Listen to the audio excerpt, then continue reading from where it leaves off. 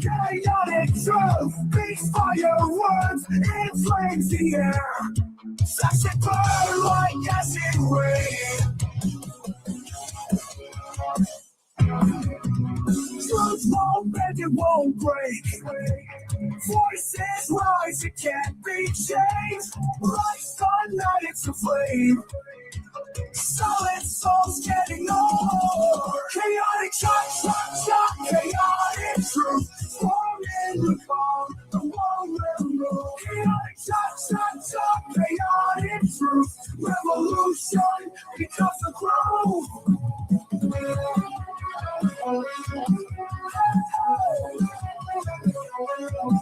In the shadows he stands tall.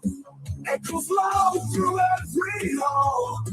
Darkness falls, but his light calls. Can't shut down, can't fall. Chaotic shot, chaotic truth. Storm in the calm, the world will move. Chaotic shot, chaotic truth. Revolution becomes a groove. In the shadows he stands tall. Echoes loud through every hall. Darkness falls, but his light calls. Can't shut down, can't fall. Chaotic shot, chaotic truth. Storm in the calm, the world will move. Chaotic shot, chaotic truth. Revolution becomes a groove. In the heart of the unrest, truth will rise, it won't detest. Voices blend in rhythmic quest. Lies will fade, truth will manifest.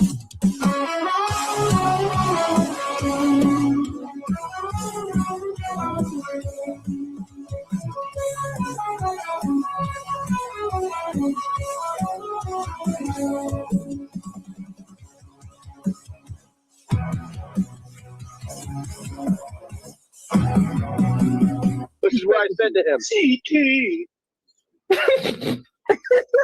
and listen, just because you find must be the money, must be the money, it's got to be, 'cause I got what's wanting to be my friend. Must be the money, people I never knew, people I never thought I'd connect with. Oh no, I don't know what it is, talk to me, check it out. Must be the money that's got them on my side. Must be the money, I'm never going wrong. Must be the money that keeps me looking fly. Must be the money that's got me cruising in style.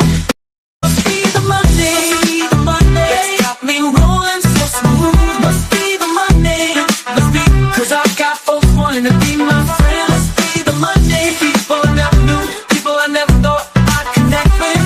Oh no, I don't know what it is, talk to me, check it out.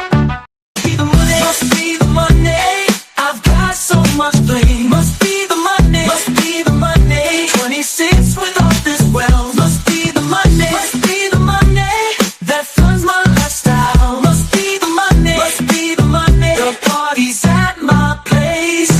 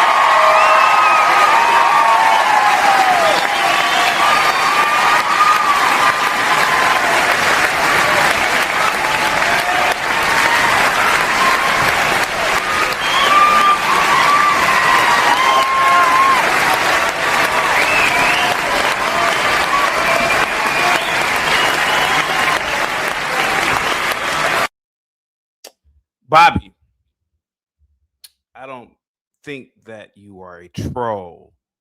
Salute everybody in the chat. Happy Tuesday. It is a beautiful day outside today. I don't think I'm gonna do a long show today. It's too beautiful outside, man. To be honest with you, it's too beautiful. It's too beautiful to do a long show today. You guys don't deserve me, to be honest. It's some of you who do deserve me, but it's too nice outside. I kind of want to end the live stream right now. Get the likes up, guys. Share the video. Bobby, I don't believe you are a troll.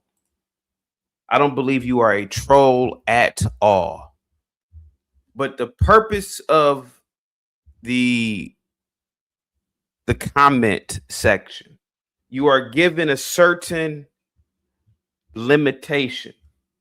I believe it's 150 words or something, 150 letters. I don't know. You don't have to keep writing 3 words and then hitting the enter button.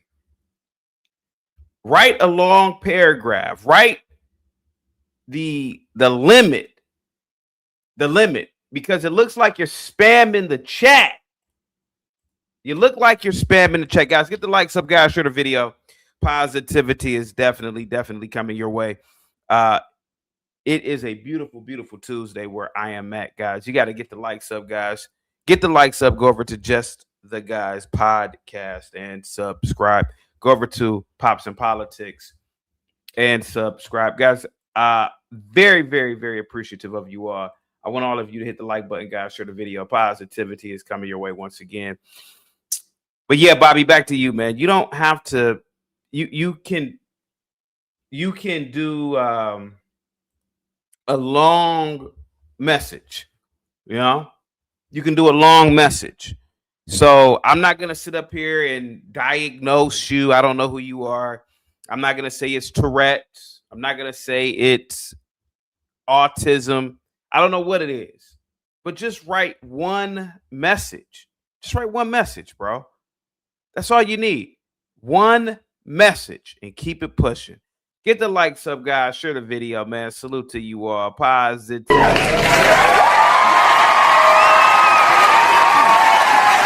message.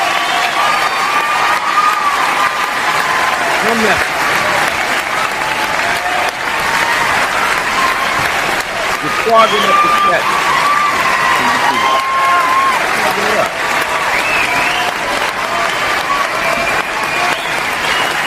Clogging it up. You're clogging up the chat space. Get the likes up, guys. Share the video. Great show for today, or we will have a great show for today. Tim Pool, Timcast. I want to play the audio of his video, and I want to get your critique on that. Bobby says, noted. There you go, buddy. Salute to you, man. Positivity is coming your way. Nothing personal. Sire says, it's mostly propaganda, and all adults should know this by now. I'm talking about the race war. Race war. There's going to be no race war. The idea of a race war is the dumbest piece of propaganda I've ever heard in my life. I look at people who talk about race war as pretty art-hearted, to be honest with you, because it lets me know that they have no idea how the world operates, how the world runs. The airline industries, the automotive industries, tech, all the major industries rely on human capital. Yes? They rely on human capital, right, sire? Even the military. The military relies on human capital. So when you hear all these people talk about, oh, it's going to be a race war, you think that the oligarchs, you think that the kings and queens of society are going to even, let's assume that this race war even happens. Do you think that the oligarchs of society would even allow that type of chaos to even ensue? You think that let's use something as small as the entertainment and sports industry, right? Not critical infrastructure.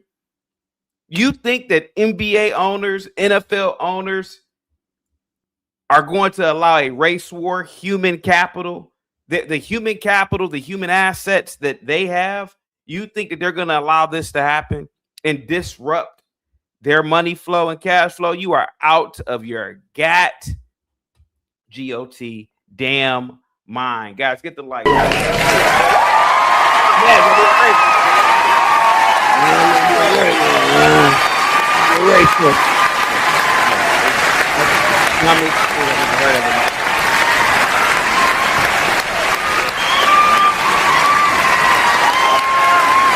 Anybody who believes in it,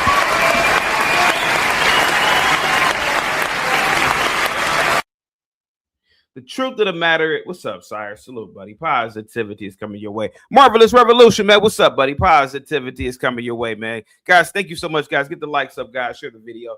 Positivity is coming your way. We have Dirk in the building. Salute to you, man. JF, the crowd is with you, CT. Salute, buddy. L is in the building. What's up, L? Positivity is coming your way, guys. Get the likes up, guys. Share the video. Who else do we have? Speak Radio is in the building. Sure, so they can initiate martial law. Duke is in the building. It's Gen X propaganda. Who else do we have in the building? Paul says the race wars will be fought on Twitter in the comment section or in Twitter Spaces. Guys, get the likes up.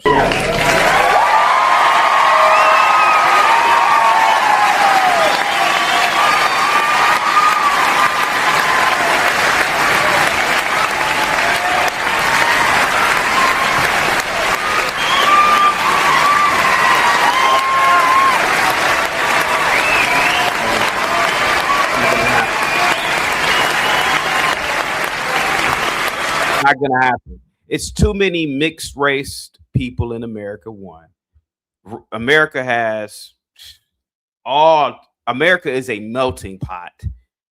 America has too many people. First of all, what are you gonna do? You're gonna leave your 9 to 5s to go fight in this. I'm gonna go leave my trucker job to go fight in this race war. I'm gonna leave my trucker job to go fight in the race war. I gotta hold it down. Then you got to drive. What are you going to do? Drive 30, 40 minutes into the city? Think about it, man. Let's assume there was going to be a race war. Well, most blacks and whites, I would assume that the biggest fronts would be black and white, right? I mean, forget all the other races, right? But the biggest front will be blacks and whites. So most blacks and whites don't even live around each other, one. A lot of whites live in rural areas too. And what are you going to do? Not go to work that day? You're not going to go to your Tyson packaging job. You're not going to go to your trucker job, and you're going to go fight where? Where are you going to fight at? Think about how stupid this is. It's the dumbest thing I've ever heard of in my life. Let me know how my mic sounds, guys. Salute to everybody, man. Get the likes up, guys. Share the video. Petty Philosophy says, Physax, CT. You don't hear anyone with actual political power saying anything about a race. Of course not. This is stupid. The idea of a race war, I don't even know if the race war has ever existed in the history of mankind. Now, I know different political entities fight each other. Different nation states fight, city states fought each other. But a race war, because of, oh, man, the Karmelo Anthony case, that really set the tone. Set the tone for what? Set the tone for what? So, I don't like dumb people. And when you are on Twitter, shout out to Petty Philosophy. Guys, get the likes up, man. Share the video, man. Positivity is coming your way.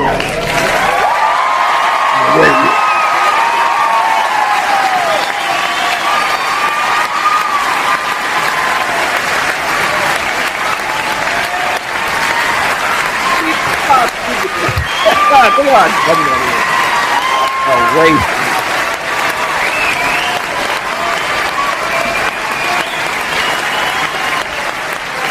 My God in heaven, man.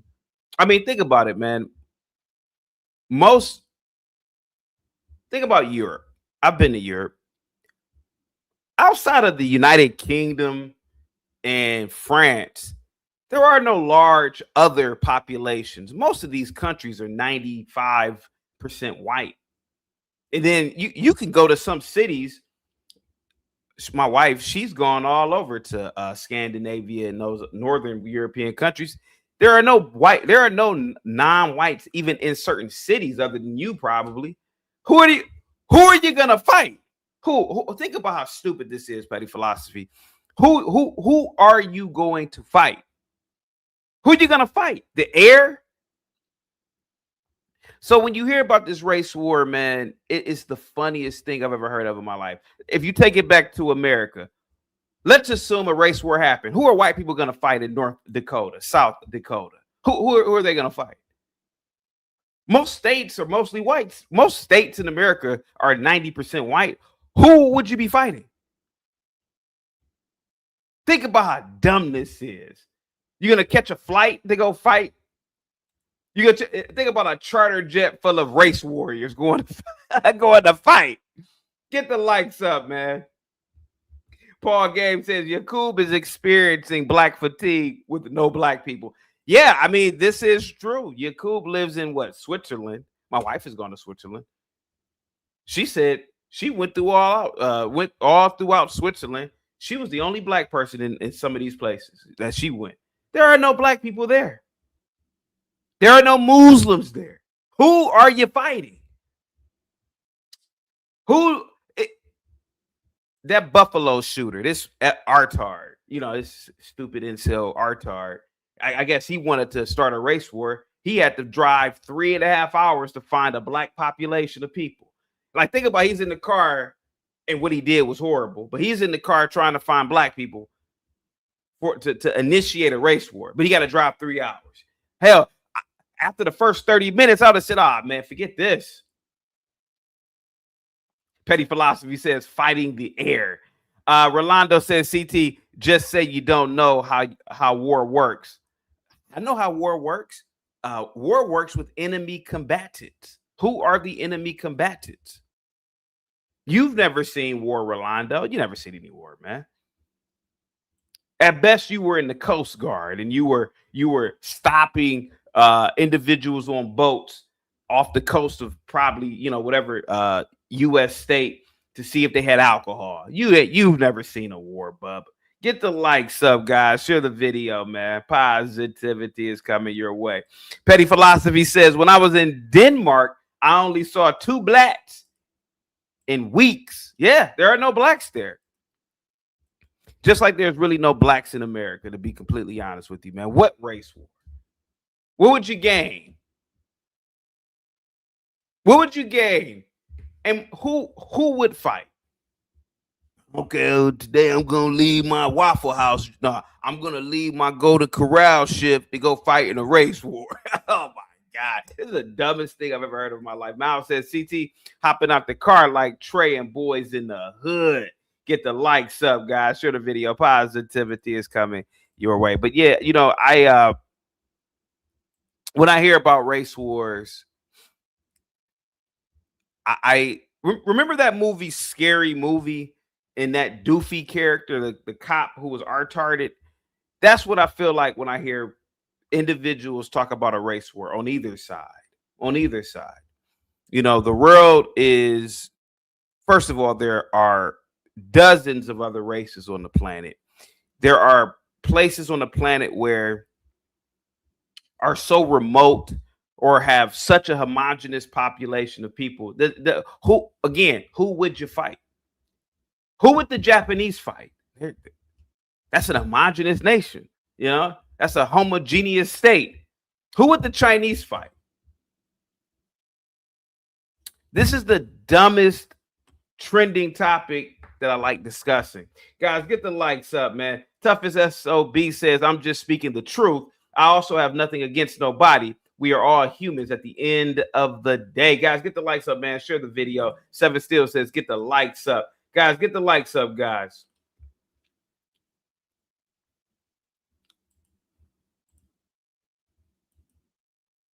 A race war. Man, that is the dumbest thing I've ever heard of in my life, man. A race war. Oh, my God. You think that these major cities are going to allow something like that to ever happen? I don't think so. I don't think so. I've never seen it. It doesn't make any logical sense. In the real world, most people don't even really think about race, Seven Still, to be honest with you, buddy. What's up, Deja? Salute. Rolando says they allow riots. They can't do anything. Oh my God, bro. Do you honestly think, bro, that those riots were real? You honestly think that the city just sat back and said, "Oh man, yeah, we our hands are tied, bro." That was all for show. That was all for show.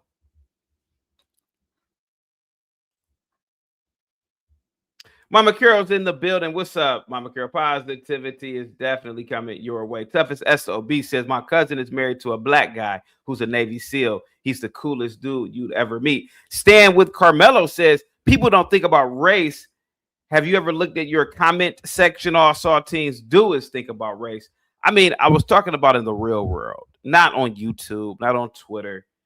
You go out and about, most of the times I see interracial couples, mixed kids. I see the whole gambit in America.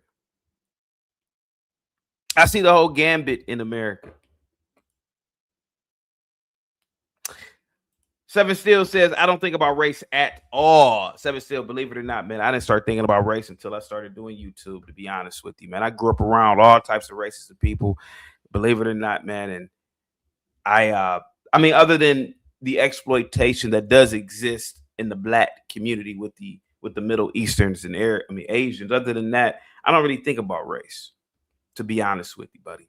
I don't think about it. But what I do think about, Seven Still, is how dumb people sound when they say a race war is coming. There are too many industries that are heavily dependent on absolute order. You can't have disorder in a society, let alone a global society like that. Are you crazy? No, absolutely not. All the markets that exist.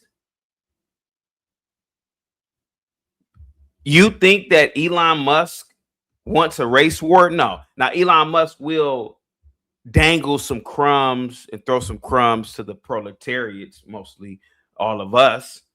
He'll put that in the algorithm, but he doesn't want a race war because a race war will undermine everything he's been doing. You think that he wants a race war so that it could disrupt his SpaceX venture? Jay says, are you a tether, CT, or are you? I was born in America. I'm an American. Skywalker says, CT, facts. This shit is only on the internet. Toughest SOB says, CT, last thing I'm going to say, you can find trashy people in all races. I agree. Mama Carol says, CT, generally people don't think about race until it's beneficial to them. Black Bear, what's up, buddy? I hope you got into some SpaceX, man. I believe SpaceX is going to easy on me. Sorry, YouTube. It's just my opinion. I believe SpaceX is going to catapult into the 300 range within the next month or two. Black Bear says, CT, stupid people want a race war. Let me see who else is in the building, man. Guys, get the likes up, guys. Share the video. Petty Philosophy says, what did I say? I was in the military, dumbass fool. Who else is in the building, man? Paul says, CT, most Americans don't know anything about Karmelo or Anthony. Yeah, I was out this weekend and I was speaking to some people and I said, oh man, are you familiar with the Karmelo Anthony case? They said, who?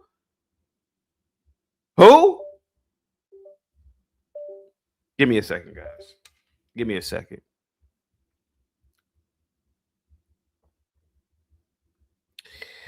Yeah, most people don't know anything about what's going on, to be honest with you, man. They're living their lives. They're taking every opportunity that is given to them to be an incredible individual on an individualistic scale in America. They're not thinking about no goddamn Karmelo Anthony. A lot of people are thinking about just going to the grocery store today. I'm just going to go to the grocery store today. A lot of people are just thinking about going to the park. A lot of people are, pretty much just thinking about their work day. They're not thinking about no goddamn Karmelo Anthony. I was looking crazy the other day over this weekend when I was asking people about Karmelo Anthony. Who, the basketball player? No, not the basketball player. Not the basketball player. Petty Philosophy says, Rome, you got a low IQ, sir. Just babbling. You are confusing yourself. I never said I was in the military.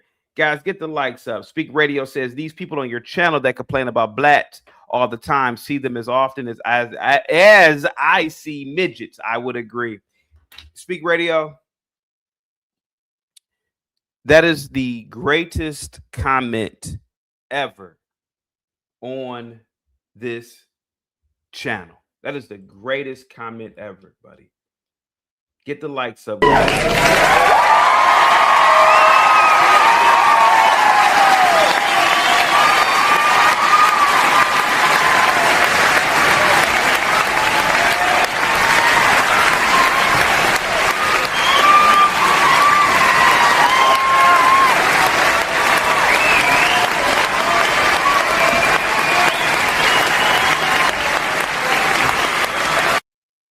These mother effers don't see each other. These mother effers don't interact with each other. And I'm talking about both sides of the aisle, blacks and whites. I know a black when they talk, man, anytime a black really talks greasy about whites, woo, man, they don't be around. They're not around whites, man, to be honest with you. They're not around whites. Any city type blacks, they're not around whites. Anytime I hear a white talking greasy about a black, I'm like, oh, yeah. This is a country bumpkin. They live 50 miles away from the nearest city around blacks. I already know it. Speak Radio, this is the greatest comment I've ever seen, man. I'm going to read it again. These people on your channel that complain about the blacks all the time see them as often as I see midgets. I don't really see midgets, man. So I know exactly what you are talking about. Don't see them. Don't interact with them in the real world. But got a lot to say about people. A lot of the media is propaganda. A lot of these stats are made up. A lot of these stats are bullshit. I mean, when do you trust the government? When don't you trust the government? So I look at stats the same way. Shit, I mean, these stats could be all BS, to be honest with you. Do I like living around YT people? Of course I do. Their neighborhoods are better from what I've seen and observed. But I know that black children aren't destroying America. I can tell you that right now. I've been all over America. I've driven down our greatest highways in America. I ain't ever seen no black children destroying the highways. I've never seen them destroying bridges. I've been to many airports. I ain't never seen black children destroying airports. I'm going to be real.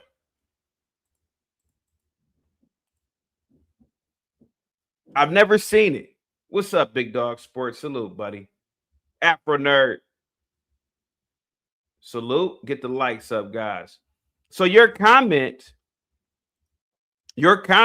Speak Radio, is really great, buddy. It's a really great comment. They complain and complain and complain and complain and complain. But then you ask them, do you live around blacks? Oh, no, I don't live around blacks. Do you work with blacks? No, I don't really work with blacks. How do you know blacks are doing this? Well, it's the government. They got stats. Oh, you mean the same government that has a black budget for whatever nefarious things that they're doing with that money? The same government that has participated in the overthrow of many different governments across the planet, the same government that has committed false flag Golfer Tunkin and all of these acts. You talk about this same government? Okay, but you believe all the goddamn stats. There is no race war, guys. Colbert, salute to you, buddy. Positivity is definitely. Must be the Monday that's got them on my side. Must be the Monday. Must be the Monday.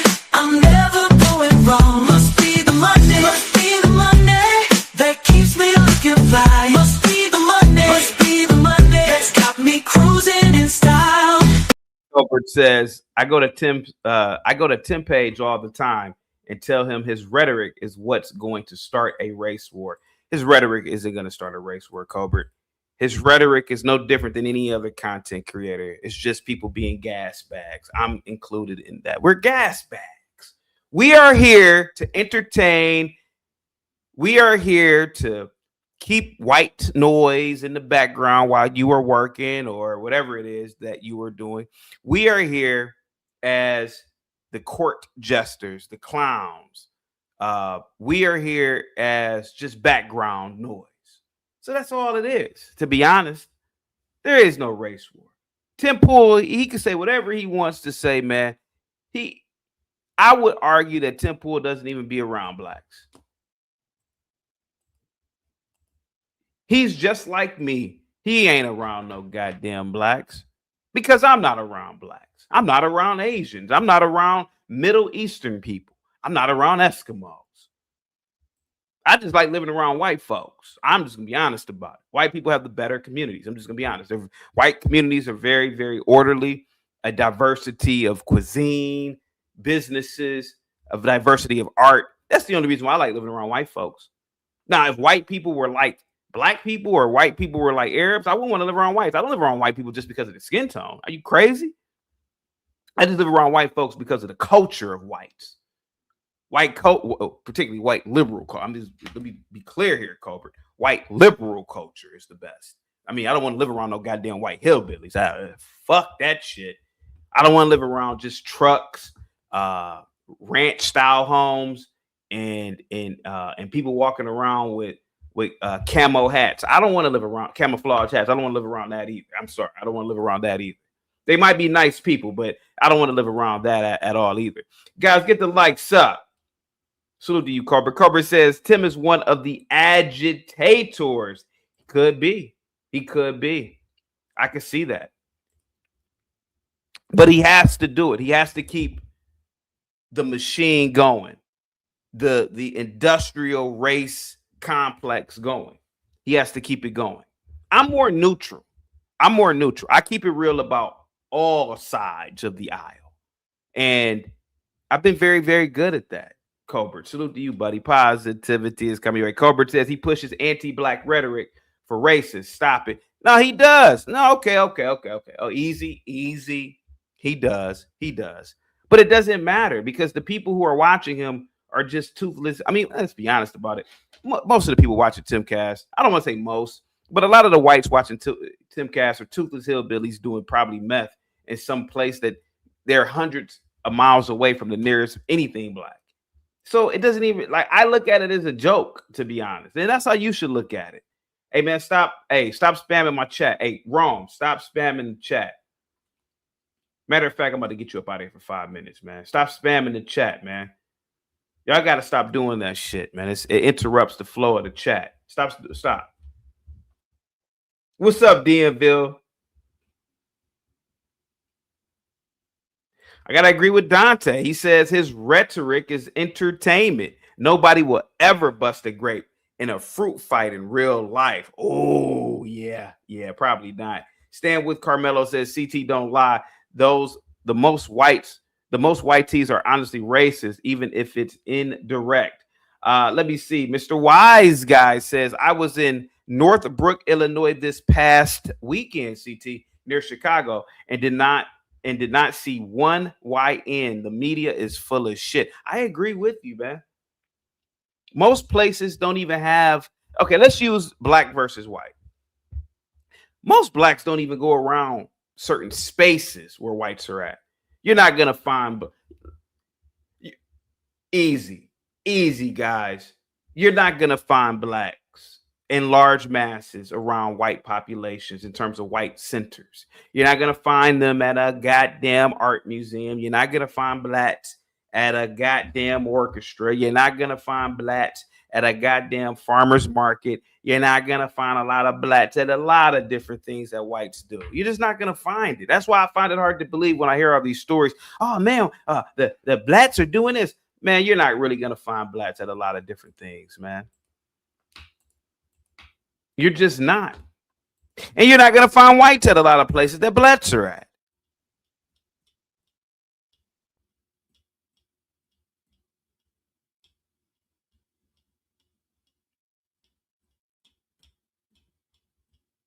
I'm trying to find something in the back.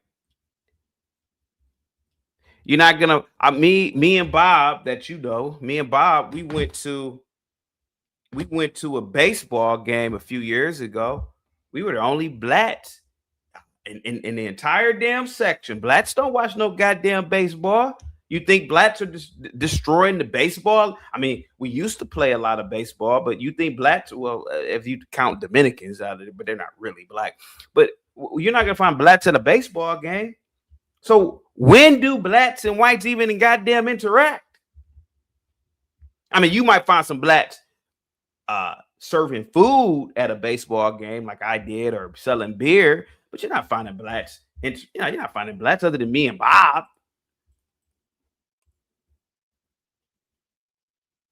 Mr. Wise Guy says social media got a lot of you folks paranoid. Please go outside and experience the great USA. Dante says blacks and whites meet up at a couple of places only, the grocery store or church. That's about it. Gotta agree with Dante. Other than the church, and a lot of times not even really the grocery store, but I'll meet Dante halfway with that. That's the only time blacks and whites even interact. The only reason why, I mean, I grew up in a fairly diverse community, liberal, but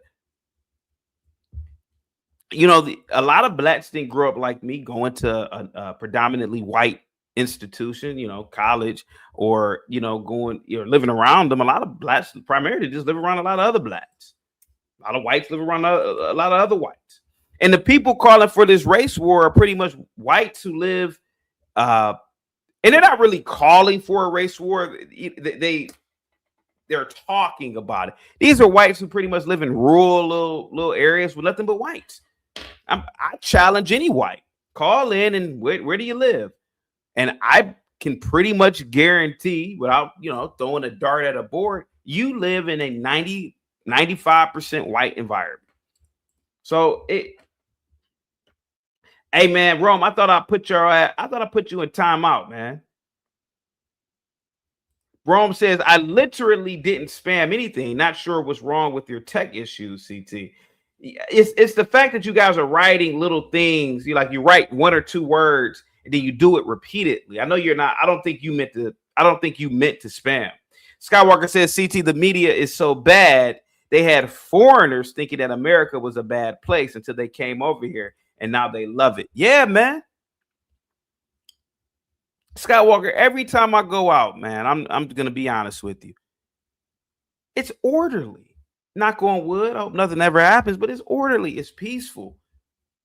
Yeah, if I'm in I'm in Northeast Ohio. If I'm in downtown Cleveland or whatever, yeah, it's annoying when you're eating and some homeless person comes up to you, man, you got $1? No, I mean, who the hell carries cash? Yeah, it's annoying, but it's not really when me and Bob were hanging out, it happened to me, dude reached over me and said, what's up, brother? You got $1? I'm like, nah.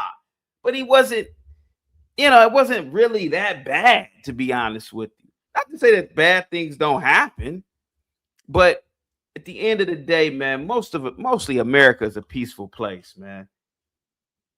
CKJ says people from the Glenville area are not mingling with people in Chagrin Falls or Chagrin Falls. No, they are not.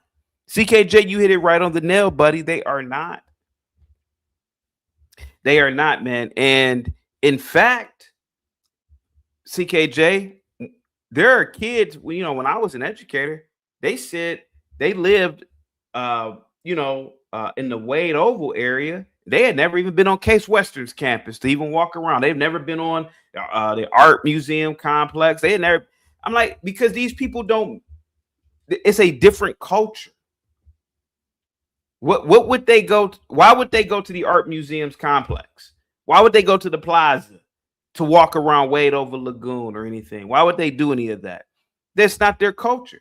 So to me, it's like the media is to a degree creating all of this, man. Crown Reese, salute, buddy. Positivity is coming your way. Kitty says, CT, where do you live and where did you grow up? There are so many Oreos in California and on the West Coast. I grew up in the Midwest. Get the likes up, guys. Get the likes up. Share the video, man. Positivity is coming your way, man. But CKJ, you know, buddy, hey, man, rest assured, buddy. Rest a damn assured. CT going to start saying American blacks are only interested in N-word culture. Stop the BS. For the most part, yeah, Con Shinery. For the most part, even blacks with educations don't really do the things I've just named. Bro, you can go to orchestra right now, bro. You're not going to find large numbers of blacks at an orchestra. You're just not.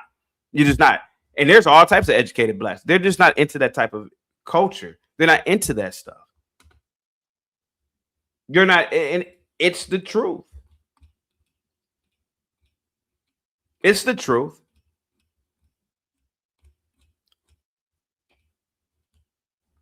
Because, I mean, truth be told, even art, even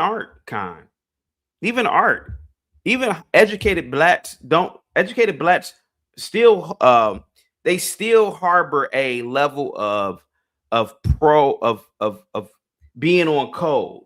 So they're not going to appreciate a bust of a Renaissance sitter. They don't even know what these things are. They're not going to appreciate an oil canvas painting of a European statesman from the 16th century. They don't give a shit about that. So they're not going to be in these environments, bro. Trust me. Now, are there some? Sure, like me. But the fact is, bro, we have vastly different cultures that don't even mingle. We don't have the same capital. We don't have the same economy. So what war would we fight over? What would we fight over?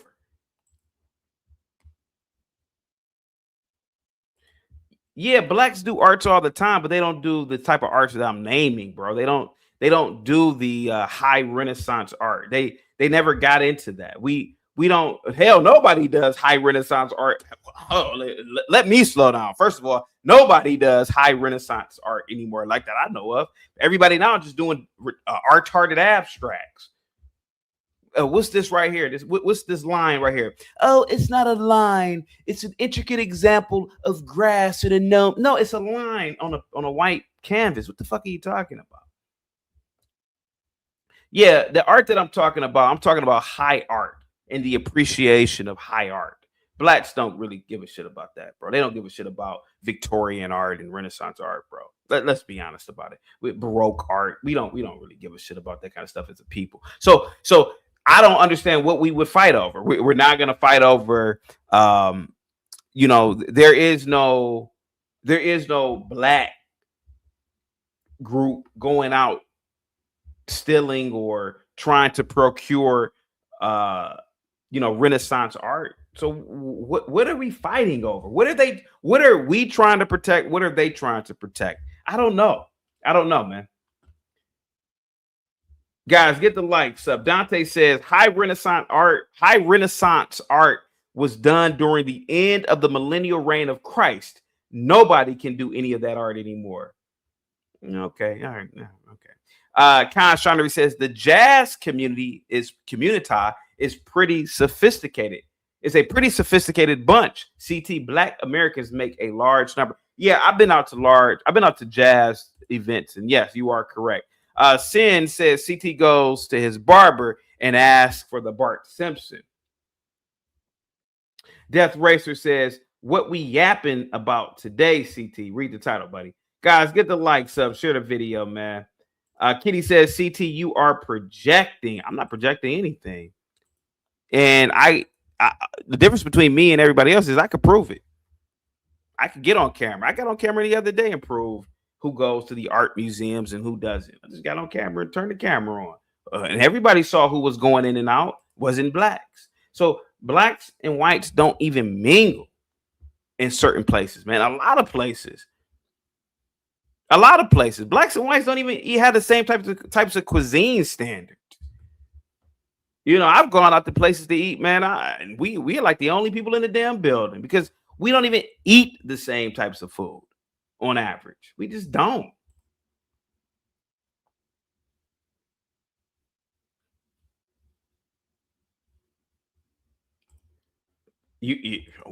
Another example, a winery. Man, blacks and whites don't even make. I mean, I've been to so many wineries, man. I'm the only black person there, man. Vineyards, you don't see any blacks. Man, get the hell out of here. So blacks and whites don't even mingle. We don't even have the same type of discourse. I was at my brother, for example, he hangs around mostly whites. And, you know, I'm over there talking to them and we're talking about semiconductors. We're talking about the future of AI. Man, you go to a black barbecue, man, or a black gathering, ain't nobody talking about nothing that complex. Blacks and whites don't even talk about the same goddamn things. What are we fighting over? We're not fighting over to control the semiconductor industry. We're not fighting to control. What are we fighting to? Think about it, bro. You normally fight to control some sort of industry, some sort of sector, some sort of nation state. What we fight over? That's why I'm saying, like, this whole race war thing is just really just by art-hearted, dumb people at the lower scales.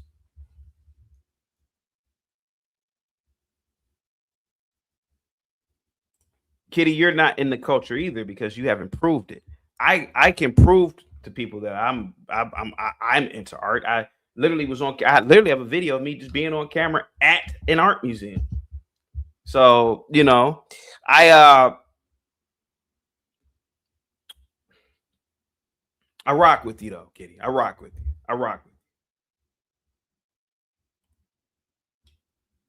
I've been to dozens of museums throughout the course of my life, repeatedly, and have memberships to museums. I'm not a Johnny come lately. I know what I've seen, and again, Kitty, I can tell you that blacks and whites are vastly different. So different that there is no animosity. So different. What's up, BD? Go ahead, buddy. What's up, buddy? Go ahead. I just got one question for you, CT. I'm in and out. Can you name me one war that Black Americans have started, or that an all Black nation has started? None. Blacks don't even start wars. That my point exactly. So if there would be a race war, it would be initiated by white people. Well, that I can agree with, because whites generally start wars. I mean, blacks don't start any wars. Yeah, I agree with you on that. So salute. Yeah, that's all. I just wanted to say that. Like, we don't start wars. We've never started a war, and I can't name any African country that started a war. No. Yeah, not a single one. No. Not in modern history. Okay, if we talking ancient history, we would have to go back to the Egyptians, right? If we talking ancient history before Christ or something like that, but after Christ, can't nobody name me a single Black country that started a war. I can't name one. Not a single one. Yeah. So if we have a race war, it's going to be started by white folks, and we will be on the defensive. Yeah, but generally speaking, as a scale, blacks historically are generally benign people. You know, they don't like you fight amongst each other, but you don't really fight at the level. Whites are generally more violent at a greater scale. You know, like, oh yeah, but I mean, that's history though. History has shown that white people have been more savage than Black people. Oh shit, yeah. Oh yeah. Oh, absolutely. Yeah. And there's no white person that's going to come up here and tell me any different. Not a single one. Not a muffin, not a savage, not a be brave, none of them. Yeah. But that's all I wanted to say. Continue on, sir. Salute. Thank you so much, man. Guys, get the likes up, guys. Extend the show. I kind of want to get out of here. It's beautiful outside. I'm just gonna be honest about it. I really want to leave and go and enjoy the weather, but I'm gonna be here, guys. Get the likes up, guys. Share the video. But what's up, man? Salute to you. Salute to you. You don't have to get on camera. You don't have to get on camera, kid. You don't have to get on camera. You don't have to get on camera. Yeah, I'm not making people get on camera right now. A race war. One race fighting another over what? Over what? I'm trying to figure out over what. What are you fighting over? You ain't fighting over resources. You ain't fighting. Okay. When I hear whites talk about a race war, man, I really get mad. Woo! I get mad. Here goes the people. Everything is tailor-made for them. The country, Western civilization. When they travel to Eastern countries, they are welcomed. What are you fighting over? Blacks don't control oil. We don't control shipping and logistics. We don't control the semiconductor industry. We don't control the automotive industry. We don't control gold reserves, copper reserves, cobalt. What do black people control that you need? That you need? What are you fighting for? What are you fighting for? When I was a kid growing up, I must have been very unique, man. I don't think I got into. I did get beat up one time in the second grade. This girl whooped my ass. I kept messing with her. But other than that, when I was a kid growing up, you couldn't get me to fight in junior high school. I went to a very good high school, so I didn't really fight at all. But you couldn't get me to fight because I'm like, what am I fighting for? I'm fighting for what? Nothing? Okay, I want to fight. When I was a kid growing up, I used to hear, a lot of people who like fighting. I beat your ass. You talking to another person. I'm thinking, what did you? Okay, you beat somebody's ass. What does that mean? You beat their ass and got what out of it? You didn't get any money. You didn't get any resources. What did you get out of it? Street cred. Street cred. What? 16-year-olds talking about street cred on a street owned by the city, next to a building owned by a major billion-dollar corporation. What did you win? Nothing. Doesn't make any sense, man. It makes absolutely no sense. Lexo with the $5 super sticker. Salute. Must be the money. Yeah. Must be the money. Got to be, cause I got what's wanting to be my friend. Must be the money. People I never knew, people I never thought I'd connect with. Oh no, I don't know what it is. Talk to me, check it out. You with $5 super sticker. Thank you so much for all of your support. Dante says whites don't control any of that either, CT. Those are all controlled by corporations who have zero allegiance to race. Well, they may have zero allegiance to race, I'll give you that, but they are controlled by human beings, and those human beings happen to be white. I mean, let's just be honest about it. They happen to be white. So the human beings, so there are actual human beings running it, and those human beings don't look like me or you. And that's almost every single industry in America and on the planet. So I agree with you halfway on that one, bub. Get the likes up, guys. Get the likes up. So, I get really mad when I hear about whites talking about race, my race war, my race war. We got to handle these blacks. Karmelo Anthony, black. What are you talking about? You don't even live around blacks. Shut the fuck up. Are you trying to be pro-black? No, I'm trying to be pro-intelligence, dummy. I'm trying to be pro-intelligence because I'm tired of stupid people. There is no black problem in America. Show it to me. Where?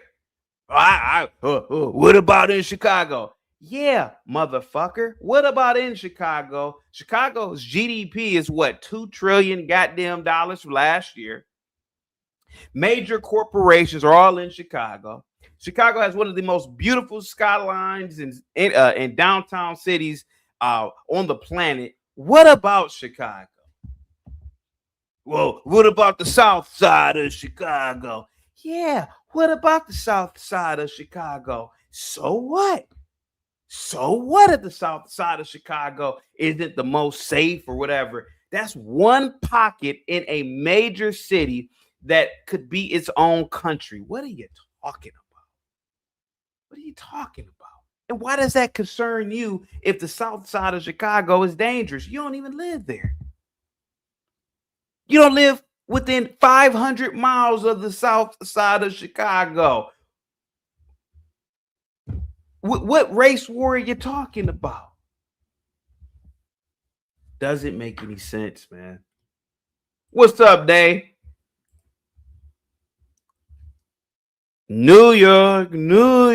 Guys, give it up to New York Knicks. Give it up to everybody, Big Dog Sports. Nay, 7 Steel, all of the New Yorkers in the building. I would love to go to the party on the 18th, but I can't. But if any of you guys are going to be at the party, please get on camera. I know Nay still lives in she lives in the city. But Nay, if you could get on camera, please, that will be great footage. American Millennial says the skyline of Chicago is epic. We have to be honest about that. Yeah, the skyline of Chicago is beautiful. But you have people talking about Chicago. Chicago. You know, Chicago is real violent. You ever been to Chicago? No. Oh, well, maybe you should shut the F up. Maybe you should shut the F up. Travel to Chicago. See for yourself. But I'd argue Chicago probably has about 2 or 3 very, very questionable zones. And other than that, Chicago's heaven on earth, to be honest, man. Randall says, what is this? CT's Delusion Day? I don't know, man. People are saying Chicago is beautiful. Unique says Chicago's beautiful. Savage says Tim Pool's friends and family are still in Chicago. Get the likes up, guys. Share the video. My race war. Right, what race war? Stupid. I was walking past some black Hebrew Israelites the other day. They hollering and screaming at whites walking down the street. I said, these some stupid idiots, man. These are dummies. What are they arguing about? It's all posturing, projection.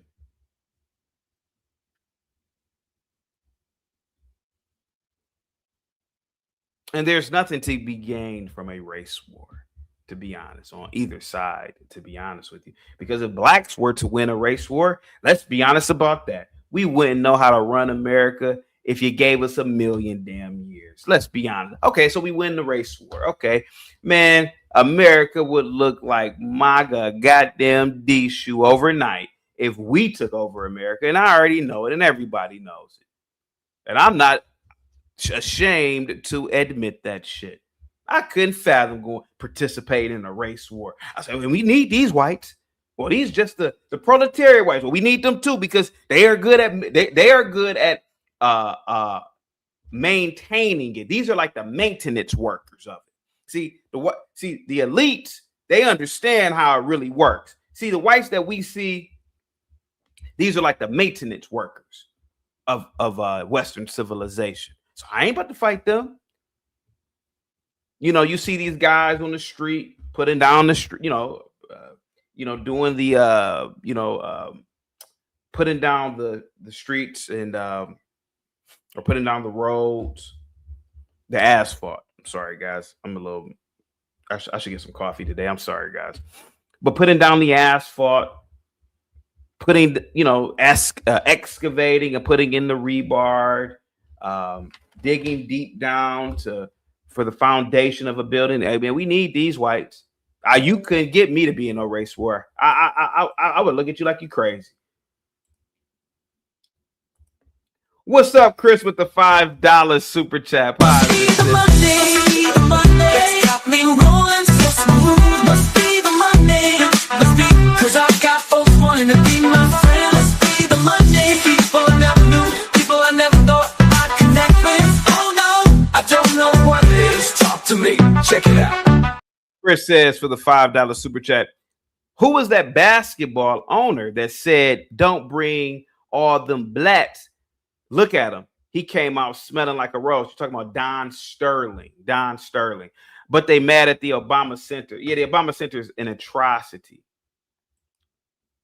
Petty Philosophy says, right, CT, no one is quitting their jobs to fight in an imaginary war. Randall says CT will side with the whites. Who he kidding? I wouldn't side with either side because you'd have to be stupid on either side to participate in something this stupid. Even if it got physical, you have to be an artard. Because what would the whites gain that they already don't have as a collective? What would they gain? They're fighting for nothing. What are you fighting for? You already have every goddamn thing.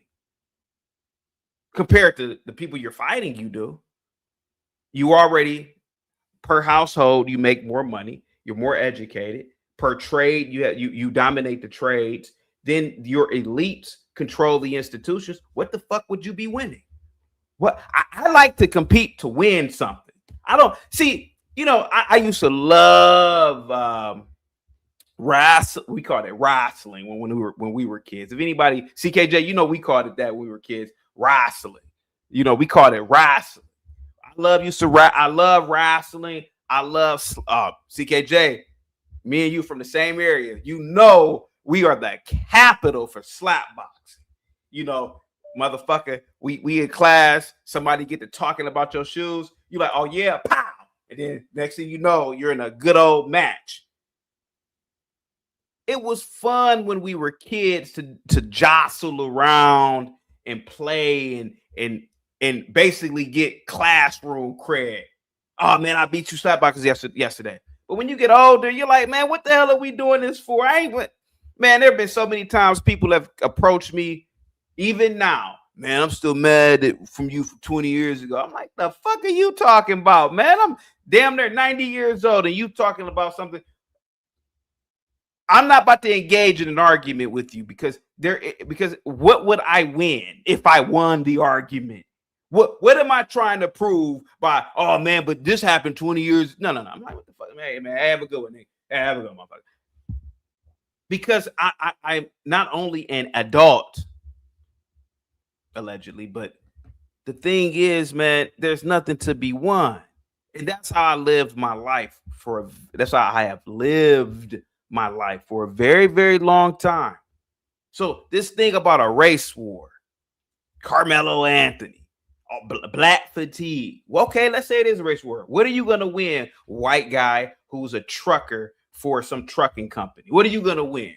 You're going to go right back to being a trucker, but now you're not probably going to get paid as much because you have defeated a people who purchased the very same goddamn products that you're transporting, stupid.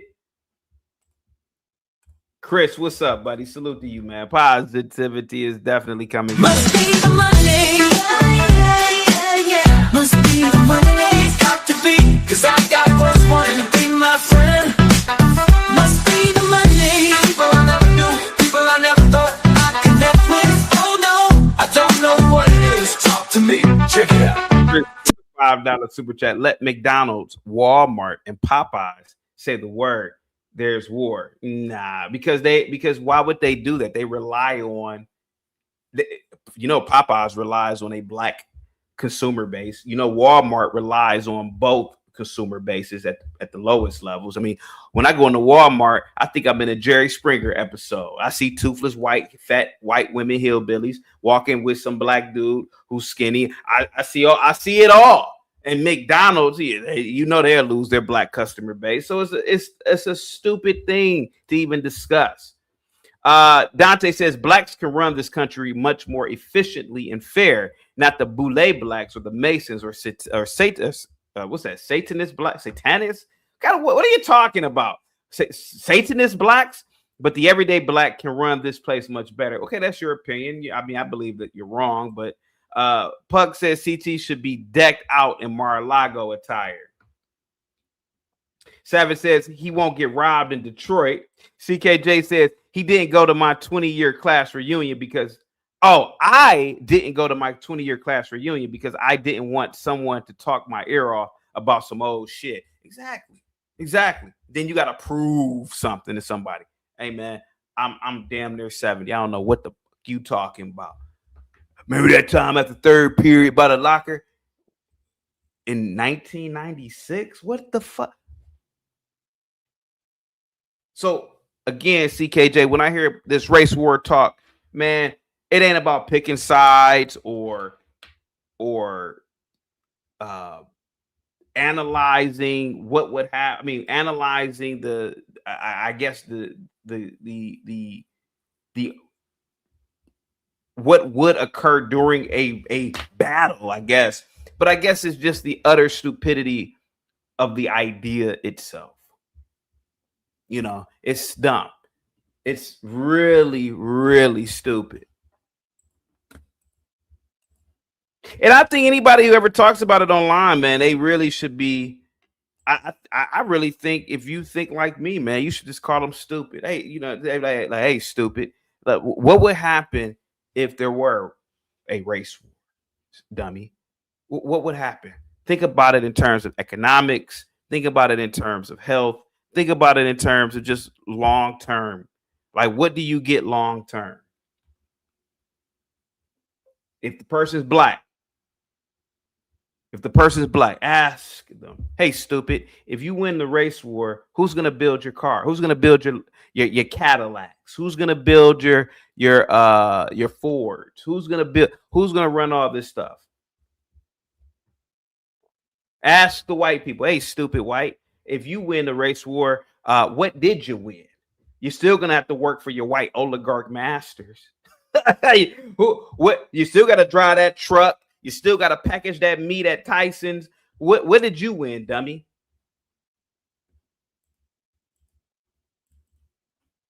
I missed the super chat. Oh, my apologies. Give me a second.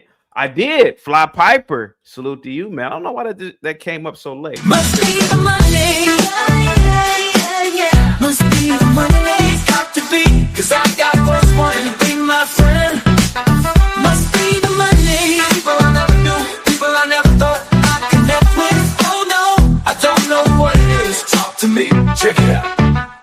Fly Piper with the $5 super chat. BD is wild. Blacks start going wars with handguns. Give us tanks, missiles, planes, and nukes. It would be Armageddon. We don't have them. Nah, I disagree, Fly. We wouldn't know what to do with those things if we had them, buddy. We wouldn't know what to do with them.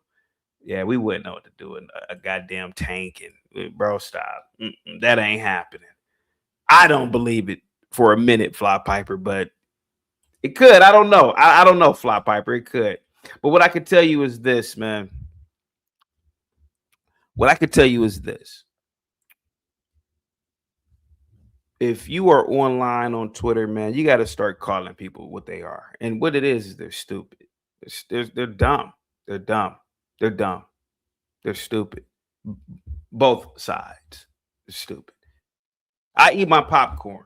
I've been eating my popcorn more and just watching the stupidity at play online. Now, in the real world, I don't see any of this, to be honest with you. I don't see any of it at all. But online, I'm just more or less eating the popcorn. You know, that big ass, that big ass, scammy ass thing. Oh, yeah, if you buy the $9 popcorn, there's no refills. But if you get the $11 one, it's refills. And the $11 one is huge. You don't even get no fucking refill. But anyway, I'm just eating my refillable popcorn, watching all the stupid people. Talk about a race war.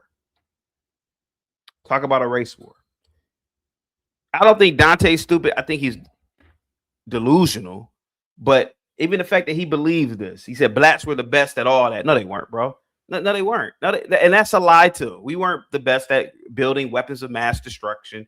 We weren't the best at space travel. We're not, bro. We never did those things. That's why it's scary when I hear these black Hebrew Israelites talking about whites shouldn't be here. Bro, are you out of your goddamn mind? Whites should be here. I hope whites breed 10 times more than what they're doing now. We need whites. For some reason, they are just better at maintaining Western civilization. They just are. They are. That's why, like, when I hear blacks and whites talk about race wars, I'm like, God damn, these people are stupid, man. They're dumb. They're dumb. Double D, dumb as dogs. They're dumb. And I try my best to stay neutral, but sometimes I can't. Sometimes I gotta kick in the backs of blacks. Sometimes I gotta kick in the backs of whites. Bah! Because both sides are just dumb.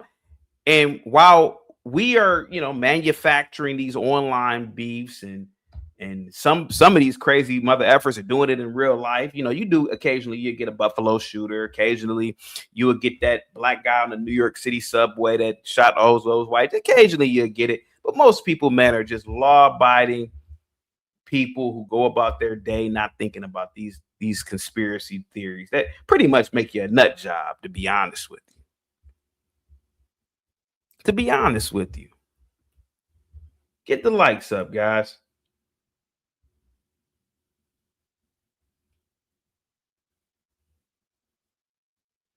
Scotty says the majority of blacks and whites currently work with each other on a daily basis. That won't suddenly, that would never suddenly stop. Of course not. No, of course not, bro. Of course not.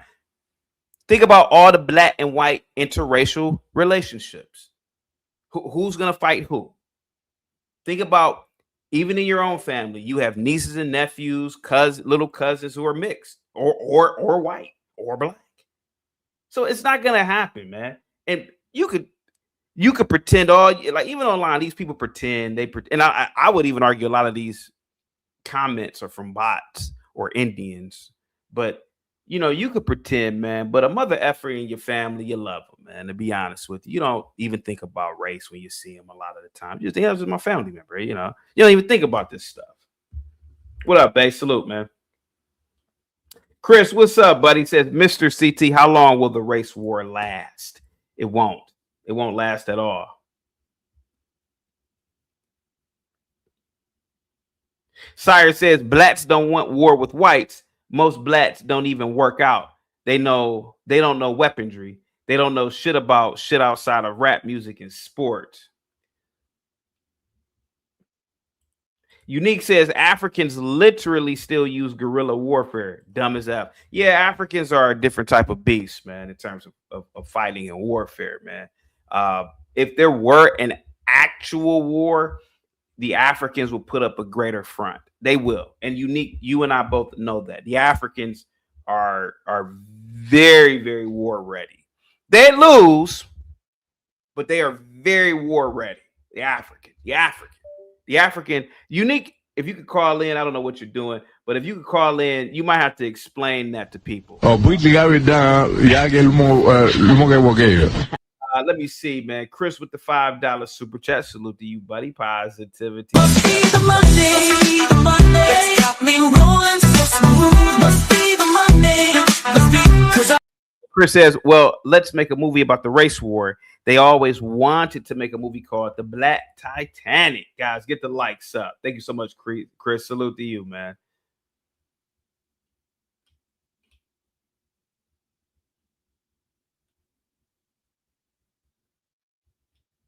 Where did Unique's comment go? I know I saw her comment. Where did it go? Where did Unique's comment go? Unique, I'm trying to find your comment again. I want it on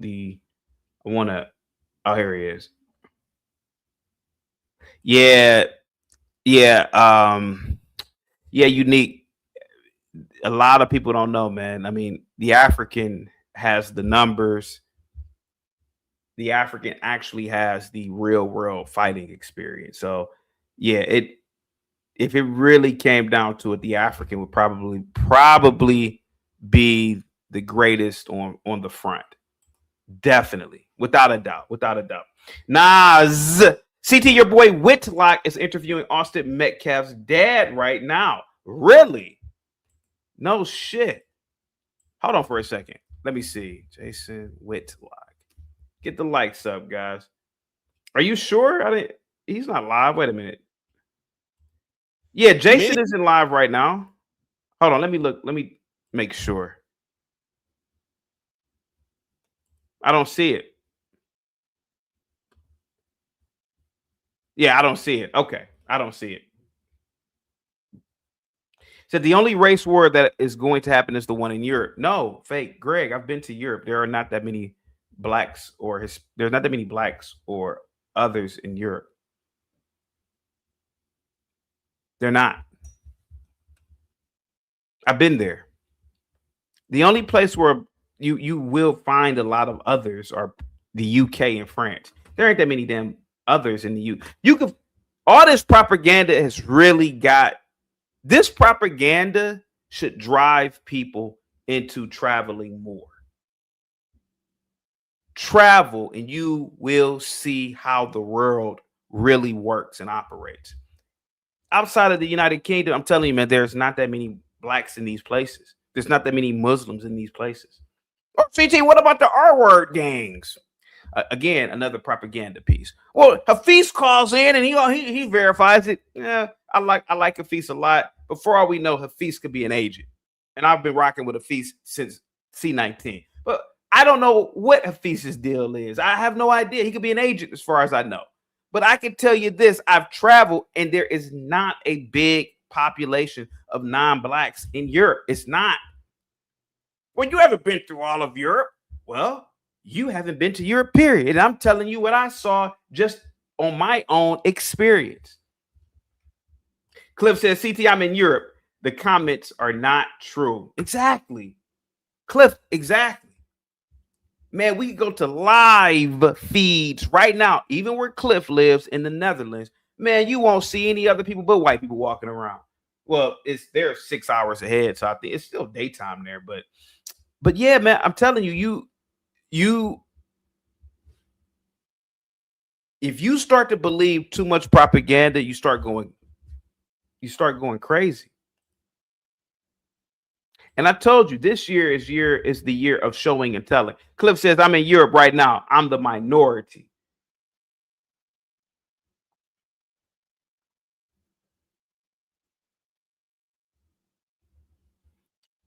So a place like the Netherlands, that's what 98% white. Who would they fight? Who would they fight?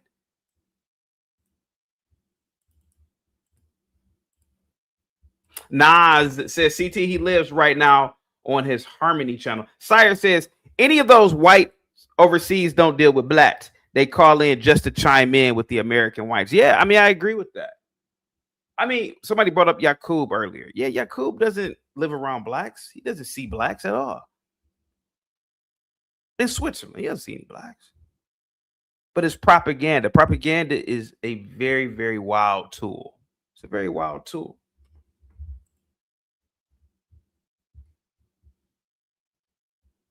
Petty says they would need to take an 8-hour flight. They would. American Millennial says, dude, mass immigration is real. Sorry. The Netherlands, yeah. You're talking about a place that practices major population control, dude. I rock with you, American Millennial. But, bro, I'm telling you, man, mass immigration is not as real as you think. It's not. It's not. You got a guy from the Netherlands telling you, but now you're going to say, oh, well, they have population control there. Well, okay. Well, where is the mass immigration at? Other than what the media is telling you. You got to go to these places, man. It's not like that. Well, I saw a video of an African in France and he was attacking people. Did you? Or was it AI?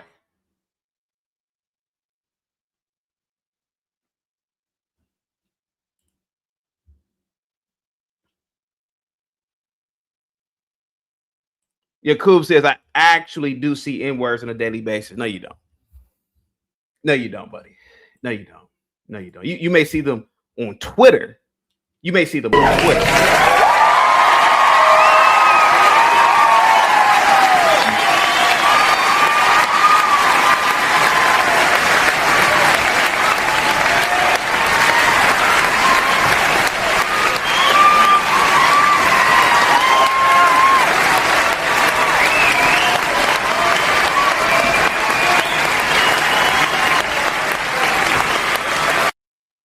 No, you don't. You see them on Twitter, Yakub. You see them on Twitter. You see N-words on Twitter, and you see about the same 3 videos that are in your feed that you typed in. Black people fighting. That's what you typed in on Twitter. But you ain't never seen no N-words. You don't see N-words on a daily basis where you're at. No, you don't. You don't. If you do see a non-white, particularly black or most likely black, they're probably traveling to Switzerland. You don't see any blacks, bro. You don't. And the same thing could be argued about other groups of people. You don't. You don't, bro. And I'm being honest about that. You don't. You don't. And if you did, you'd get on camera and just walk around and show it. You walk around on camera right now and just show it. Nobody has ever done that. And the only people who do show and tell, and I gotta give it up for the blacks. A lot of the blacks will show and tell. They're show and tell. But a lot of these things are just made up in our heads. Not mine. I'm not a conspiracy nut job.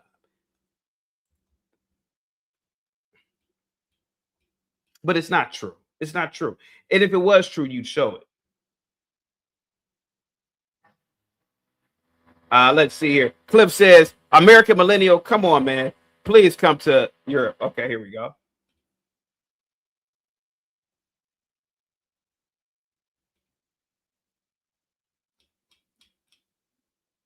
CKJ says, I need Savage to walk through Garden Valley and show us his crew.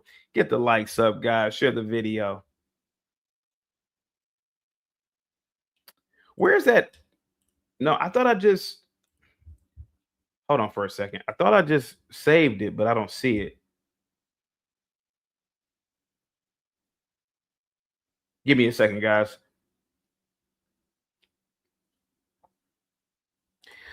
Cliff says, American Millennial, come on, man. Please come to Europe. I'll show you. Yeah. Cliff, I've been to Europe multiple times. Bro, I ain't seen what these people seen. I don't know what they are talking about. I don't know what the hell they're talking about, to be honest, man. So I need to do more shows outdoors. Yeah, I do. I was trying to find. Oh, here it is. American Millennial says England, Germany, France, and Spain are heavily affected with mass immigration. These countries don't control immigration. Out of those countries you named, I've been to Spain, bro. I've been all over Spain. Ain't no mass migration in Spain, bro. I've been to multiple cities in Spain. Ain't no mass migration there. If anything, and I will admit this, a lot of their former, like Mexico, Venezuela, a lot of Latin Americans come over to work in Spain. But bro, there ain't no mass immigration into Spain. At least I never saw it. I've never saw it. And I was there for quite some time, multiple times. I didn't see it there. I've been to Salamanca. I've been to Toledo. I've been to Madrid. I've been to what's the other place I've been to?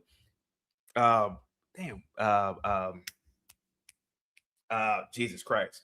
I'm losing my brain. I should end the live stream. I've been to these places, man. You don't know what you are talking about, American Millennial. It's not there. Recently, buddy. Recently. How about that? Big Daddy Pa says CT had a guy. I had a guy last night on the Vulcan soapbox tell me I couldn't speak to circumstances in the black community because I didn't have the lived black experience. I've been to the Vulcan soapbox. There's a good guys over there. And Movement says wrong. CT, Spain is under illegal immigrant siege. Oh my God. Listen, bro. I've been to Spain. No, it's not.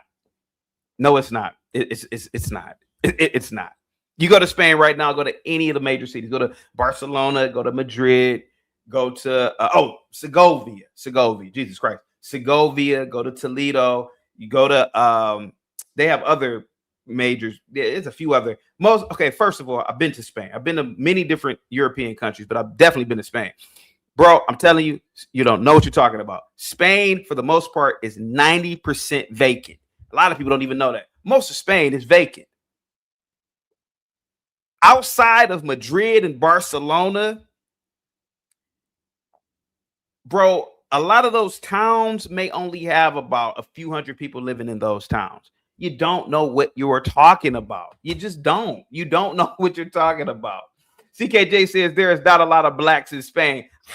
CKJ, I don't know how many times I got to tell these people. I've been to these places. I don't brag about it, but I've been to a lot of these places. I have never seen it. The only when I was in Madrid, I only saw about 5 Africans, and I saw them every single day. And you know why? Because they, like the other immigrants that are there, the gypsies, they sell like trinkets on the streets, and nobody cares. All right, you selling trinkets on the street.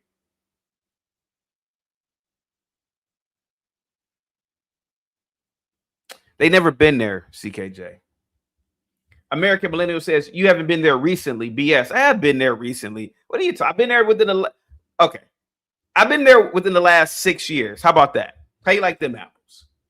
I've been to Spain in the last, that was the last time I went to Europe. I've been to Spain in the last 6 years. You do not know what you are talking about. Spain does not have an illegal immigrant siege of the country. Again, most of Spain is vacant. 90% of the country is vacant. You don't even know what you are talking about. Spain is vacant.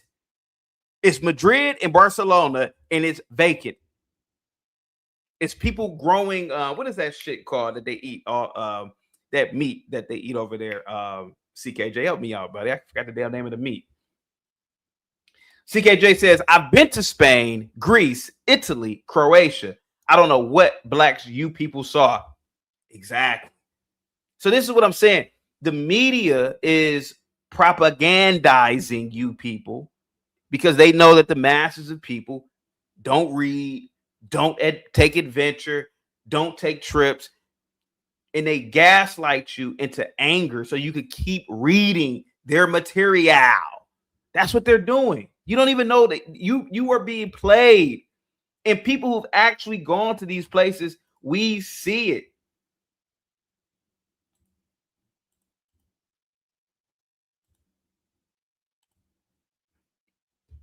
We actually see. You think I'm trying to be on some pro-black stuff? No, I don't like this whole race war argument on either side.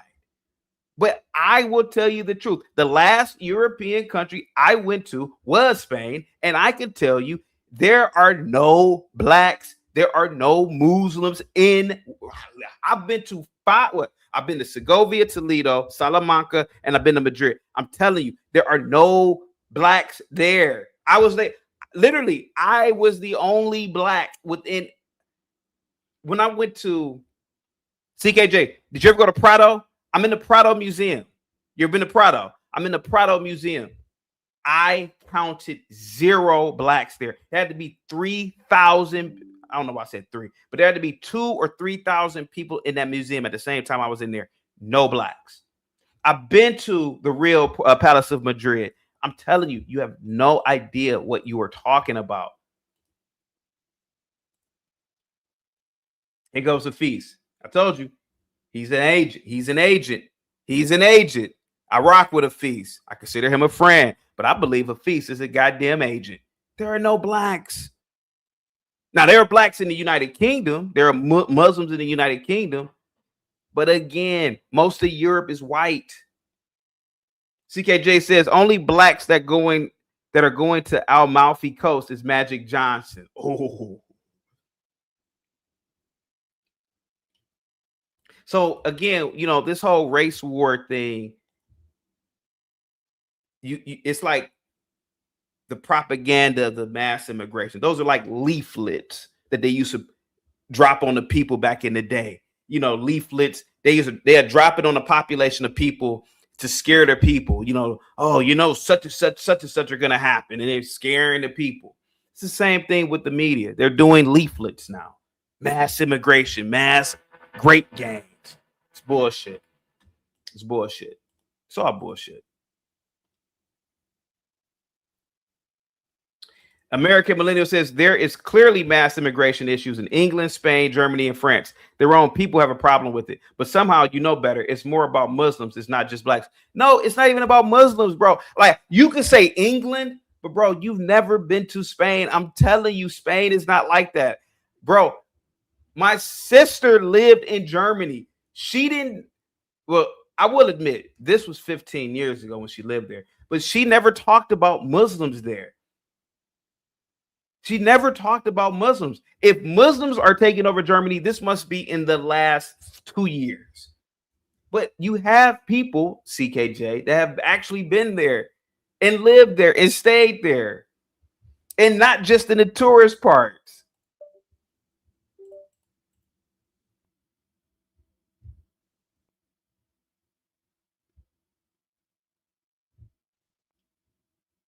What's up, Jihad says, you got to say there's absolutely none. You got to say there's absolutely none there, but it's definitely not enough to even care about when it's single-digit percentages at best in all these nations. I can tell you in Spain, the places I went to, 0.00000000001%. I've been there. It ain't it. The flight back, I was the only black person on the plane. The only black.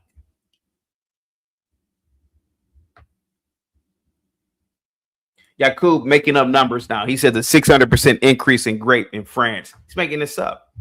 He's making this up. Just making up numbers at this point. Making up numbers. And this is why people believe a race war is going to happen, because you get fear mongering. You get these numbers. Oh, 600%. Who's doing all these calculations? Well, I read it from a good source. Who's your source? Twitter. Oh, okay. Twitter. Okay. It's not happening, bro. It's not happening. French culture, most of those European cities are 24-hour cities, man. When are these things even happening? Most of these people live in apartments in France and other places in Europe. You mean to tell me that all these grapes are happening in those apartments where you can hear another? Stop, bro. Stop. You can't fool me. I've been there. Mano says, CT, you were the one invading Spain. You know, I'm not gonna lie, I was thinking about that actually. I was like, man, damn, this is a beautiful place. I kind of want to stay in this bitch. I'm not gonna lie to you. Hell yeah, I was invaded. Get the likes up, guys. Share the video, man.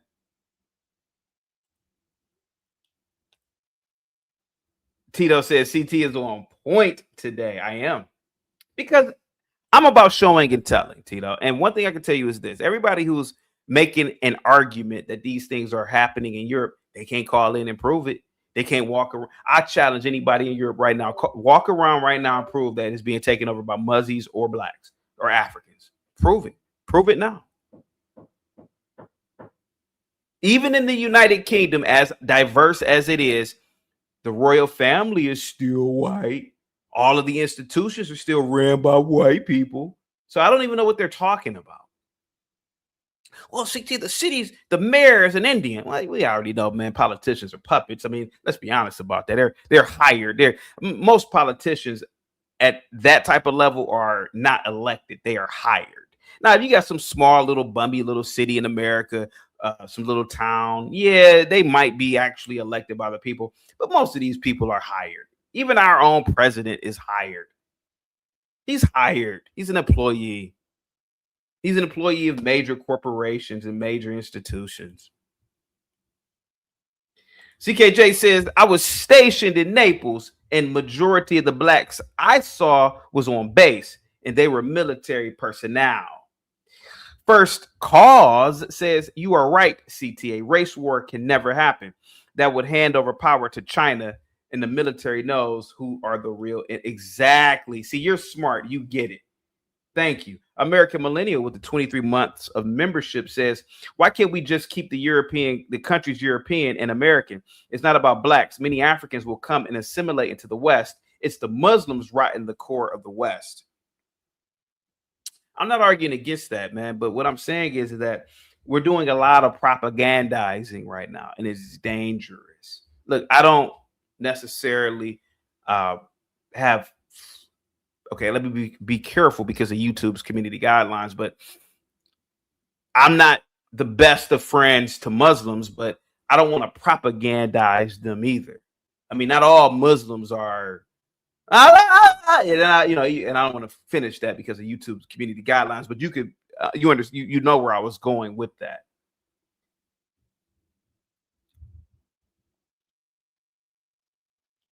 Unique says all they have to do is stop giving them all that free stuff, and those immigrants will leave respectfully. Sin says Spain tosses the black immigrants into Portugal to deal with. I don't know. We were gonna go to Portugal, but if anybody's ever been to Europe, particularly the southern part of Europe in the summer, it's super. I don't know how Europeans live like that. It is super damn hot in the south, in the southern parts of Europe.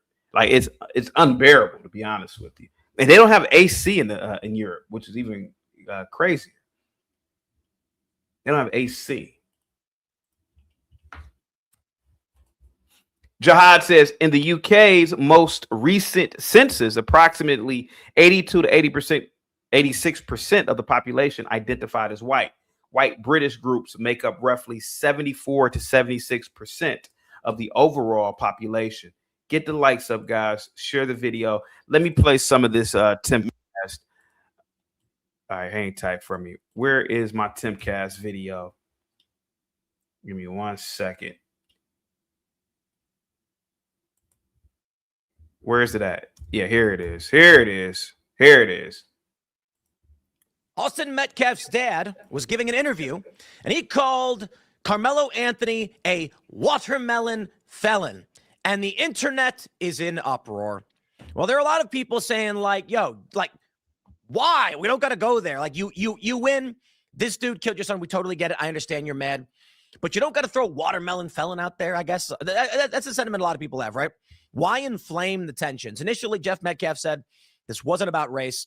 Now, I think it's clear to everybody it is. And I'm going to tell you, it is. Tim Pool's going to tell it. He's going to tell us it is about race. Tim Pool, the great Tim Pool, he's going to tell us it's about race. Man, most blacks don't even know who the fuck Karmelo Anthony is. Most blacks don't know who not Eric Metcalf. He played for the Browns. Most people don't even know who Austin Metcalf is that are black. How the hell is this about race? This is about two boys, Tim. This is disgusting. It's not about race. Do I respect the verdict? Absolutely. But this is not about race. This is the race, the fear. This is the mongering taking place right now.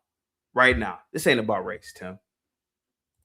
I'm Tim Cast and I say so. It's about race. I mean, it's just a fact of the reality. No, it's not. No, it's not. Karmelo Anthony, I believe, was motivated partially by race. I genuinely do believe that. I believe that Karmelo Anthony wanted to kill Austin Metcalf. I think this is what he thinks. I'm Tim Cast and I think. You got to stop thinking, Tim. You got to stop thinking. You don't know what that boy was thinking. Yeah, he did stab Austin Metcalf.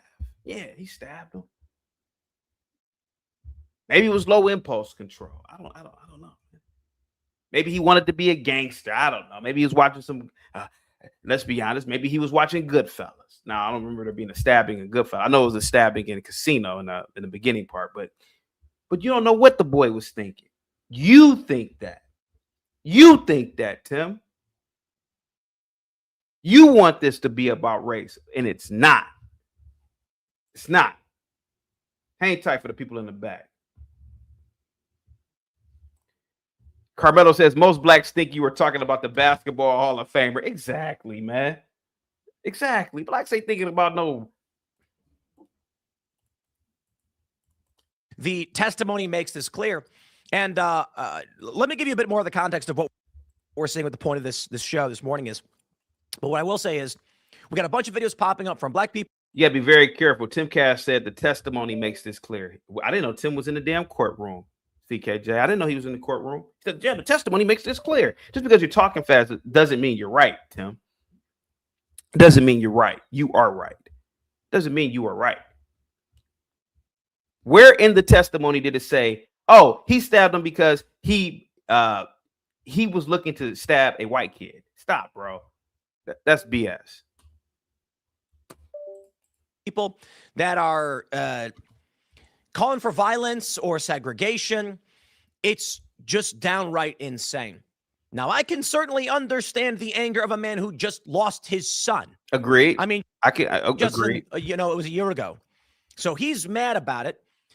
I'm not a fan of calling somebody a watermelon felon, but I got to be at least a little sympathetic. I'm going to cut him some slack. His son was murdered by this kid, so he's obviously going to carry that for a long, long time. But I do have to say, generally, this is just going to make things worse. Here's what I think. No, it's not. It's not going to make it worse. We've had these situations for quite some time in America. I'm pretty sure you can find case after case where there are kids of different races getting involved in high school or college. There was a case at, I'll say this case because I will never forget this case. You could look this up. There was a case at Kent State University when I was I think I graduated at the time. You could look this case up. Adrian Barker and what was the white kid's name? Matthew Kernich or something. Adrian Barker was at I believe he was at the Delta Tau Delta house. And he was drinking. Delta Tau Delta is all white. All white. CKJ, you went to Kent State, right, CKJ? So you should know about this story. You weren't there at the time, but there was a story out of Kent State. Adrian Barker, he's a black kid. He's a black kid. Well, mixed. I don't know if he's mixed or not. I mean, he looks mixed. I mean, I know both his parents look. I think he's mixed, but he's, they consider him black. Him and his black friend and white friend were at Delta Tau Delta fraternity house. Woo! We used to party there. I ain't gonna lie. I'm not gonna lie to you. We used to party there. They were drunk, and either they were walking or they were in the car leaving the party, and either they almost hit another group of students. They were from Akron, Ohio, Akron University. And the other group of students said, yo, watch what the fuck you're doing, or, vice versa, whatever. Get out the car. They get to scrapping. And the kid, Adrian Barker, he hits the white kid. White kid falls back, hits his damn head on the ground. Now, he could have stopped there, but that adrenaline, that alcohol, which, kept him punching and stomping the kid. Then he said, I K-worded the kid. That's what he said out loud. That's what every witness said. You can look this story up. You can look it up now. Adrian Barker. You can look this story up.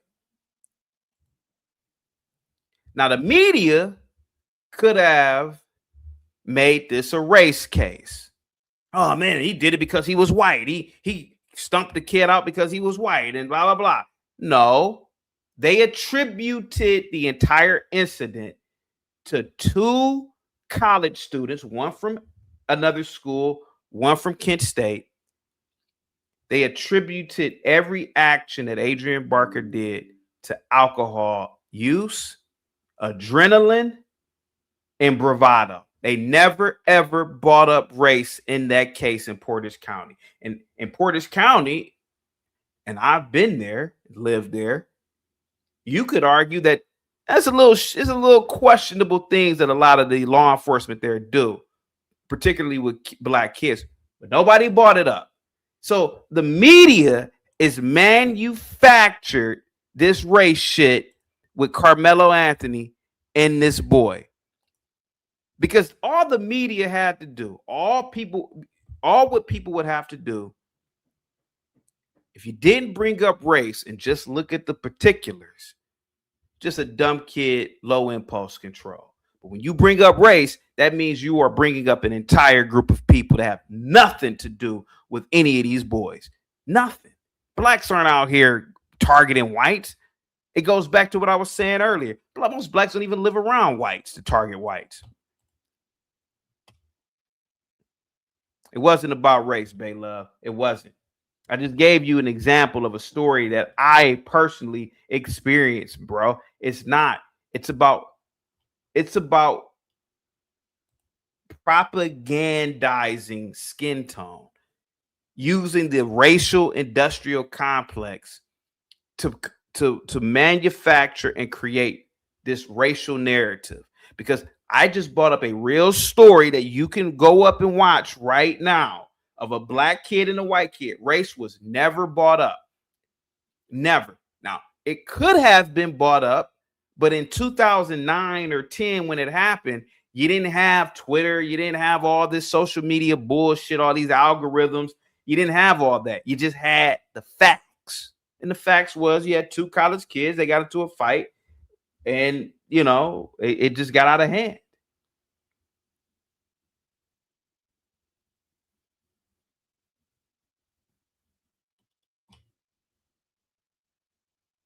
It got out of hand.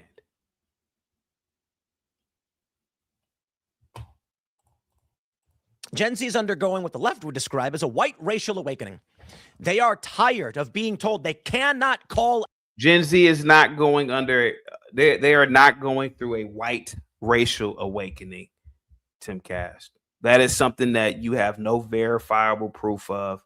You've done no surveys. You've done no research. You are making this up.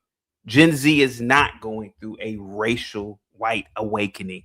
How could they go through something that they already are living in? They are already living inside of a white awakening. Everything around them is white.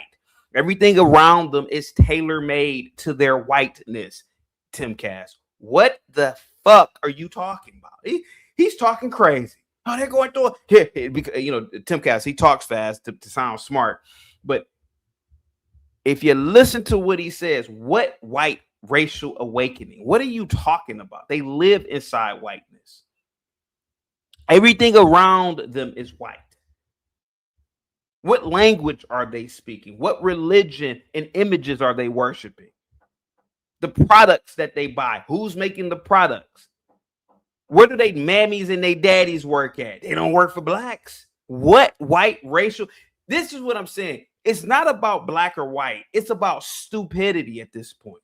What white racial awakening is Tim Cass talking about?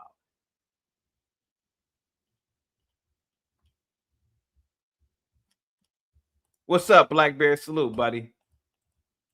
Out racial awakening. Here's what I think. Listen to it. Gen Z is undergoing what the left would describe as a white racial awakening. White racial awakening. Jesus Christ. Holy smokes. Hey, man, this is the dumbest take I've ever heard in my life. Dude, let's go to Europe. Are white people in white countries and everything is white, are they going through an awakening now? What the fuck are you talking about, Tim Cass? There are places in America that are 99 point, I would even argue 100% white. What are you talking about? How could they go through something that they are currently living in? They're living in it. Stay on mute, Yakub. I'm not done yet. Hey, stay on mute. Nah, this says CT, you need to stop talking about this case. You have said once you haven't said one smart thing about it from day one. Motherfucker, do you want me to take your wrench away? They are tired of being told they cannot call out FBI crime stats or bad neighborhoods. Who's telling them that they can't call out FBI crime stats? They do it every day on Twitter any damn way. It is patently obvious to everybody. The problem is you get these liberals that are like, if you point out that young black men are responsible for the overwhelming majority of murders in this country, or I should say per capita, then you make... Think about how stupid Tim Cass sounds right now. Here goes white kids calling out literally online calling out, oh yeah, according to statistics here, you commit 55% more K words than other groups of people. Okay, who's stopping them? They do it all day. Blacks don't have the power to stop you think blacks run Twitter? I didn't know that. Black people don't run Twitter. Black people don't run all these search engines. They can say whatever the fuck they want to say. They do it any damn way. This is crazy talk. I should take his wrench. Mike from Boston says, I think CT is right about this shit only existing online for the most part. Thank you so much, Mike from Boston. All black people look bad in this country, or I should say per capita, then you make all black people look bad. Listen, some people play that game. Don't tell me I can't talk about something because I am not playing that. Who's stopping them? Who? This is why I say this whole race war topic is stupid shit. Who's stopping Gen Z from doing it? Is it? Last time I checked, Twitter was owned by Elon Musk. Who's stopping them? Twitter isn't owned by. I was about to say, Twitter isn't owned by LeBron James. What does he think? Captain Kirk is outside of Twitter stopping people? You can't come here. What is he talking about? Sire says blacks don't have the power to do anything, but they blame all of America's failures on the weakest race, scapegoating at its finest. This is what I say, Sire, man. When I'm listening to Tim Cass, I'm like, man, I rock with Tim Cass. I've been rocking with him for years, but I think his take on this is absolutely stupid. It's the dumbest. It's stupid. It's dumb. Gen Z is going through a white awakening. What on earth are you talking about? The last time I checked, I'm looking at this olive oil bottle in front of me. It says Barilla on Barilla. What's that? Barilla is one of the top shelf ones. It doesn't say Ooga Booga on it. Ooga Booga oil, olive oil. It don't say it on it. Hold on. Oh, poi ti cavi da ya che il mo che vuoi. A very C, dummy. I rock with you, man. But see, I gotta start calling people stupid. Stupid. Do you stupid? I'm afraid that you don't understand what a race war entails, dummy.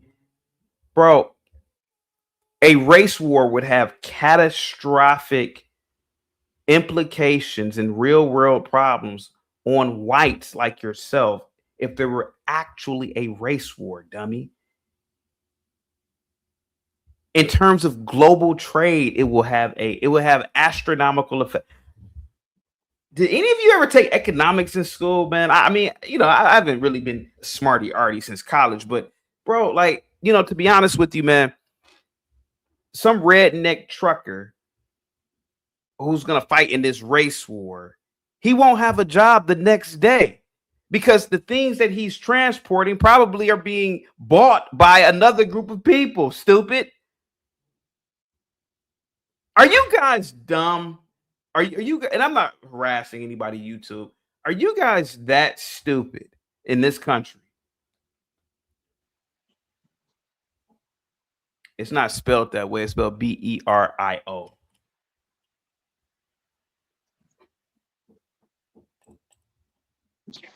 That game. And everybody knows it. And we get in this stupid position where people want to point out there are macro level politics. They exist. Sure. I say it all the time. I don't like people disparaging just being black because of macro level politics. And then I get people saying Tim's got no problem criticizing women, but when it comes to black guys, the point is this. I don't disparage all women, and that's the critique I have for women on the anecdotal issue. If I say something like women tend to do this, women get mad and say, well, I don't. It's like, I know you don't. I'm not talking about you. And so when I say that there are people who say all black people, I'm saying, guys, we are not talking about all black people. We're not talking about all women. That's the point. We can point out macro level tendencies, be it race, be it LGBTQ, be it straight white men, whatever it might be. We are allowed to bring these things up and criticize it. And the problem we've had over the past several years, which leads us to this point, and now calls for segregation. And I got a lot of stuff for you. White dudes being like, I literally have a video of a white dude being like, oh, they're racist against Karmelo. There's a black woman who's like, what did we ever do to you? And I'm like, guys, it's like intentional stupidity. And on everybody's part. On everybody's part. So I'm going to put it like this. I'm going to tell you what I actually think about all this watermelon felon and everything that's going on. I think white people are just kind of like, yeah, we're done. What done doing what? And it's the fault of the left, and maybe that's what they wanted the whole time. I've made the argument that the Democratic Party is the home of white supremacy. The Democrats argue the Republicans are the home of white supremacy, which is the stupidest thing ever. Sorry, that's just the case. There may be white supremacists who are Republican, sure, but my point is the Republican Party has never been the party advocating for racial segregation. Now, don't get me wrong. Literally everybody argued for racial segregation at some point. The Republicans wanted to end slavery, but still were in favor of segregation. My point is, as I'm being hyperbolic, that back in the 1800s, the Democratic Party attacked the Republicans for being, quote unquote, for the Negro. And if you look at where we're at today, the Republican Party does not want to strip. And there are some, don't get me wrong, libertarian types. Republican Party wants to keep protections based on race, ethnicity, religion, etc. It is the Democrats that are trying to rescind civil rights protections like they tried in California. It's a wild, wild world. But what I will say is this. Your default lib, they're thinking like, well, these discrimination protections stop us from doing affirmative action, which we need to help the poor minority. And the Republicans are saying we shouldn't be basing anything we do for people off of race. And then everybody gets mad. Here's where I think we're going. I think Gen Z has had it.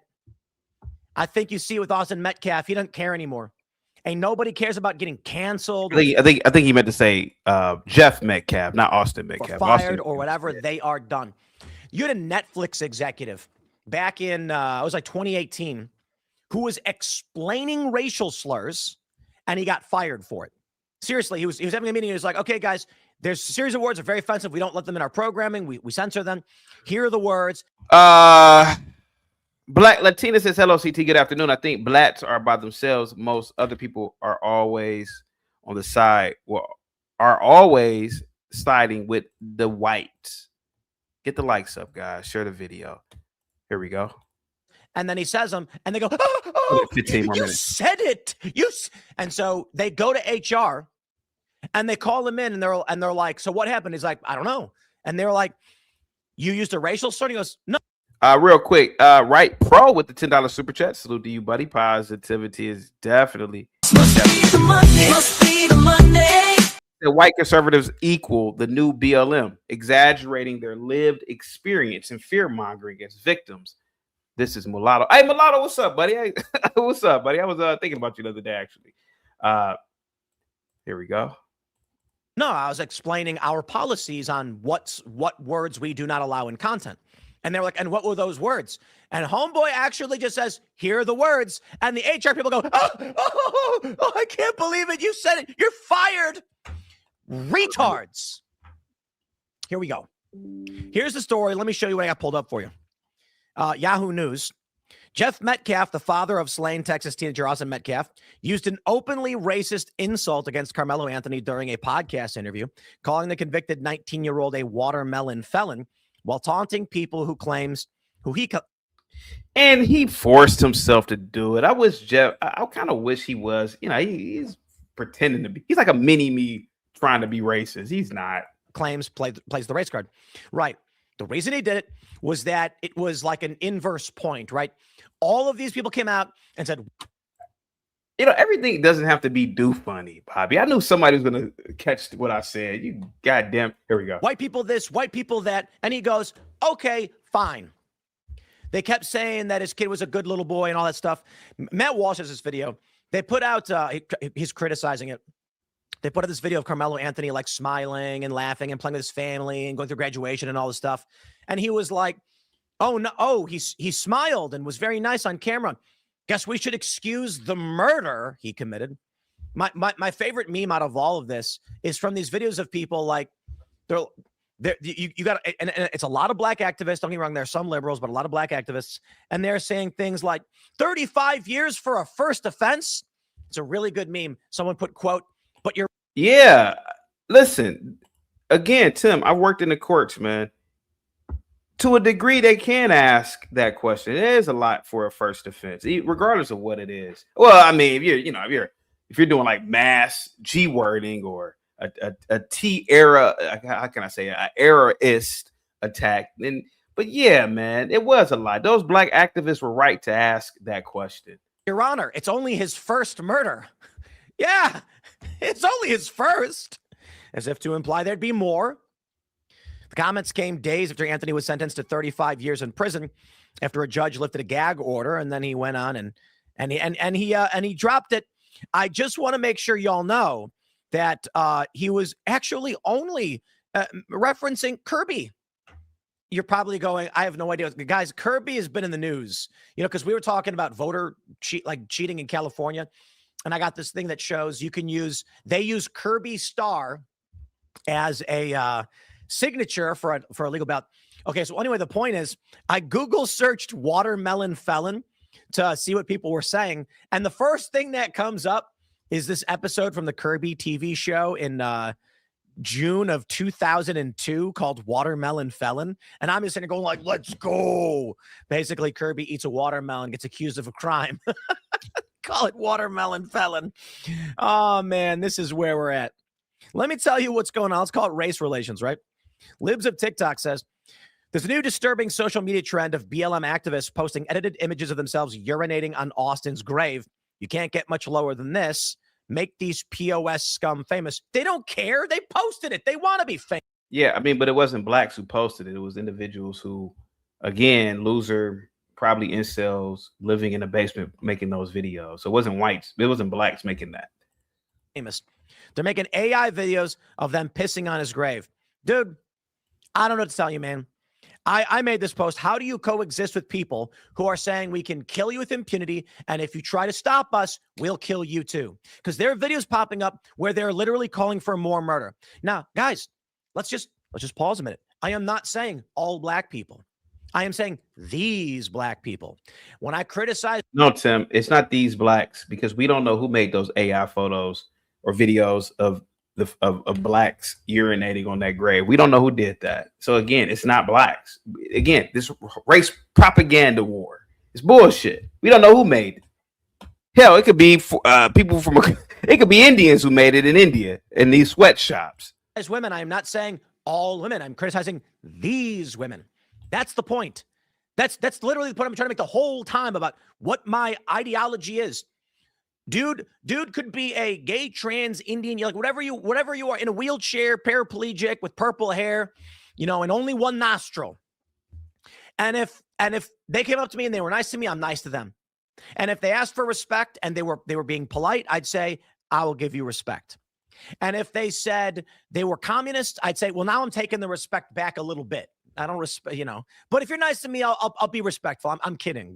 I've had cordial conversation with communists, though I think they have terrifyingly evil ideology. My point is, we got friends of the show. They're trans. I don't care.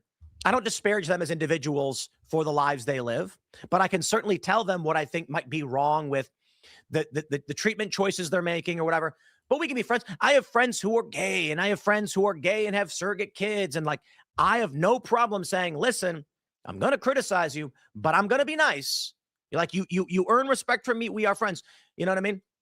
What is and that's what I can't stand about the Democratic Party, the progressive movement. They have created categories of oppression for which you must behave. I'm not doing it.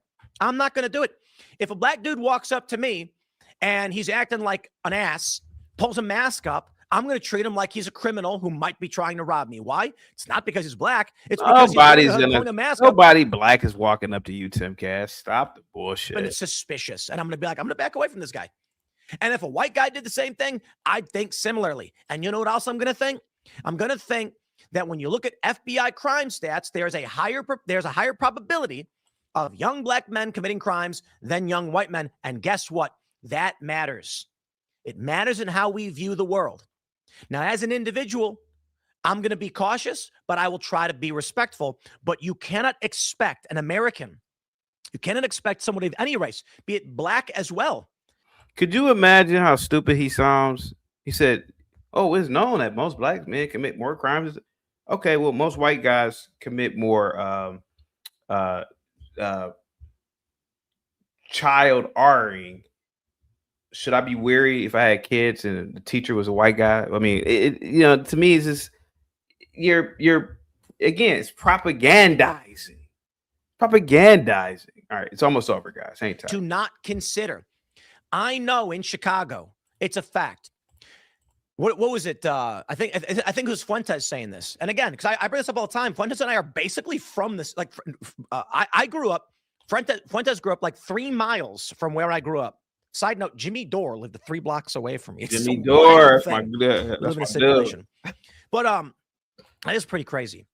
But I think he was saying, like, in Chicago, when you enter a black neighborhood, you're in a high crime neighborhood.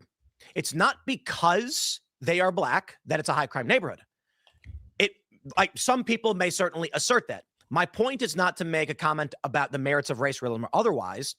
My point is the crime stats show overwhelmingly in Chicago high crime in black neighborhoods. That means, why is Jimmy Dore even going to a black neighborhood in the first place? 7 says you should worry. You are built like a 13-year-old boy. Extrapolate. If the map shows every neighborhood that is black tends towards high crime, Hyde Park is an exception. That's why I always say it's not about being black. There's a cultural problem in these neighborhoods because it's certainly not about poverty anyway. They make choices. Bro, coming from Chicago, I'm telling you, there are rich black people who make the same choices, and there are rich black people who make different choices. So that was the point that I was making on the comment. I was like, well, if you go to Hyde Park, it's black. You're not in a bad neighborhood. But I understand the point you're making. The likelihood that you are in a bad neighborhood, if you go into a neighborhood that's all black, is actually it's high. Not because you're like, oh, look. Oh. Why does he give a shit about what goes on in the black kid? It's like me giving a shit about what's going on on an Indian reservation. It's like, oh man, they drink a lot of alcohol. The fuck do I care? I'm never gonna go to a fucking Indian reservation. Hey man, drink your liver into oblivion. What the fuck do I care? Why does he give a shit about what's going on in the black community? I'm not trying to be pro-black, man. I'm just asking this question, man, because it's mind-boggling. There's only like 7 more minutes left, guys. I ain't tired. I'm actually gonna speed it up. Oh, they're black people. It's a bad neighborhood. No, it's because when you look at the map of high crime and violent crime, it overlays with black neighborhoods. Make any assessment about why you think that might be. My point is, I think everybody's tired of being told to ignore it. You are in. They say this, like, you're in Chicago, you're walking down the street, and like a black guy's coming towards you. You're racist if you move, and it's like anybody who's tracking crime stats in Chicago knows there's a higher rate of crime from black males than from white males or any other race. It's not that they hate that guy. It's that they're like, I was told by the government this is where the probability lies. There's a really, really funny video. That is really fascinating how everybody believes the government when it comes to blacks. That is some funny shit. I was watching, though. There's a podcast, and I can't remember who it was. You might remember because it was I think it might have been like Rogan. And it's like I'm walking down the street, and there's like a bunch of young black guys on the street, like in front of me. And so I'm like, oh man, I don't want to get in. I'm going to cross the street. And so he does. I know Rogan's. I think a guest on Rogan said this because I know Rogan didn't say this about himself. Rogan. An old black guy grabs him and says, give me your phone. And then all of a sudden the young black guys run up and start beating the crap out of the old guy.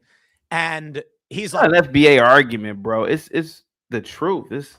Hey man, do you give a shit, Paulo, about what goes on an Indian reservation? Like, think about it, man. I've never even been on it. Do you give a shit about what goes on in an Amish community? Like, I've only why would Jimmy Dore care about what goes on in a black neighborhood? Like, what the hell? And then black he runs off. The cops said it turns out the young black guys are drug dealers. They want peace. They want the white dudes and the Mexicans, the Asians. They want everybody to be customers. Randall, black do stay in their neighborhoods. I said it earlier, man. Where do black people go to that you think black? Hey, bro, do you listen? I named it earlier. Something as simple as an art museum. You think Pookie and Ray Ray go to the art museums? Where do black people go, man? Bro, I've been around this stuff. I don't see what you guys are talking about. Y'all need to understand too. If you're there to do business, They don't want to. Black people fighting at Waffle House. Waffle House? Waffle House. A low tier, low budget, nasty ass after club spot, greasy food. Why do you care? Hey man, I don't give a shit who fights at Waffle House. You know why? Because I haven't gone to Waffle House since I was 19 after the club one day in college. I don't give a shit about no goddamn Waffle House. Yeah, they fight at Waffle House, but why are you there?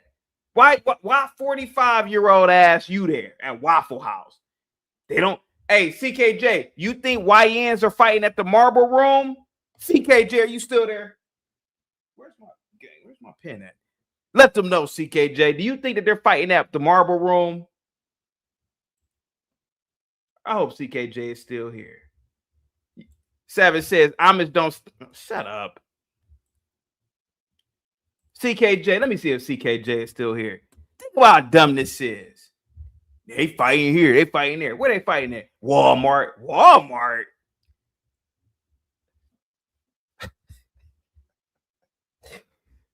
Walmart. Nasty ass, dirty ass Walmart. Well, why are you there in the first? Why are you at Walmart? I don't go to Walmart. I've been to Walmart. I don't know if Blue Cousin is listening. I couldn't tell you the last time I've been to Walmart. I've been to Walmart in about 15 years. Walmart? Yeah, easy. Just give them zones where they can fight, right? Easy. You unmuted. I asked you not to unmute, and you did. Easy. Hang tight. Let me finish my monologue. Walmart. Where they fighting at? They fighting at Applebee's. Applebee's? Applebee's. Who goes to Applebee's? I don't go to Applebee's. Hey, man, let's go to Applebee's for lunch. Shit, you tell me how lunch was, mother blucker. I ain't going to that nasty-ass Applebee's. Get the likes up. The video's almost over. Exactly. Hey, CKJ, let these people know, man. It's a class thing. And Jimmy Dore, rich, liberal ass, ain't going around no poor-ass blacks. Get the fuck. I saw Jimmy Dore on camera about 2 or 3 years ago eating a $50 damn pizza. I don't give a goddamn what he says about no black community. You ain't even around it. CKJ, you think what? Man, CKJ, I've been to Marble Room about twice. Marble Room, I can't afford that. I've been to Marble Room twice. Man, ain't nothing but fucking millionaires in there going in that place, man. It's what you're doing with your life. People at Marble Room ain't worrying about YNs fighting at no goddamn Waffle House. See, Sire says, CT, chill. My ex-wife used to work at Applebee's when she was 19. Oh, which one? The one by your wife is from by Rolling Acres. I think it's the one by ask her, was it the one by Rolling Acres? Yeah, by Rolling Acres. Yeah. Waffle House. YNs destroying the country. How they destroying the country? They fighting at Waffle House. Man, get the fuck. Hey man, I'm gonna start cussing people out. Hey man, get your fucking ass away from me. Waffle House. Waffle House. Waffle House. I bet you YNs aren't fighting at the art museum. So you're thinking about them too much and you want a race war. All right, the video's almost over. Rob you because no one will ever come back. They understand that. So he sees these young guys like, I want to avoid him. You see, that was really, really fun. He ends up getting robbed by the old guy. Check this video out. Watermelon felon. That's what Jeff Metcalf called Karmelo Anthony. I came on here. This is not a threat. We got to protect ourselves. There's a difference between going after somebody and protecting yourselves. Don't stay woke, stay strapped. Everything that we need to do from here on out, I'm telling you, we need the means of production. We need to be able to build everything. We need to start owning things. I'm not talking about no boycott. I'm talking about completely changing our approach to things. If you're spending money before you go spend $1, you need to think about where it's going.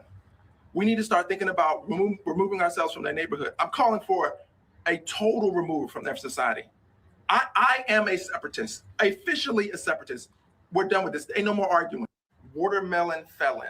Separatist. Watermelon felon. See, he's not really a separatist, but you got to agree with some of the stuff he's saying. So he's not really saying anything disparagingly. He's just basically saying, hey, man, why be around these people if these things are going to happen? Let's just separate, which I don't necessarily disagree with. But I don't know why Tim Cass really bought him up. But what the kid said, that doesn't tell me that he believes in a race war. He just believes, hey, man, how about this, man? Blacks just do our thing, you do your thing. That's the problem I have with saying watermelon felon is that it just inflames things. Check this out. I love this video. Ashley B. She got a bunch of subs. I want to talk to you, Ashley. I got some words for you. Let's see if we can unmute this. Y'all, like, seriously. Here we go. Black people have been asking the same question for centuries. What did we do to y'all? Like, seriously. What the fuck did we That music in the background. actually do? Because at some point you have to stop believing that this is random. You stop believing that this is just ignorance. Because how are Black people simultaneously copied, feared, mocked, criminalized, fetishized, segregated, underpaid, over-policed, erased, and exploited on basically every continent on Earth? Easy. Copied, easy. Fetish, easy. Now easy. Earth. At some point you have to realize, oh, this is not about behavior. This is not about morality. It's not even about individual Black folks. So the first thing I gotta say to you is there's an old saying, if everywhere you go, you smell shit, you got to check your boot. I don't think it's a good argument to be made to say that for some reason, everywhere on every continent, the Black people are, this thing happens to them. And so I'm going to say it like this. There's a lot of Black millionaires and a handful of Black billionaires. They have found tremendous success. So the question is, why is it that in the United States, you can be of any race and be successful? Honest question. You want to know what I think? I think there absolutely is prejudice. And I'll tell you this, Ashley seemed very smart, and seems like you seem like you put together a good video on this one. So actually, I think it'd be a great, real conversation. I'm not trying to be derisive to this woman. I think she made an interesting video explaining her perspective. What I want to say is, when you look at crime stats, as I already mentioned, and you can see that young Black men commit more crime, I got to ask you, why? It's an honest question. I grew up on the south side of Chicago, and across just north of 47th Street, I was on 49th. You go 2 blocks up, you're at 47th, all Black. Why would they come in groups and rob us? It happened. The crime stats show that's happening. What did we ever do to you? Yeah, I come from, like, my I think about 3/4 of my family actually emigrated here from other countries. In the past, like, all right, enough's enough. Go ahead, guys. Enough's enough with this guy. Enough's enough. There is going to be no race war.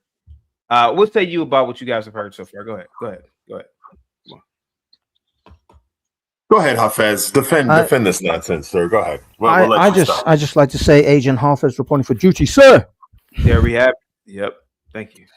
CT, I just want to say, man, I've been in conservative spaces. I remember when I worked with O'Keefe, being invited up to Tim Pool's. Tim Pool would have, like, he'd be.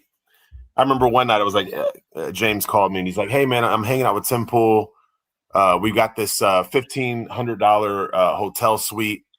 I ended up not going that night, but a bunch of my old colleagues who worked at Veritas went. And here's a kid who loves to talk about how he's from the south side of Chicago, spending $1,500 a night on a hotel room. You know what I mean? Lives a very privileged life. To me, what has happened with the conservatives is it's really reflective of what happened to Black people in 2020. You had a couple of instances that got them in their feelings, and then there were all these exaggerations where it's open season on Black people. Oh man, I don't feel safe leaving my house, man. The white man just gonna pull a gun on me. And you ask. I remember asking friends of mine in Philadelphia, like, how many of your friends and family members, Black friends and family, have been shot and killed by white cops? None of them had that experience, but they saw it on TV. So it became this, they're coming to kill us. They're coming to get us. And now white conservatives are doing the same thing, man. They've never been robbed personally, killed by Black people. They don't have any friends or family member that have been robbed and killed by Black people. But by and large, if you ask the average white person, how many of your friends or family have been killed by a Black man? None of them, right? It's rare. Those kind of instances in all of our lives, thank God, are rare. But now there's like this exaggeration of their lived experience where it's like, oh man, Black people. Bottom line is, CT, every day. Is this the per capita? Hold on. Every It's day. the per Hold capita on, Yakub. discussion every Can you mute time, this? right? Can you mute this guy, CT, till I'm done? I just want 2 more minutes. Do Every you day, understand per capita, smartass? Hold on, every day. Yakub. I know you were waiting, Yakub, but he Yeah, did take the let lead. me cook, and then you Don't should have cook. spoken first, Yakub. But now it's my All turn. right. So every Cook. day, white Yeah. Americans go to the gas station. They go to the grocery store. They work with black people. They encounter black people every single day in various environments, right? And generally, the interactions between Americans of various races is pleasant. They hop in Uber cars with black drivers, etc. Or maybe they driving someone black. They're an Uber driver. The fact of the matter is, most of them have pleasant experiences, maybe annoying. Yeah. Do I think sometimes when I'm in the ghetto part of town and the black girl comes in with a bonnet on her head and she's talking loud, it's annoying? Yes. But is anyone trying to kill me? No. And that's the frustrating part. They are white people. Now, I just got to say this. The last thing I'm going to say. White people went through a little bit of hell during the whole woke era. They did. They were blamed. White men especially were blamed for everything. But if this is how they act after just like 4 or 5 years of wokeness, how in the hell do you think they would have acted if they went through what black Americans went through, CT? They can't. They can't go through that kind of. They freak out. Yeah, they think the Jews and the blacks are coming to get them after 4 years of wokeness. Yeah, I've seen whites lose their mind about the possibility of losing a job in my own personal life, and they freak out. Mulatto, real quick, this race war thing. What would either side win? I'm just confused. To me, it's like, what would the whites win that you already don't have now? And what would the blacks win? Because if the blacks win, we're gonna go back to the Stone Age because we ain't taking over. We can't manage and control this Western civilization shit. So to me, it's like it's stupid on both parts for this argument of race war. What would the whites win? Yes, and I'm glad you asked that. And a comment just came in the nick of time. Somebody said mulattoes can't pick a side. Actually, when you're mixed race, you're not biased. That's the blessed. That's the blessed part of it. If you're we have had this happen to us. We have had this happen to us. We don't. Go ahead. Yeah, when you're a true, proud mixed race person, you're not going to be biased. So I'm going to be honest with you. And I've been honest about black people. I'm being honest about white people right now. So Easy, CT, what would they gain? Hey guys, you guys put it down for me for a minute. I'll be back in like 5 minutes. I'll be back. Yeah, they would gain, and Hafez, please keep Yakub. All right, Mulatto, it's enough of your babble. Shut up. We had enough of your stupid shit. City's gone. Time to shut up. Give him 30 seconds, but it is true, Mulatto. You have had the. He's babbling. He's been crying. Go ahead, Hafez. What were we saying, Hafez? No. I'm saying, try to land it if you can within I'll be 30 quick, seconds Yakub, to a minute. Yakub, I'll let you talk. No, you won't. And you see me with my Go on, baby. Yakub. Give him that 30 seconds, Grace. So, You guys are never on what point. would white people gain? Nothing. And let me tell you something. This year, Hafez has been interesting. I express a lot of frustration about what happened to black culture. But this year we had a wonderful, and people have various opinions about this guy, a wonderful movie about Michael Jackson. And I thought about what is more American than Michael Jackson? Like when you go around the world, I don't care if it's to Iran, you go to Nigeria, you go to Antarctica. When you talk about America, right, for the last 40 some years, when people think of America, one of the big primary things they think of, the most popular, famous American that ever lived really is Michael Jackson. Like you can't find a part of the globe where people don't know him. Like the impact and the influence of that black people like Michael Jackson have had on America cannot be downplayed. And this idea of where these white groypers want to sit and lecture and act as if Michael Jackson didn't belong in this country, but they do. They got here in what? Sir, just because I'm. Go ahead, Sir, Yakub. Talk. Go ahead. Go ahead. Go on. Go ahead, Yakub. Calm your black side down, okay? Just because I'm aware of Michael Jackson doesn't mean he has an impact on my life, okay? Just because somebody's famous doesn't mean he's influential. There are lesser known people in the world that are much more influential than Michael Jackson could ever have been, okay? Okay, Yakub, could you mention? I can think of one other person, but mention one other non-African American that has had the global influence above Michael Jackson. That's Donald Trump.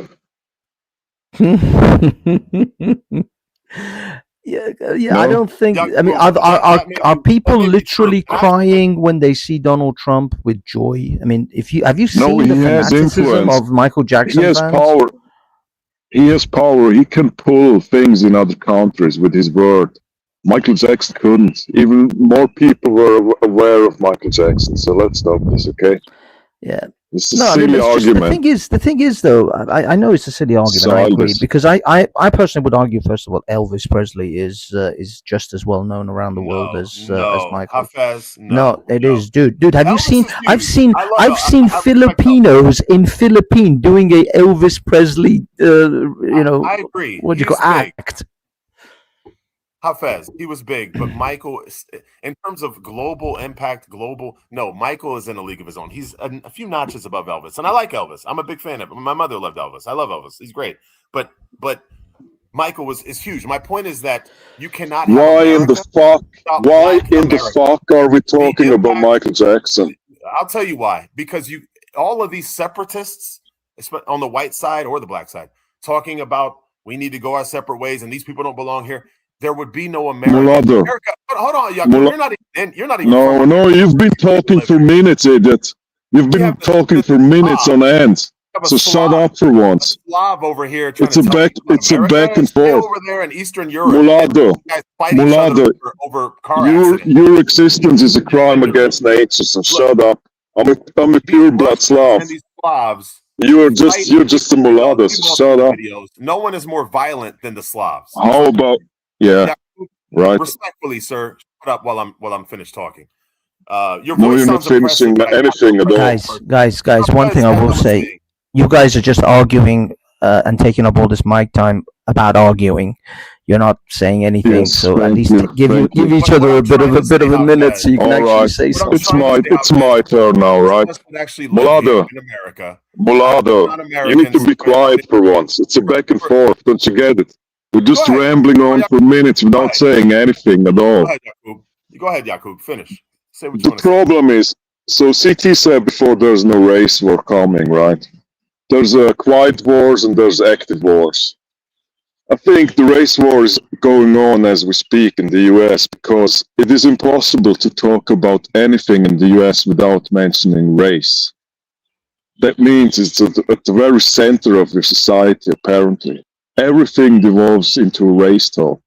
You can't talk about the weather, it's about race. Can't talk about hiking. Can't talk about anything without mentioning race. Which proves it's impossible to live amongst you people and have a functioning society because you can't even talk about important things. Everything is about race all the time. No, it's annoying and it's boring and it's gay. The only reason you think that's the case is because you come to this channel where people talk about race. No, Mulado, the thing is, I could move. 5 minutes. Mulado, I could move to the US, and within 3 years I'd be more American than you people have been in 400 years. Yakub, That's the difference. I'm not done talking. America's a white country, but you don't understand that. Yakub, your black side is preventing you from getting the last little piece of understanding, right? This is a conversation, not a soliloquy. So let me finish, and then I'll let you talk. I'll be quiet like I was just now. You don't live here. I live in America. No, you weren't quiet at all. That's the problem. And the America I grew up in the 80s and the 90s, we weren't obsessed with race. This is what racial provocateurs want us to obsess over. The America I grew up in was influenced by the contributions of white people, the amazing contributions of people of European descent, and the contributions of people of African descent. Growing up in the Michael Jackson era, that was America. That was the America I grew up in. I'll be damned if I'm going to let some Slav, people who are so brutally violent. I've seen videos of you guys, you can't even say hello in the streets without going into a fist fight. So don't lecture me, bro. Your country Sir, you're half N-words. Wherever you're sitting in the biggest glass house there is. You're talking huge rocks in a big glass house. Were able to dominate so much of Eastern Europe, and then communism dominated the other half. Your region, but unlike you people, we conserved our religion and our faith and our culture. Unlike you people, you've lost. And there's not a you've tossed it all away. Tell me, what contributions have Eastern Europeans made to the world? Please tell me. Come on, please tell me. Well, if you Other don't than know that- that, then I can't tell you. Other than go ahead, man. Keep talking, Yakub. Look, All right, before, oh, okay, Yakub, CT. go on. I grew actually up in do America, believe- CT. I grew up in America. See, My he childhood can't was shut up. by Michael Jackson. That was my It's a childhood. female spirit. He just Mine by can't shut up. WWF wrestling. You know what I mean? By Mr. T. Can we get back to the? Let's get back. No, He's this is my talking point. like a boomer. Is that my point? Is He's, that he's literally a boomer. culturally speaking, that was the world I grew up in as a little kid, right? And in the 90s when I was a teenager, like it was the contributions of black people, white people, everybody in this country made it what it is. So to hear this talk of race war and to hear a Slav on the other side of the globe tell me about how Americans obsess over race, that's not my lived experience. That's what you talk. Yeah, go ahead. Right, I agree. Timcast said that Gen Z white kids are waking up to a new white awakening. He's an idiot. Fine. What are they waking up to that they don't already live in? I'm confused. What are they waking up to? They're waking up to, after 4 years of wokeness, complaining that the Yahudim, that the small hats and the blats are coming to dominate them, coming to oppress them. They are so many of them, not all of them. He's kind of, Tim Pool's been talking about civil war and race war for 5 years. He almost wants it to happen. I think it's good for clicks as well. But there is a burgeoning feeling of oppression and victimhood among young white men. And it's goofy because they haven't lost a thing. Now, I'm just wondering, like, if they went through what black Americans went through in this country, so-called foundational black Americans, what would they be crying? What would they be saying then? So can you really fault BLM, and black liberals for crying about what happened? They'll be asking for the UN to come help them. Yeah. What's going on, CT? What's up? Me, I'm just confused. Malala, you travel a lot. Yes. Are they losing the airline industry? I mean, are they losing the textile industry because they don't wear African clothes? What are these people what have they lost that have they lost the automotive industry that their parents probably have all types of generational wealth in? I invested in the stock market. I mean, what are these people lost that I'm just really fucking confused, bro. Like, this is bro. You said it. Hey, Malala, do you know how many whites I know that inherited, like they literally have inherited homes? Like they never like, bro, I can name you. I know dozens of whites like that, and not to say that some blacks haven't done that, bro. But I'm just trying to figure out, like, what are these, like, people on Twitter talking about? Like, I don't really think they're real. This is the problem, CT. Because hold on, Melota. Sorry, let me, because this is the false premise. This is the false premise you're sort of laying on the ground, as if when the white population loses their grip on the power, that the other ethnic minorities will take over those existing corporations. No, they don't. What happens is those corporations collapse and then they dissolve. So what happens when these whites lose those grips on those powers is that those subsequent corporations that they owned and they ran no longer exist. Like, for example, Jaguar. Jaguar was one of the greatest British-made cars in the world. Guess who makes those cars now? Indians make a Jaguar. Is Jaguar really the quality of what we expect India to be? No, Jaguar was built on British quality, British standards, British, so almost regal aspects of the British society, and now it's ran by an Indian. Some dude who eats curry from the floor. That is no longer, it has lost, that's why Jaguar has lost its mystique, lost its prestige. Nobody gives a shit about Jaguar anymore. The same with all these other things. What I'm trying to tell you is that when the whites will lose these grips on these institutions, most of these institutions will just disappear because the blacks and the browns don't know how to handle it. They don't know how to create these things, because if they did, their countries would reflect these things. But in all fairness, the automotive industry itself, all the damn cars look like toasters. So, yeah. But the Japanese haven't lost Toshiba. They haven't lost Toyota. They haven't lost Mitsubishi. No, they still got a grip on their industries, and it's in Japanese hands. It's not in other people's hands. An Indian doesn't make a Toyota. Okay, how did Jaguar become acquired by? Well, let me address this chimp Yakub real quick. Easy. First off, my easy. ancestors weren't here for He's 400 years. simping out. Yakub. He's You don't know the simping first out. thing about my ethnic. Are you still crying? Why are you History. crying? Isn't it early in the day over there? Are you sad this early in the day? Hold on, Yakub. So to answer your question, CT, It's such a whiny bitch. White Americans are by and large privileged. The ones who made Stop their life crying, for 4 boy. or 5 years. It's all good. Hold on a second. Speak radio. I'm sorry I hurt your feelings. Guys, please. Speak radio. If whites are losing, who's winning? Please explain. I'm sick of the proletariat whites crying every day about a boogeyman that lives rent free in their heads. I know, bro. Like, I'm trying to figure this one out too. Speak radio. Like, I'm literally trying to figure it out. Thank you. How are these people? What have they lost that they don't already have? They have every goddamn thing. CT, the ones who made their life hell, the woke, those were white people. That like it was other whites that made their life, that were running the institutions, that were running the organization, the CEOs that were making everything LGBTQ and black and brown. That was white liberals that did that. This wasn't blacks. And as much as they want to blame the small hats, it wasn't the small hats all the time. The guy who killed Charlie Kirk, yes, was a white kid, right? And then they want to cry about black violence. It's very strange to me, man. It's very strange, very, very strange. It's almost worse than BLM. White conservatives, many of them, not all of them, but that cadre of like, you know, victimhood, they're horrible. Go ahead, Yakub. Go ahead and spew your nonsense. Go ahead. Well, first of all, you have a twisted brain. You're incapable of independent and critical thought. That's a problem. You're just spewing this witty points. It's boring. You sound. Wow, 130 IQ. Wow. Hey guys, bow down. We're in presence of a genius over here. Nice. That's right. Not stupid. You're so smart, guy. Low score. That was my low score. It was the lowest. Can't believe, man. You must be like the world's smartest mulatto or something. I absolutely It's amazing.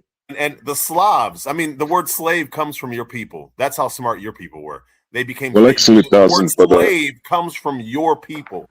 So you guys. No, are great. it doesn't. Idiot. Yeah, go ahead. It's a Latin word, you dumbass. Go ahead. Let's let the slave talk some more. Go ahead, slave. Go ahead.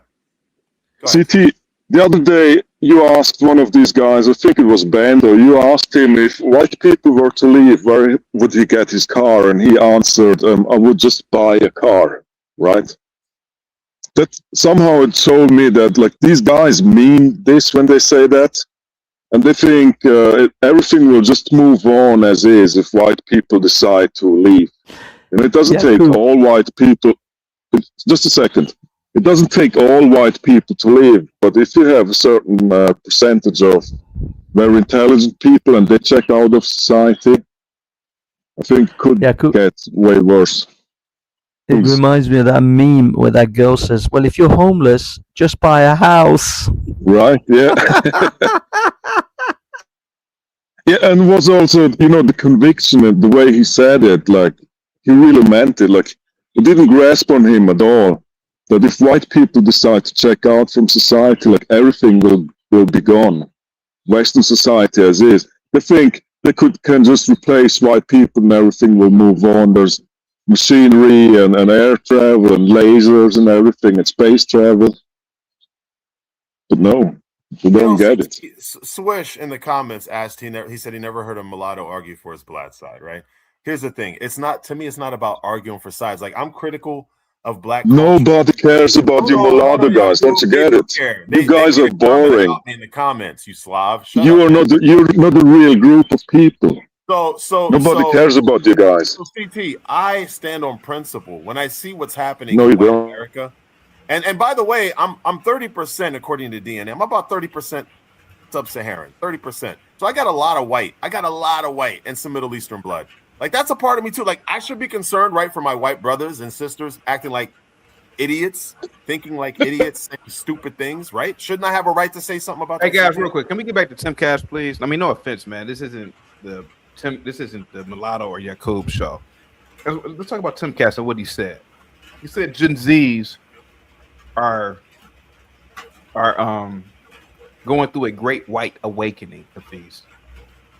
I'm just trying to figure out, Hafiz, what are they awakening to that they don't already live in the West? Like, they literally live in their whiteness.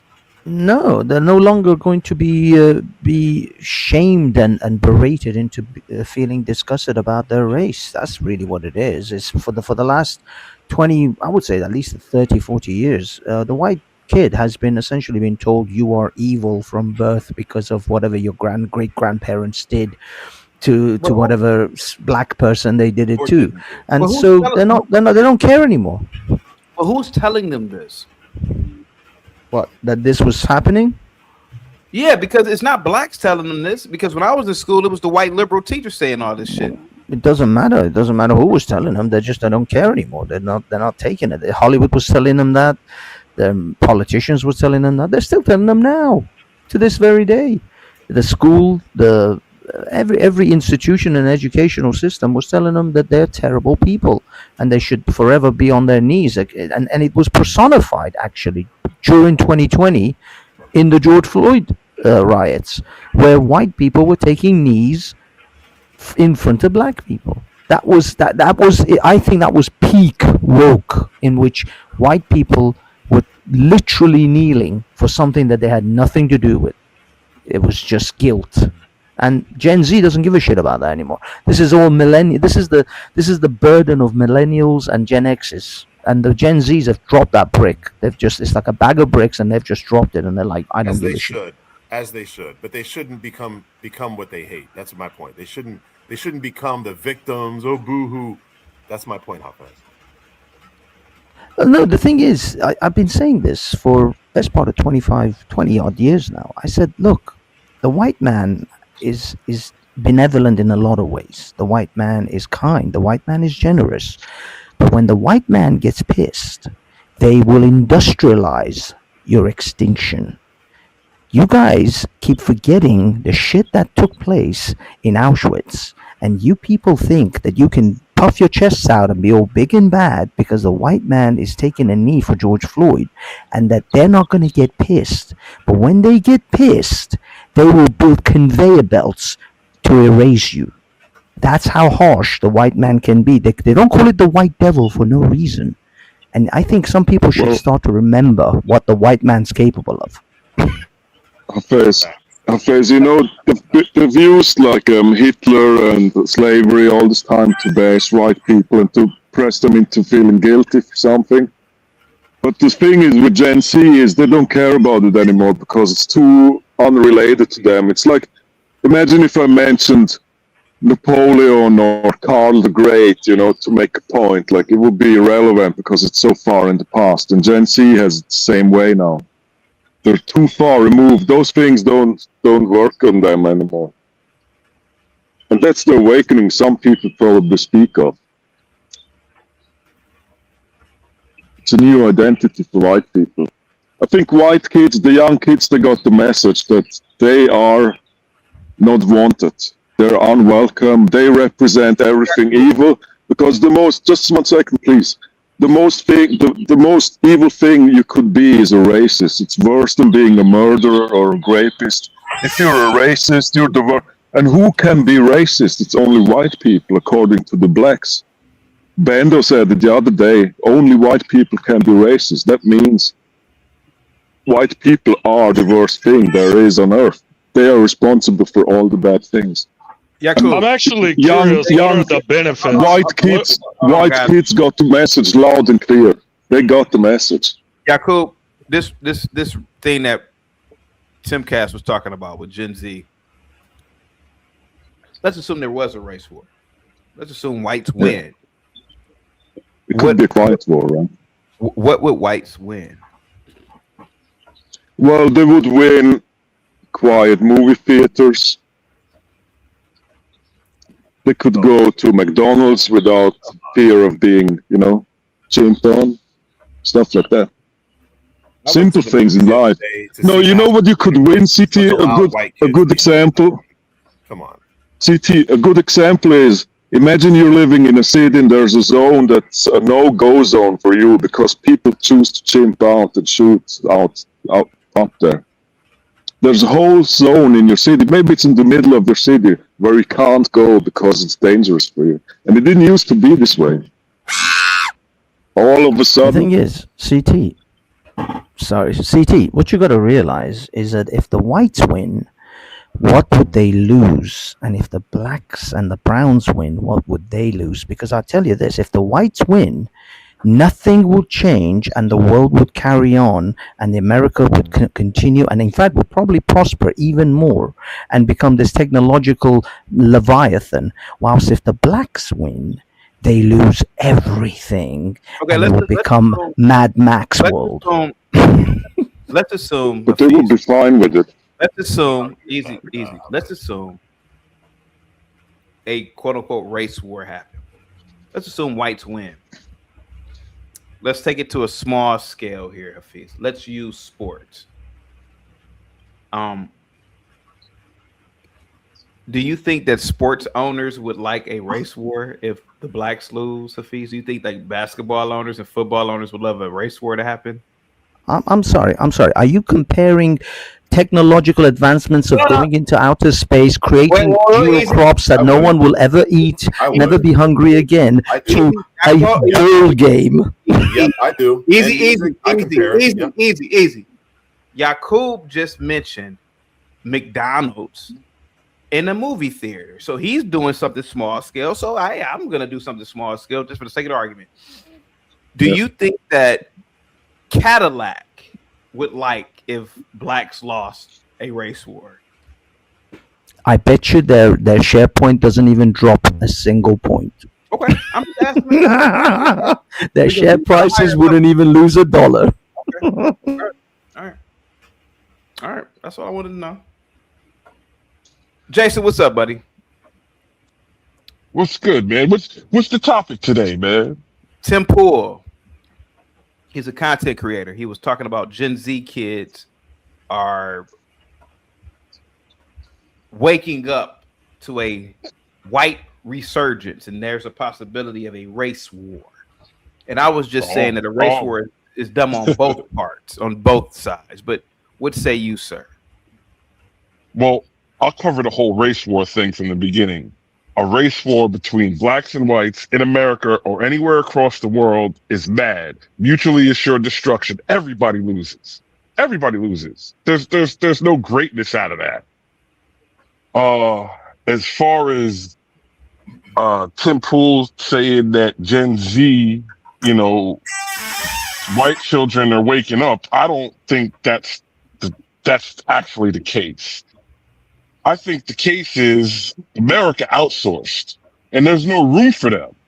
There's no jobs. There's everything is outsourced. Even like Yaqub said, McDonald's. I go to my local McDonald's. I don't see any young children working there. I see a certain type of people that I don't speak the same, language as. And that right there is a crushing thing, because when I was young, I had that. My pop signed my working papers, and I went and got a job at 16. I think a lot of these kids don't have the opportunities to learn how to work. I don't care. Now, this is across both sides, Gen Z or whatnot. But the difference is, the culture difference is, in black society, you end up with what the young people call YNs, right? In the white society, you end up with Ethan Crumley, Dylan Roof, the Peyton Gendron. He's way upstate over here. You end up with these white guys that don't feel like they're contributing correctly to society, and then they write a manifesto and do the worst. And I think that's the direction both sides are going. As far as the race war, no, I'm not going to live to see anything like that. So I'm not going to put that, front forward over paying my bills and living my best life.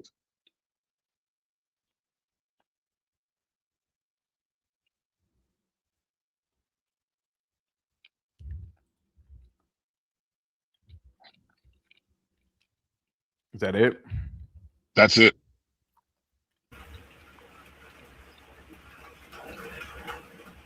What's up, Brave? I don't think there's going to be a race war. I think what Tim Pool is doing, as what I suspect to be an agent, he's making things so drastic that people deny the mild, logical awakening to the fact that blacks are one. Can we say effed up today or not? No? Yeah, you can say fuck. Yeah, you can say fuck. Yeah. He's distracting people from the mild awakening that needs to happen, and that's that black culture is one fucked up group of people. Stop the race war talk. Hey, Barry, hang tight for a minute. Okay. Hey, what's happening? Just write one message. All right, go ahead. Right quick though, CT, I gotta really give you a compliment here. These other pro-black channels that are talking as like, ridiculous as you sound today, they don't let whites up on their panel. Folks, at least when CP sounds like a bombastic fool, he lets whites up here to confront what he's saying. You gotta hand it to him on that. Because this pro-black shit today is sick. But there's not gonna be any race war. Bray, why do you think blacks? Why do you think blacks don't let you? Court has been struck for Brave today. Why do you think blacks don't let whites up on the panel? And first of all, don't get me wrong. I don't try to get on them. Let's stop that years ago. Mm-hmm. But I'm just saying you don't ever see any whites up there, and I'm just saying, well, because their reasoning is so childish and nonsense that you can poke holes in it and make clowns of them. They're not going to have that. They talk like fools. 9 people on a panel talk like fools when they go pro-black. It's like they're just a bunch of. And you think I think some of them are successful people in the business world, but to hear them, it's like I'm wondering: is there something wrong with? Is it a low IQ thing or not? Because of the stuff they say. That's why they don't let whites up. It's too easy to just. Yeah, Young Lion, real quick to find out a super chat. The white man is the minority on the world or in this world with a decreasing population. Stop it. Well, the other day you had the guy on that in all seriousness, he said he only stabbed him once. Yeah. Like sometimes people say something so... I really think the sometimes... I really think the race war... It's okay. I really think the race war thing is really... Like I said, I think Tim Pool is an agent. And he's taking it to extreme. What he needs to be talking about is the awakening of whites to be able to say, shut your fucking mouths. Shut the fuck up. Who wants to fucking hear you? In all walks and all manner of interaction where they got it coming. That's what whites don't feel. That's what whites do not do. And that's what they need to do. So the race war thing is like, oh, that ain't gonna happen. Nobody wants a damn race war. But whites need to be able to go, what the hell? Shut up. Go away. Shoo. You sound like a fool. But whites can't say that. You put black women in the face of other whites. The whites, probably in a trap situation in the workplace or wherever, are sitting there listening to them. It would be nice if the whites could just stand up and go, my God, you people are sick. Just Brave, how many times have I been on camera? How many outside? what? How many times have I been? I'm sorry. Guys, if you're wondering why I'm smacking like a bitch, I'm eating some Mike and Ikes. Brave, how many times have I ever called you or been on camera outside? Right? Been around white in environments, but it's nothing but white folks around. Right? Yeah. Bro, there are days where I don't see a black person ever. And I live in an urban area. Yeah. I just think that blacks and whites don't even really interact. Yeah, I know. Yeah. Yeah, good for you. Yeah, good for you. Yeah, again, more foolish talk. What the hell's that got to do with your personal life when whites come up here trying to... Are you going to let me finish talking? Oh, I'm sorry. No, I mean, you didn't even let me finish. Okay. Oh, I thought you were done. I wasn't. No. All right, go ahead. I'm sorry. I could argue that most blacks and whites don't even interact or are not even in the same environment. I mean, I live around whites and stay around whites because peacefulness. But most places, blacks won't even go around whites. Like a vineyard or art museum, or it's just blacks and whites don't really mingle. So it's like, where does all this animosity really come from? I think it's fake, CT. Whoa. No. I'm responding to CT here. Hold on. Go ahead. Is it time, CT? Yeah. Just because you don't interact with them and whites don't interact doesn't remove the reality that blacks are one sick fucking group of people. So that you try that shit makes me think of like either you're desperate or you're getting a mental illness, you're developing a mental illness. People have a right to talk about what's affecting this nation as a whole, across the nation, in all the inner cities. Blacks are tearing the shit out of everything they touch. They're loudmouth. They're going around talking about over this Karmelo Anthony. They're the ones talking about violent reactions. So the fact that when you say, well, we'd hardly interact, well, yay, yay. So what the hell's that got to do with any logic? Well, if the reality, if you can point out to where blacks are literally making it so you cannot live around a huge percentage of their population, people in the country that live in white wonderland have every right to say, what are they doing to this country? Let me read the super chat real quick because I want to ask you a question. FBA Young Lion, salute to you, buddy, with the $5 super chat. In 2050, a quarter of the world's population will be Black African. Let that sink in. White population growth is decreasing. Yes, that is true. In fact, FBA Young Lion, it is estimated that by the year 2100, Nigerians will be, I think, 15% of the world's population. It's kind of crazy. At the same time, black populations in America are decreasing, and that's a statistical fact. Yeah. No, wait a minute, hold it, you guys. I think the statistics show that blacks aren't doing any better than whites on birth replacement. In Africa, they're smoking. No, in Africa. I'm saying. No, but America, no, probably not in America. Isn't that what you just said, Mulatto, in the USA? Yeah, I'm talking about specifically in the U.S. Yeah, the black. Okay, he's full of shit on that. Look it up. I'm serious. I'm pretty sure that what I said is that black populations in America are decreasing. I thought you said they're increasing. I'm sorry. No, they're decreasing. No, you're fine. No. Sorry about that, Bob. Blacks and whites are decreasing. So in America, they are. Blacks aren't doing any better here. But in the future, I would like people that are listening to CT, when he tries that happy hog war shit about like whites don't live together and blacks don't see this many whites or whites don't do that or blacks ain't in the goddamn museums. What I want you whites out there to realize is that's where you need to, in your mind, go, poor CT. I don't know what's wrong with him today. He might be suffering some sort of a psychotic break or something, because it doesn't matter. Any of that stuff matters not at all when it comes to the vast destruction that blacks alone are doing to the inner city. Well, Brave, you said something a little bit earlier. If blacks had perfect communities, whites still wouldn't want to live, or any other group of people wouldn't live around blacks. I mean, let's be honest about it, bro. I mean, most people. But that doesn't mean anything. It doesn't. And I'm just going back with what you said. I mean, you're right. Whites don't want to live around blacks unless it's for an investment. Yeah, it doesn't really matter. And I'll guarantee you right now, they don't want to live around them because blacks, even if they're fine, upstanding people, they have no control over their trash. White people have control over white trash. Blacks do not. Black trash controls black culture. White trash does not control white culture. And that's the difference. CT, what do you think the percentage of blacks who thought that Karmelo Anthony was wrongfully convicted?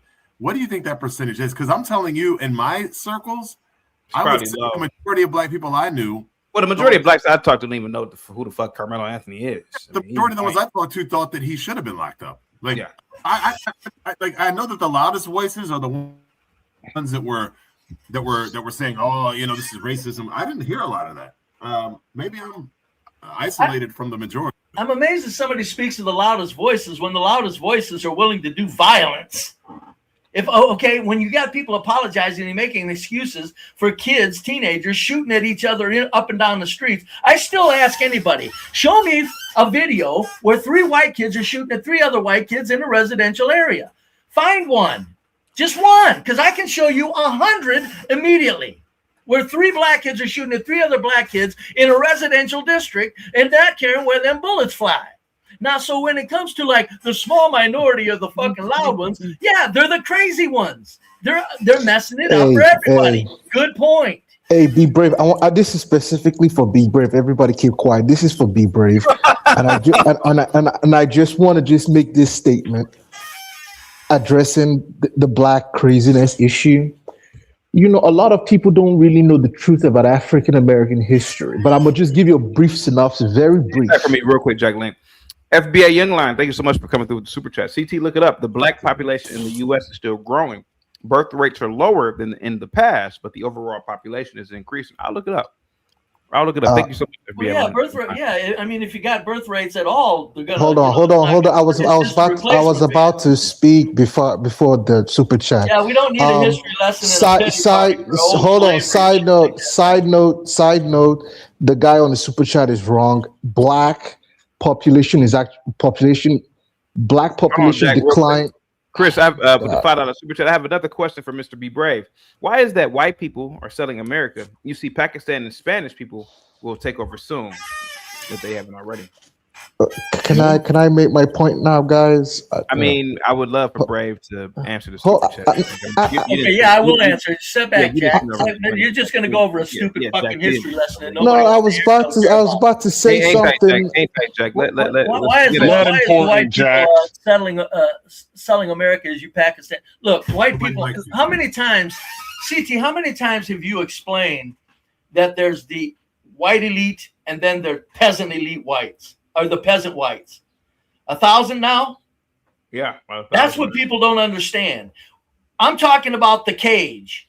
We ain't talking about what the elites are allowing people to do. I'm saying in the cage that we're all trapped in, it's the blacks that's fucking up that cage. All the other groups are doing fine in that cage unless the elites poke sharp tricks for their games, then we all affected. But in the cage, there's only one group that's turning on the other people that are trapped in the cage. I don't know how fucking else to make this simple. We ain't selling anything out. We're being sold out, and they might change the whole damn thing around. The global elites might.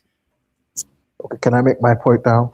I would just like to address the super chat, the second to the last super chat about the population issue. Actually, black population decline in America, African American population birth rates are lower than whites. The only people responsible for maintaining the replacement rates for black people in America are the African immigrants, because those are the only black people in America that pretty much not collapsed. That's the first thing, and that's all data. Anybody who wants to figure, go learn how to use a computer. Now, as far as the issue of the black, as far as the issue of, I need to finish. As far as the issue of Be Brave, now, people need to the craziness that Be Brave is talking about is true, but the deeper reason for that is, in 1807, the British. Hold on, don't interrupt me, Big Brave. I let you speak. I let you speak. No, I let you speak. I let you speak. I let you speak. But good God! I let you speak. Let me speak. In 1807. The British abolished the slave trade on the high seas, and we know the British had the strongest navy. Okay, they were the naval superpower. 1807, you cannot move slaves across the water. They put that in place. Hey, real quick, nobody cut off Jack. Cliff has sent over a PayPal, a 10-minute PayPal for Jack to talk uninterrupted. Go ahead, Jack. Okay, in 1807, I ain't listening to this. Oh my gosh, these people need to shut up. In 1807, the British abolished slave trade on the high seas. They were the naval superpower. Nobody is moving slaves across the high seas. Now, you could still have slavery in your country or whatever the fuck it is. That's good for you. The next year, in 1808, the U.S. Congress abolished the transatlantic slave trade, meaning you cannot ship slaves into the United States or outside of the United States. There was still slavery in America. That's fine. Now, between 1808 and 55 years later, 1860, whatever, emancipation. Between 1808 and emancipation, which is about 50 to 55 years, the black population in America became 10x. So in 1808, there were only 500,000 black slaves in America at the most. That number grew to 5 million at the end of emancipation.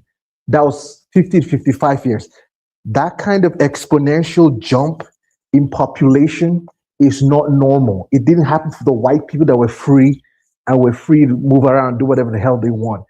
There was a systematic breeding of Black Americans in the United States in 4 major states: Maryland, Kentucky, the Carolinas, and at Virginia.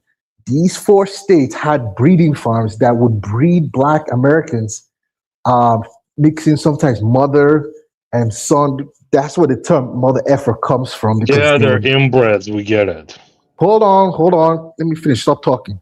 So what the thing you gotta understand is the proof of this, you see the proof of this in the NBA and the NFL, because in a population of less than 40 million people, that kind of high concentration of really tall, really large people is not normal. That genetic clustering for that kind of phenotypic type is not normal in any population in the world.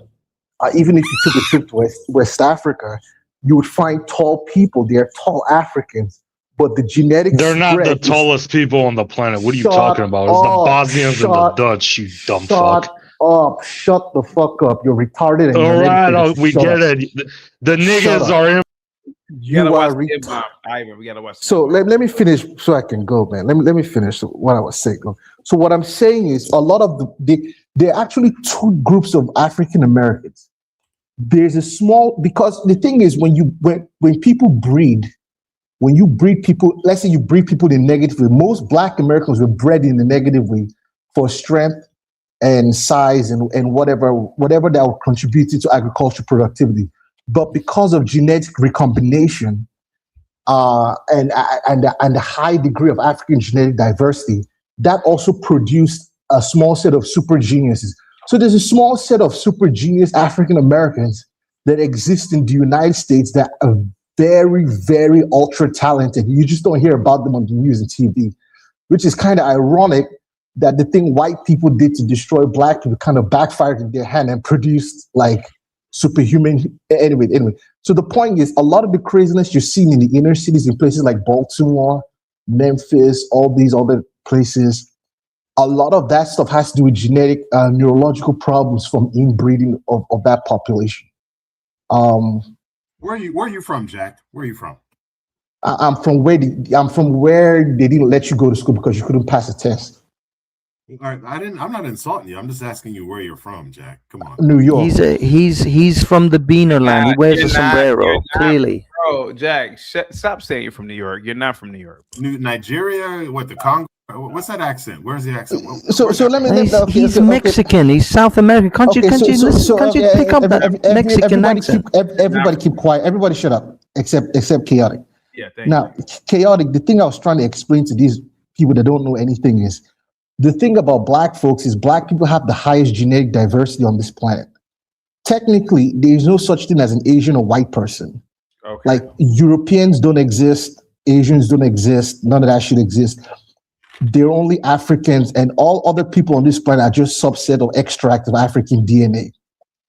Now, if you have 19% of Homo erectus, we got nothing in common. You're not even human, nigga.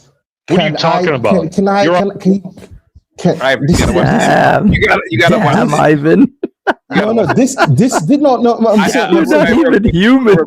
Ivan, real quick. Ivan, you're funny without the N-bomb. Your accent is already funny. You don't got to say the N-bomb. Just The problem is Ivan is that his whole world is crumbling beside him. The fact that he's actually less of a person in comparison to another Black person. Most people don't understand this.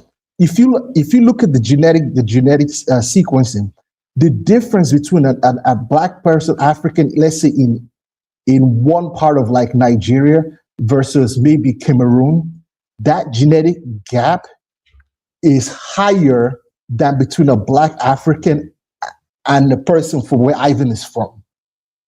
Most people don't understand what Black people are, what Black people are capable of doing. They're Homo erectus. They don't understand. This is why anytime you breed, there are two examples I give you this.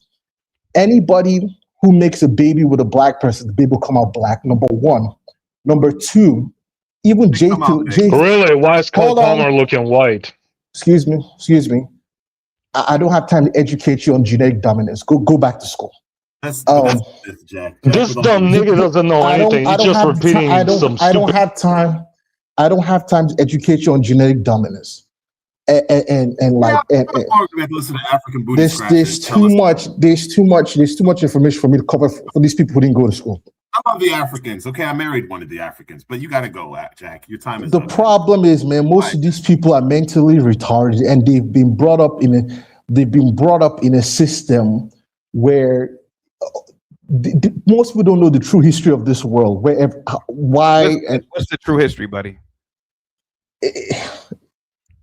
People don't most people don't understand. I love how he's got this like Swedish man's face. Most people don't understand genetics. They don't understand anything. They don't understand that there's no such thing as a European person or an Asian person in comparison. There's no such thing as an Arab person. There's only Africans. The people who became Europeans and Arabs and Asians, they're a small group of Africans that split off from the general population a couple hundred years ago. Jack, you are delusional because you don't count haplogroups. There are absolute distinct haplogroups from distinct people around the world.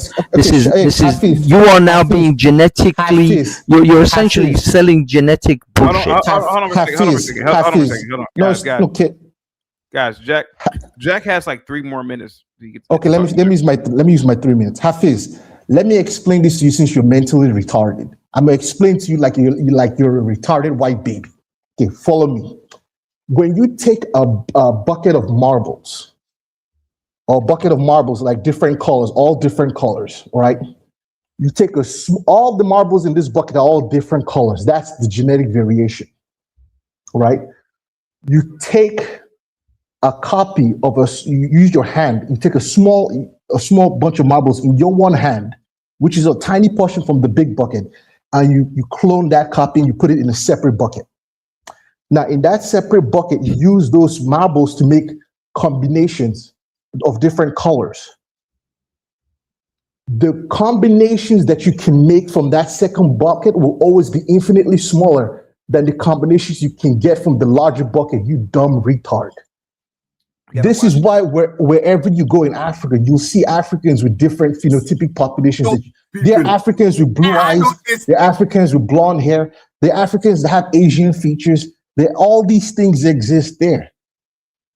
My last thing, chaotic. This is my last thing. I'll say this before I leave. Go ahead. You can also see this in intelligence. An African person with an IQ on the same level as a white person is infinitely more intelligent. I'll give an example. J. Philip Rush, this is a racist scientist. They asked him this question. He gave an IQ test to a black kid. The black kid had an IQ of like 80. He gave the IQ test to a white kid. The IQ was 80. The teachers were asking, well, how can they have the same IQ? This white kid has an IQ of 80. He's mentally retarded. He cannot function. He's stupid. He's drooling over his place. But the African kid is functional and running up and down, doing everything. J. Philip Rushton looked at them and he was like, I don't understand how to explain this. The reason is because of the genetic ceiling of the African. An African with an IQ on the same level as Isaac Newton would make Isaac Newton look retarded. No, this man is retarded. Excuse me. He is a retard. Excuse me, Hafiz, shut up, Hafiz. All the elite white people in Europe have African blood in them. Really? And why do you believe that? I'm sorry. Go okay, ahead. Let me say something. The guy who was the king of England, I think it's King George. This was during the time of this was before the Revolutionary War. His wife was a biracial black woman. Okay, and when Meghan Markle and Prince Harry married, their wedding was on the same date that King George and his biracial wife. They have to mix in with black people because they don't want the Habsburg thing to occur again. Because when you're dealing with Europeans, because their genetic diversity is so small, we've heard enough of the nonsense. These people don't know anything. Bye, Jack. Bye, Jack. It was nice knowing you, sir. Have a good day. Go ahead, be brave. Go ahead, sir. Yeah, this was the most. I feel retarded now listening to this retard. That's how bad this was. Retarded. You are. Hey, aren't you Slavic? I feel like my IQ level dropped 3 points because of this, and I can't even afford one. Hafiz, where's the Slavic idiot that was just said? Does he know that it was a black person that was responsible for inventing the Russian language? The greatest poet in Russia was a biracial black you are person. the equivalent to genetics look, you are the equivalent to genetics as the Hebrew Israelites are to religion. Hafiz, let me tell you, Hafiz, hey, Kerry, hold on. Hafiz, let me tell you something. Your great-grandchildren will be black. Hafiz, your great-great-grandchildren will be black. I promise you that. Unlike you, I can trace my history back 2,500 years, and none of us were black then, and we ain't black now. Hafiz, I'm telling you, your great-grandchildren will be black, Hafiz. All your great-grandchildren will be black, Hafiz. Hafiz, nobody's leaving this planet without being black, Hafiz. I'm telling you that. Okay, you don't know what this is. Great-grandchildren would be black. All right, Jack. Thanks for that PSA, sir. Have a great day. Be brave. What do you think of what we just heard? Be brave. Oh, I didn't hear any of it. I had to go do some things. But you know, I did hear him at the last talk about blacks that did things and did great things. I wonder if people really think if white kids were in the inner cities making public transportation unusable. You don't get it, brave. You don't get it. You cannot tearing up everything they live, shooting up and down the streets, carjacking. If whites would go, wait a minute, look at the petroleum industry we've built. Look at this. But so never mind our white kids shooting up the streets and destroying everything they touch in their inner city schools. Never mind that. I don't know where blacks think that because they bring up an intelligent black man that they get to write off this devastating, horrible problem we're facing in America with a small percentage of actual actors that are tearing up the streets, with the other 70% apologizing and making excuses for them. But I'm not apologizing. I'm not making an excuse for it. There would be no white people that would say, well, look at these great things. So never mind about the white kids. Melanin deficiency is a disorder. Okay, I didn't know that. I never made an excuse. I'm not supporting what's going on in the south side of Chicago. I don't support what those kids are doing. It's not the south side of Chicago. It's all across the country in every major city. Brave. Tried that earlier. It's Chicago, the hoods of Chicago. Every major city all across the country. Okay, brave. That's what you get as a brave. That's what you get as a white man. That's your punishment for bringing these people over here and having them for 250 years. Let's talk about it. Easy. Brave did easy. Braves people didn't bring shit over here. No. I'm not saying I'm not. Goddamn thing over bro, here. I'm just saying people live. People think everybody has to deal with the consequence of the action, and that's real black and white. Karmelo Anthony deserves to be in jail for stabbing that white boy. Was the white boy a racist? Yes. Should he have gotten slapped? Yes. But he should not have gotten killed. How do we know the kid was a racist? I did a background on him. He's racist, but that's not the point. The fact that he was racist doesn't justify him getting stabbed. Karmelo was racist too. I don't care. It doesn't care who's racist. I'm just saying the fact that he put his hand on him meant that he deserved to get clocked. That doesn't, you deserve to get clogged doesn't mean you deserve to get killed. Those are two separate things. Karmelo Anthony deserves to be in jail for manslaughter. Maybe not murder one, because I don't see the premeditation. Oh, come on, Jack. Jack, we all know that a YN always gets the first murder for free. You get the first one. Says Brave lives in the last 10 minutes of Menace to Society. Oh, you mean like him watching the last 10 minutes? Oh, okay. Yeah, but this is what I'm saying. Brave. Jack. Yeah, I know. This is what kills me about people when they say this stuff. It's like blacks right now are in the process of going, don't worry about what you see with your own eyes and what you hear with your own ears on the news and everything. The news is wrong. The news is fake. The news is I never said. Now, never mind, again, that you can Google shootouts caught on camera, leave the race out of it, and there's one group of people doing it all over the nation. Never mind the Never Brave, mind. do you know what you sound like, Brave? Do you know what you sound? I You just sound really like wish the fuck, man. You know what? you sound like a broken radio. Okay, You good. sound- you Yes, sound- I do sound like a broken You record. for a sound reason. like a man who wants to. because I Hold heard a on, broken record in Hold CT's on. monologue, Jack. I'm responding Hold to a on. broken record of a monologue. Brave, Okay, Brave. You sound So like anyway, someone. However, you so don't you want see to. all these things. You see all these things across. And you Hold see on, guys. Hold on. Yeah. Yes, Cliff. Brave probably has never watched the movie, but I'm pretty sure he knows about the movie. That is a historical American tragedy. Yes, menace to society. Yes, go ahead. I think that was a comedy, wasn't it? No, Brave. No, Menace to Society was not a comedy. Yeah, it was a comedy. Here we go. Here we go. Brave knows a little more. You are speaking of, easy. You are speaking of the parody. Don't be a menace to South Central. Okay. Drinking your juice in the hood by the Wayans brothers. No, Menace to Society was made by the I forgot the brothers who made it, but yeah, it was a. This is Spike Lee. Well, what was the menace to the society in the movie? Was it white people? It was black. Brave. No, it was a bunch of Ukrainians who came over. They were just going crazy. Hold on. So the Ukrainians are definitely. I remember seeing that, and Boys in the Hood was. Yeah, I don't know if that was accurate depiction. I don't know, but was that about white people? No. When it comes to blacks tearing shit up, it's black people. Folks, I have to say. Real quick.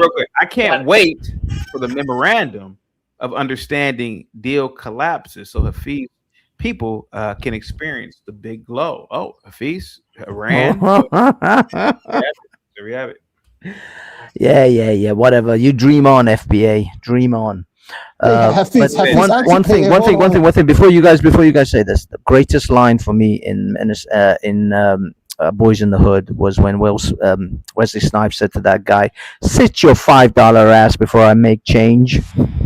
Yeah. I don't recall much of it. It was so long ago that I saw. Look. Hey, you guys, hold on. Here's the thing, Brave. You don't have a stool to stand on because you're a white man in America. Okay, just confront this. Shut up about me and you. Hold on. Confront the fucking what Tim Pool said, Jack. Hold on. What did Tim Pool say? It's silly. You're talking silly. I've got a stool to stand on. I'm an American citizen, and I know first of all what I see and hear. And I'm not a little shy little white boy that's afraid to say you black Janet fucking up this country. What did Tim Pool say? I don't care what Tim Pool said. The point is, everybody has to do. Why did you ask? Why did you ask? Don't worry. Everybody has to deal with the consequence of their actions. White Americans have to deal with the consequences of their actions. Generationally, black folks have to deal with the consequences of their action. Karmelo Anthony is dealing with the consequence of his action, and white people deal with the consequence of their action. Germans have to deal with the consequence of their action, what they did to the Jewish people. The consequences of our actions, the city streets being shot up, tore up, probably yes. Okay, so see that, Jack. If blacks would say that, I'd respect them a lot more in this happy horse. Black folks don't need to say it. Black folks don't need to say that. You just have to be smart enough to figure it out. In other words, Jack, whatever's causing it, there's something going on that everybody else in the country has every right to go, what the fuck is with this one group of people? We have that right. It's not everybody in the country has the right. You don't have the right anymore. You forfeited that right as a white person in America because you are a descendant of everybody people. Can talk. Where are you from, man? What are you? Nigeria? What is this? What Proxima B. Jack, Proxima real B.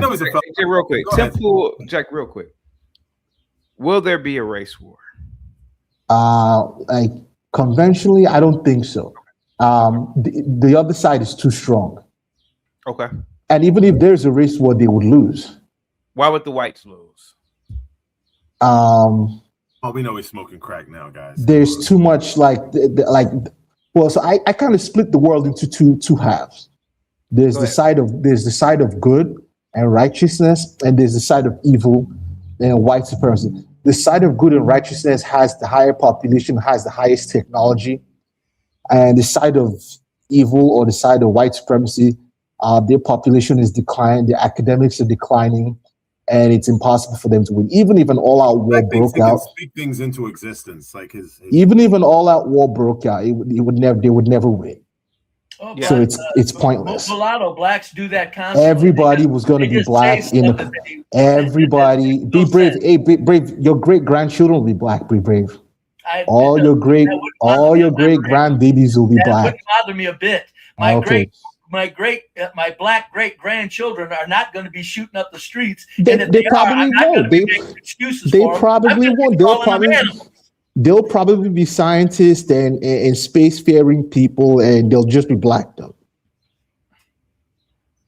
I don't think that matters as much to people as you think, Jack. I don't think that's as much. It really doesn't matter to people. What their grandchildren are going to be black. Well, it doesn't matter if it matters to them. It'll just be like honestly. It doesn't matter if they care or not. It's just what's going to happen. Okay. Well, you know what? In America, black people need to stop aborting their babies then and start. Well, don't worry. The Supreme Court just fixed that. Don't worry about stuff that's already. Hey, excuse me. Don't worry about stuff we've already fixed. The Supreme Court already is declining. Can you keep quiet and let me talk? Nigeria or wherever you're from. Can you keep quiet and let me talk? The Supreme Court already just fixed that. Are you Yoruba or Igbo? Don't worry about it. Don't worry about it. All I said is nobody's leaving this planet without being black. And anybody who doesn't like it can go jump off a bridge. What exactly does that mean? It means what I said it means. Nobody is leaving this planet without being black. That makes no sense, Jack. Yeah, that makes absolutely. Figure it out. How can I figure out something that makes absolutely no sense? Think hard. Nobody's allowed to leave this planet without being black. Well, Brave is probably gonna leave the planet. He's talking about some kind of esoteric. He's probably implying. I don't know, Buddhist crap. Okay. He's from I don't know. Maybe when we die, we decay and we all. It has nothing to do with decay or die. I'm saying human beings will eventually leave this planet and become spacefaring, whatever. What I'm saying is nobody on this planet will reach that next level without being black. Oh, so what he's saying is okay, he's clearly a moron. Spirit form, everybody, every spirit, every soul is I don't know, is African, I guess. That's not what I'm saying. I don't think people understand English. I'm saying understand what I'm trying to eventually. Okay, let me state it again. No, what he's saying is. Do you want to talk for me, Hafiz? Do you want to explain? Yes, I do. Yes, I do. Because of what you said about my great grandchildren being black, is that everyone will revert to that original source code, which is blackness, and we will all humanity will revert right back to that original code of biological code of black. By the way, I think that the Mediterranean. Well, let me not say that. I believe that the Fertile Crescent is probably the cradle of human origin and civilization. I don't believe that. You don't know what you're talking. Well, you don't know what you're talking. I believe that this theory that black Africans are the first humans actually stems from white racist evolutionists, Darwinists, who see black people as the closest to the ape. That's why they said that. And now black people like you want to repeat it like it's some sort of claim of superiority. It's actually bro. The problem is you just didn't go to school. The problem is you just didn't go to school. You don't know anything about genetics. It has nothing to do with anything. There are white people walking around, racist as all hell, with African genes regulating their kidneys and pancreas, keeping them alive, and they don't even know it. So all this stuff about white and black and you're starting. No, I'm not going to talk to you because you're illiterate, and then you're working backward from your assumption. Bro, excuse me. I gave. Hey, excuse me. I gave Hafiz the explanation genetically with a bucket of. Hold on, Jack. Speak Radio. What's up, buddy? With the $5 super chat. So road construction never gets finished in my city because of YNs. Interesting take. Be brave. Now see it right there. You answer it. Just answer. Yeah. That's what I'm talking about. This is where blacks have a mental illness going. It's obvious. Who in the fuck said that blacks are stopping pavement roads from being paved? Well, I'm saying, hold it. I'm saying, see, he would have to say it's my imagination that black kids aren't shooting up the inner city residential areas, shooting 3 and 4 at each other across the streets. He'd have to say that's my imagination and that's where I'm silly. But you see, he goes to the extreme, and in doing so, if there were intelligent people listening, they're going, this guy's a fucking idiot. Well, no, the thing is, be brave. The logical conclusion of what you're saying. I have another super chat real quick. FBA Young Lion with the $5 super chat. Salute to you, buddy. Be brave. Just so you know, the black delegation actually likes you. Yes, that is true. Don't fall for the race war fear mongering psyop. It's all Russia's propaganda. Oh, I'm not falling for the race war. Be brave. Be brave. Hold it, and it's not Russia. It's not Russia. Go a step up in the pay grade. This stuff that the engineering. Be brave. Be brave. He's going to say it's a small hat. Hold on. The engineering. It's China. Who the fuck's talking? What? I'm trying to say something. I'll make it quick. Go ahead, be brave. I know it's the Yehudim. It's the Zionists. God damn, man. Anyway, no, it's not. It's not Russia. It's a step up. But the point is I'm not falling for the race war bullshit. My point is this race war talk is meant to stop the real advancement of logical interaction and the logical the logical pursuit of whites being able to say you blacks are fucking things up without being ashamed of it. Whites need to be able to point the finger and go, it's you motherfuckers. Nobody else, and they can't do it. Okay, be brave. The reason, be brave. Hold on. That's what the talk of the race war actually stops, and that's what it's designed to stop. Let's go crazy with race war, so we don't get real logical and reasonable about pointing out that statistically, it's blacks tearing up the fucking inner cities all over the nation. Be brave. The reason the other gentleman said that your road isn't being paved because of the YNs shooting each other up is because if you actually think about it, the logical conclusion of what you said, if the YNs are shooting themselves up in the streets, it's gonna the government puts more money into policing in order to try to stop the YNs from shooting each other up in the streets, and thus that money gets redirected from paving your road to policing and also clearing up the bodies of the YNs. Yes, that's why I say they're tearing up the inner cities. That encompasses just that. My point is I'm not going to fall for the nonsense of what about the young blacks are stopping the chuck holes from being filled? That's a stupid tactic, and that's what I confronted it as. Stupid. But you are correct. Yes, that's why I say the tax base, everything, everywhere they live, everybody has to pay for everything they do to repair and keep them taken care of, so that they it's not everybody. It's just you. Let me read the super chat. FBA Young Lion with the $5 super chat. Jack Link, I'm actually with you. Don't listen to this half-breed zebra cake. Oh, that's good. I like that one. FBA and Africans need to sign a memorandum or a memorandum of understanding deal. Yeah, Brave. It is not the snow and tires destroying the roads. It's the young Negro. No. Hold on. I'm asking Havez something. No. Let me say something. No. I let you speak. Jack, you're not an American. Stop. You don't know about America. Stop. Be quiet. So anyway, Havez, are you hearing me? Did you just hear what CT tried?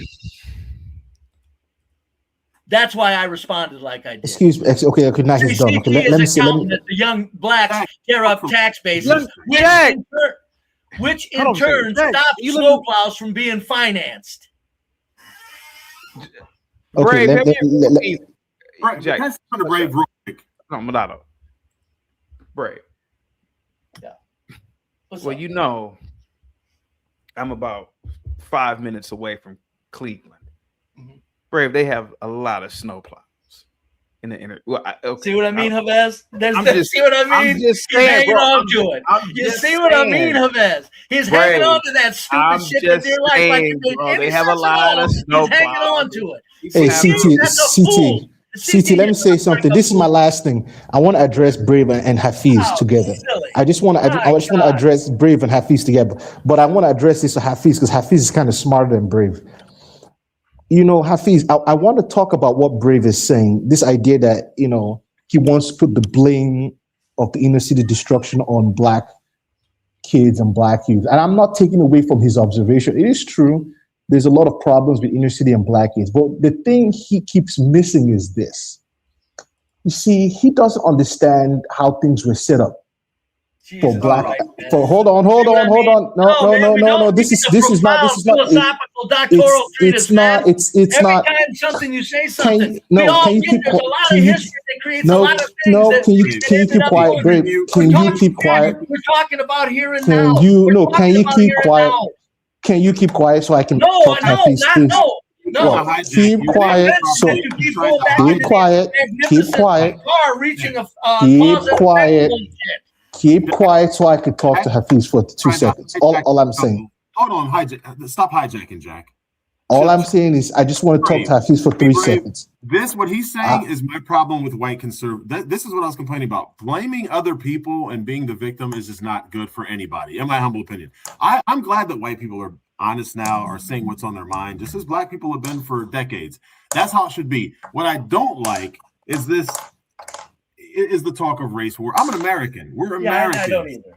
We're Americans. That was my whole point. But absolutely, I'm glad that people are like, shut up, looking at these idiots and saying, shut up. Like, nobody wants to hear what you're saying. You're an idiot. Get lost. No, and there's a lot of conservatives that talk like damn fools when it comes to this matter. It's because they're afraid to speak real. So if they talk in an extreme to the extreme, it like gets looked at as chuckled over rather than they're fools. Because if they talk real about something, can I talk to Hafiz now? Can I talk to Hafiz now? No, man, we don't need to hear you, Jack, anymore. Anybody else, please. All I'm saying is this. Jack, all I'm saying is this. Got tennis shoes 3 years ago when you came to America, sir. Can I talk? I don't know if y'all can hear me or not. I don't know how this thing works. With your feet, sir. Let me see what. Let me see. If anybody can hear me, I don't mean to interrupt anybody. Go ahead, buddy. I'm fucking new to this. I don't know how to do. I'm one of these ignorant people that don't know how any of this shit works. Go on, Ashton. You're a real white man. You get privilege. That's true. I'm from Alabama too. Go ahead, buddy. I don't know what to say. You have to kind of. My internet's slow, so I kind of missed where the conversation was at. Well, basically, Tim Cast was doing a show, and it's called "They Are Going to Start a Race War." And basically, he's talking about Gen Z or Gen Z. They call that guy fool. They're calling Dim fool for a reason. Why? Go ahead, buddy. Fuck that guy. Fuck that guy. Do you think that a race war would happen, Ashton? Go ahead, buddy. Yes. I said Ashton. I kept missing some of what you're saying. Ashton, I'm trying to listen to you, but I'm missing some of what you're saying. Do you think a race war? No, I don't think a race war will happen in America. No, I don't think it'll happen. I think that basically it's like we don't have a problem with bears in the middle of a city, right? Because bears are dangerous. Yeah. You get what I mean? Mountain lions, bears, snakes. We deal with problems. Yeah. Not just white people, society all around the world. Dangerous, scary shit. We kill it off. Eventually. It might take a little while, but I don't think there'll ever be a race war. I think white people are really good at lawfare. That's what I think. Black people are angry at white people because of lawfare to some degree. And I mean, not that it wasn't awarded or whatever. Maybe it was right, but that's why. And I think if they become a big enough problem, it'll be more.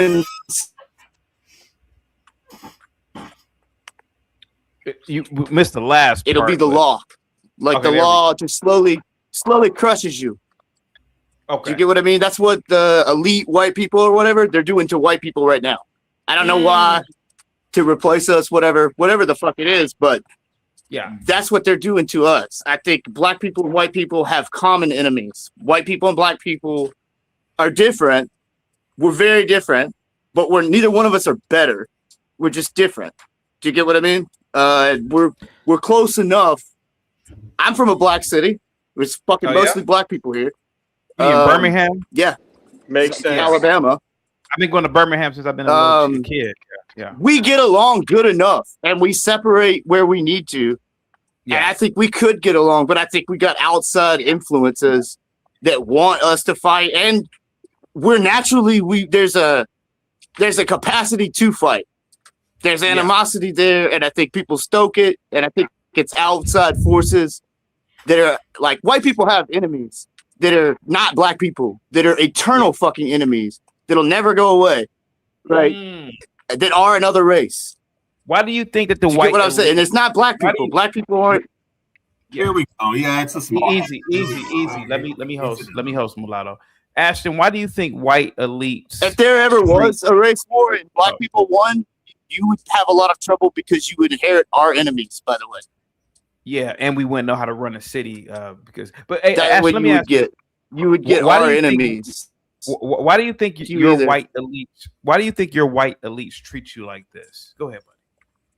Okay, he broke up. Yeah, I'm missing most of what you're saying. I'd like to answer that question. I would like for you to let me host the show, Jack. Do you mind if I host my show that I created? I was going to answer the question. But do you mind if I host my show? Can you? I'm gonna have to get off.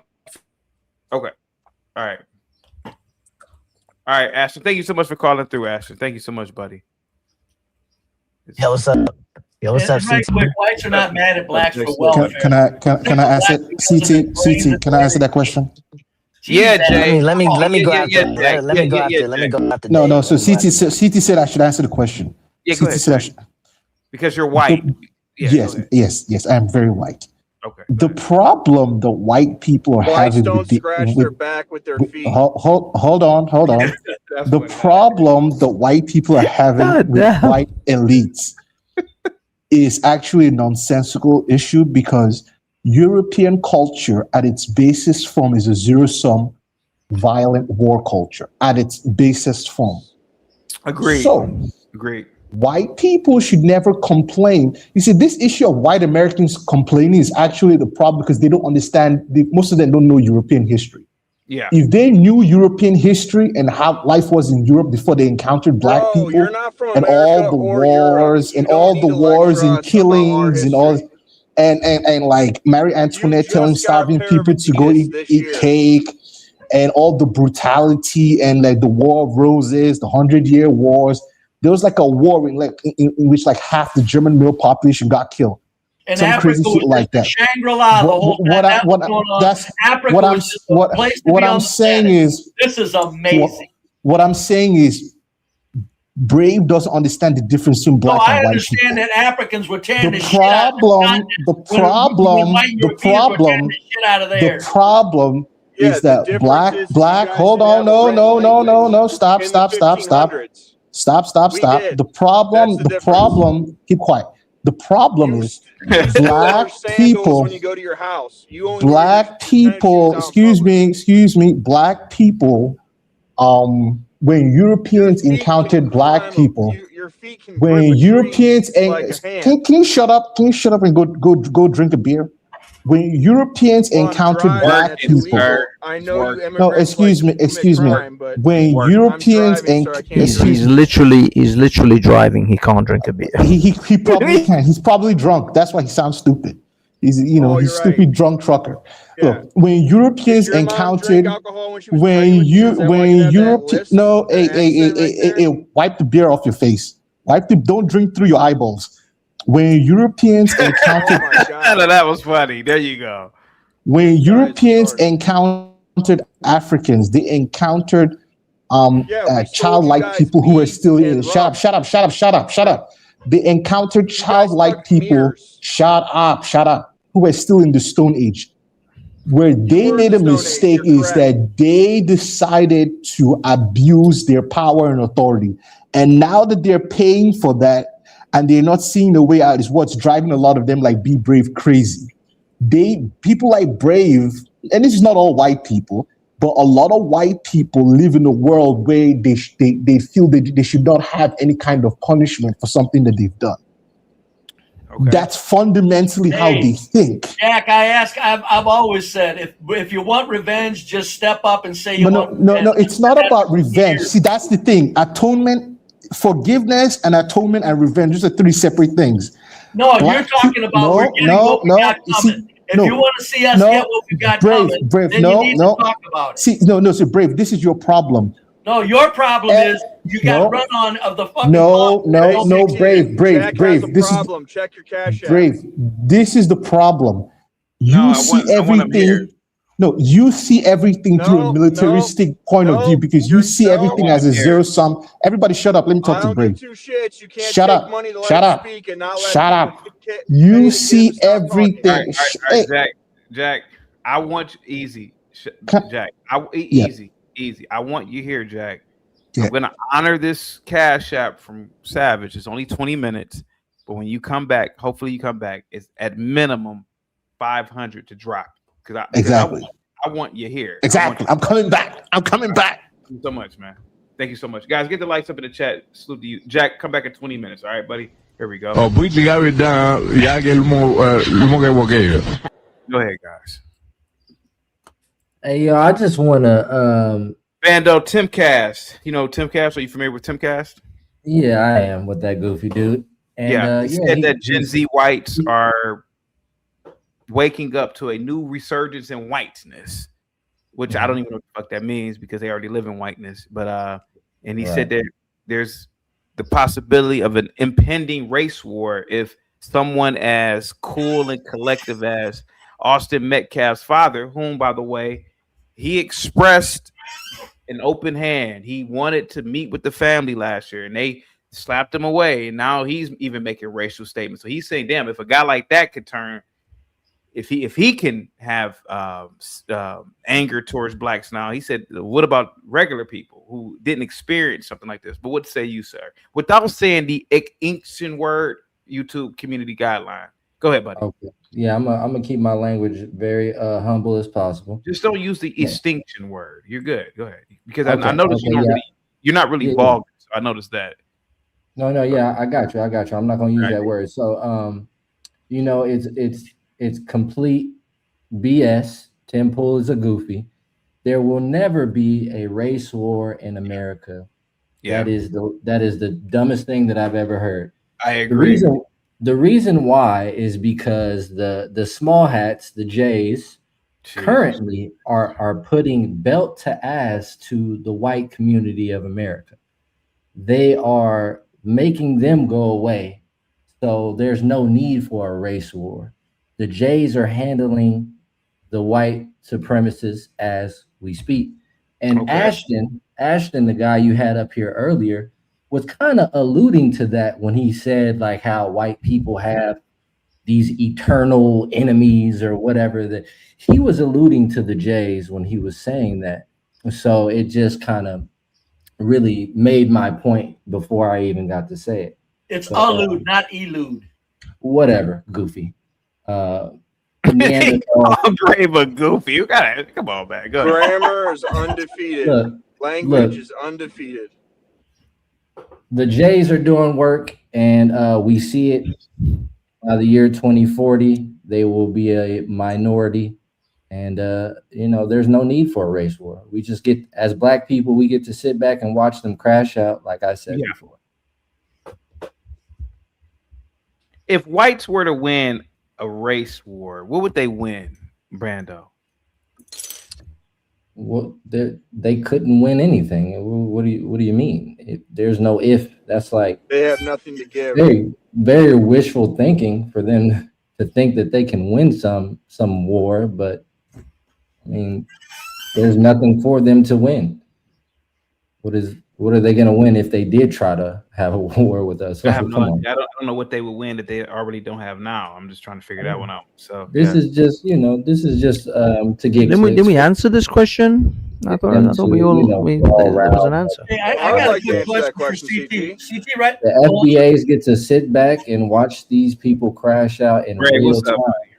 Very quick, CT. I'll make it a quick question, then you can because there's other people need to talk. Go ahead. Right quick, CT. If there's a race war, who do you think the Spanish, Chinese, Koreans, North Koreans, Indians, all the other groups are going to join with? The whites or the blacks? If you only had those two choices, you mean whites and the blacks, they would join the whites. Yes. Okay. Now, that's why there's not going to be a race war. But war. obviously, if there were a race war, it wouldn't operate like that. Yes, it would. Yeah, yes, it would. Okay, so you don't want me to talk. Okay, you're saying. I'm sorry. Go ahead. I mean, you can talk, Brave. Okay. Go ahead. No, go. In my opinion, Brave, the whites have made so many enemies on the planet that. Now, I'm not saying anything. I'm not saying anything. Okay, but I think that it will be. I think that it will be fought on many fronts. The thing is, the insanity on Be Brave. You're gonna have to put your hand up to this. The insanity of the white is that there'll be a whole horde of liberal white people fighting with the other side, the other races, against the whites. No, Javez, they wouldn't. Javez, you don't know white liberals like I do. Javez, you're so wrong. Them white liberals are such punks and pussies and sissies and stupid. The white women, the liberal women would turn the liberal men, every one of them. At the very least, they would get on the white side, if not fight with them. Did you think they would join blacks in a fight? They're Brave. Well, Brave. I guess the question would be is, first of all, let's be honest about it. What do blacks have to do with Asia or a lot of parts of the planet? Like, what would they be fighting for? Like, what would they be fighting the blacks? I mean, to me, it's like CT. Oh, in America. Yes, in America. In America, race war in America. Yeah, but no, be brave. You're completely wrong. Be brave. White liberals. Yeah, be brave. The reason for themselves. I don't think be brave. The reason, Asians be for themselves. Guys, give me 10 seconds. Be brave. You literally have a man on the panel right now who has a black wife with mixed race kids. He will absolutely kill you if you try to kill his family. So what do you say when you say whites wouldn't fight other whites? There'll be plenty of whites that'll be fighting other whites. Hey, real quick, Hafiz. What a stupid example, Javez. Easy. Hafiz, your mic, you want to make some adjustments. It's not that it's loud. It's like muffled. Sorry, is it? I was too close. Yeah, okay. That's what it was. I was too close. Yeah, go ahead. All right. So, do you know what we would gain if we won a race war? Hold on. Is Savage low or is it me? I mean, it's hang tight for me, guys. Bob with the $20 super chat. If there was a race war, first of all, blacks would lose in a couple of days. I'm surprised you gave blacks days. But assuming it went on in other countries,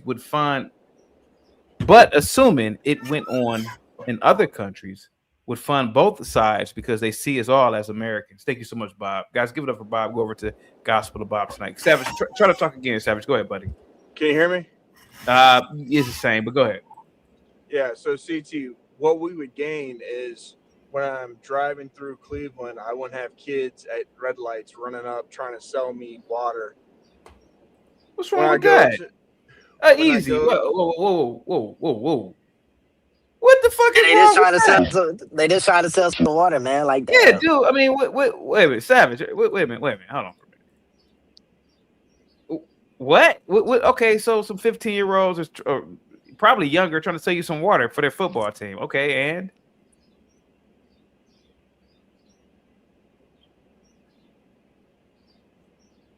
nobody can hear him. Savage. I'm not saying anything. Oh, I'm not saying anything. Oh. Do you live in a white neighborhood, CT? Yeah, I do. Is there no soliciting signs on the doors near you? Well, it doesn't have to have no soliciting signs. It's just something that you're not supposed to do. You're not supposed to go door to door soliciting. Okay, well, I don't want you to run up to my fucking car when I'm stopped at a red light. Yeah, but you know what I also do see? I see kids on the sidewalk selling lemonade, especially the Jewish kids in South Euclid. Okay, and? Great. They're on the sidewalk. They're not running up to my fucking window. But the kids selling lemonade, they're like 6-year-olds. They're not going to run up to your car, but... Yes, but and the kids running up to your window are like teenagers. Run up on my car at the red light. They're not 18 years old doing it, Savage. Yeah, they are. Brave, I'm from... Brave. I didn't say 18. Easy, Brave. Me and Savage are from the same place. Okay, Savage. I know, Savage. You know goddamn well it's not 16-year-old boys doing it. It's about 11, 12, or 13. I didn't give a fucking age. I know you didn't give a fucking age, but what I'm saying is that I don't necessarily disagree with what you were saying in terms of if whites won, this wouldn't happen. But what's so fucking wrong with kids selling water, bro? Like, what the fuck? They're not kids. They're fucking teenagers. I don't like it. So can I go with my answer? Sure, man. I mean, it's your answer. Whatever. Wait. Do you live in a neighborhood where you go to the red light or the stoplight and you have black kids run up on your car selling you water? No. Do white kids do that in your neighborhood? No, Savage. Exactly. They don't do that in my neighborhood, Savage. Exactly. You don't like it, neither do I. But I mean, they said. Passes the buck. But me, wait. They do sell lemonade. We're from the same place, bro. Like, but let's wait, not make they it do thing sell some like lemonade. coming They up be selling some carjacking. lemonade. They be selling lemonade. I was in Little Italy. And some white girls were selling lemonade. They was selling Yeah, but lemonade. Jay, I'm not gonna lie to you. Those white girls aren't running up to your car in Little Italy either, right? White girls went up to your car in California and try to sell you stuff all the time. All right, let's Savage continue. Go ahead, Savage. Go ahead. California, that's different.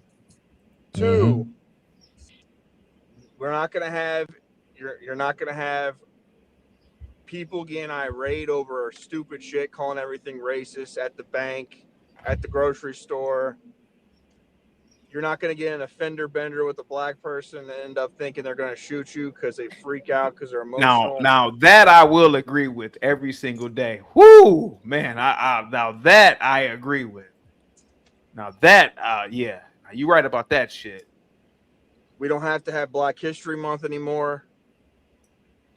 I bumped it. I was at a Taco Bell one time. Accidentally, I was drunk. Man, we bumped into a car full of niggas. I was like, oh shit! I was, oh my god! N-word, bro. They were cool. Watch the N-word, CT. I have to, but these are some niggas, man. Go ahead. Don't have to learn. How many of you have ever been in a fender bender with black people? I have. All right. Did they shoot ain't any this of just them? exposing how ignorant these Neanderthals are? Easy, Bando. Easy. Were there any fist fights, shootings? No, every experience has been cool. Okay, that's what I'm saying. It's exaggerated. This is what I thought, right? That's not true. Savage, your I actually mic got is a fender real low. I got a fender bender. I think it's because he's away from the phone or something. Go ahead. I'm not. I'm using my fucking speaker. Tell your story, Savage. Go ahead. What happened? I got in a fender bender last year. Real quick, I gotta read this one, Savage. CKJ says Savage wanted to be black before he became this fake rural acting citizen. Oh. Go ahead, Savage. What happened? You got in a fender bender. Yeah, I got in a fender bender, and I got into an altercation with this woman's son. What street, Savage? I was on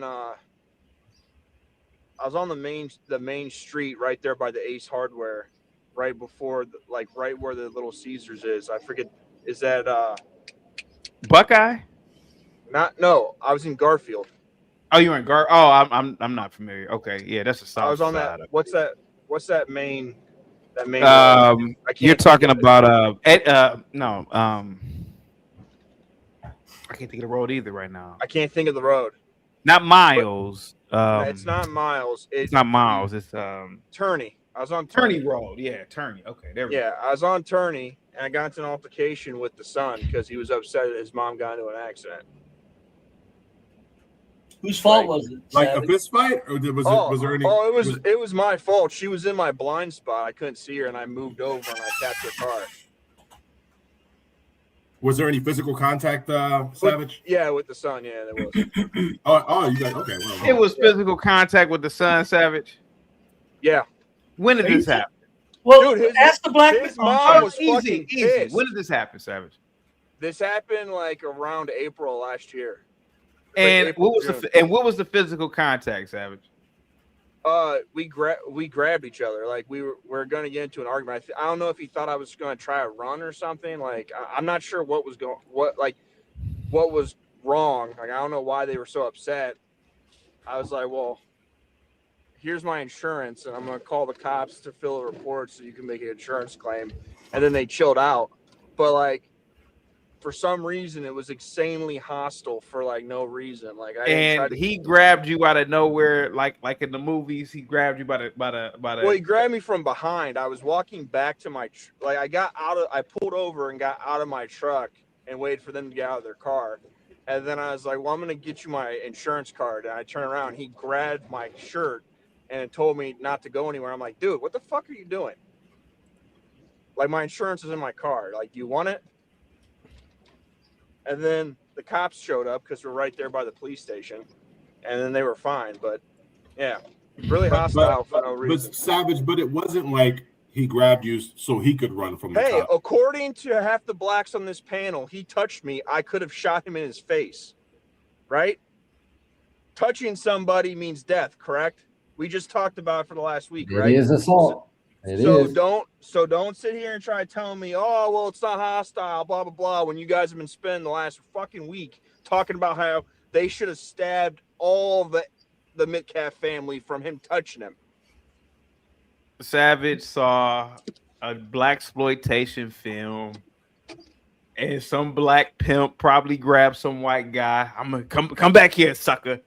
Are you Savage, telling me that there's no blacks in Garfield, CT? I'm not saying that, Savage. I think you watched a Ron O'Neal movie or something.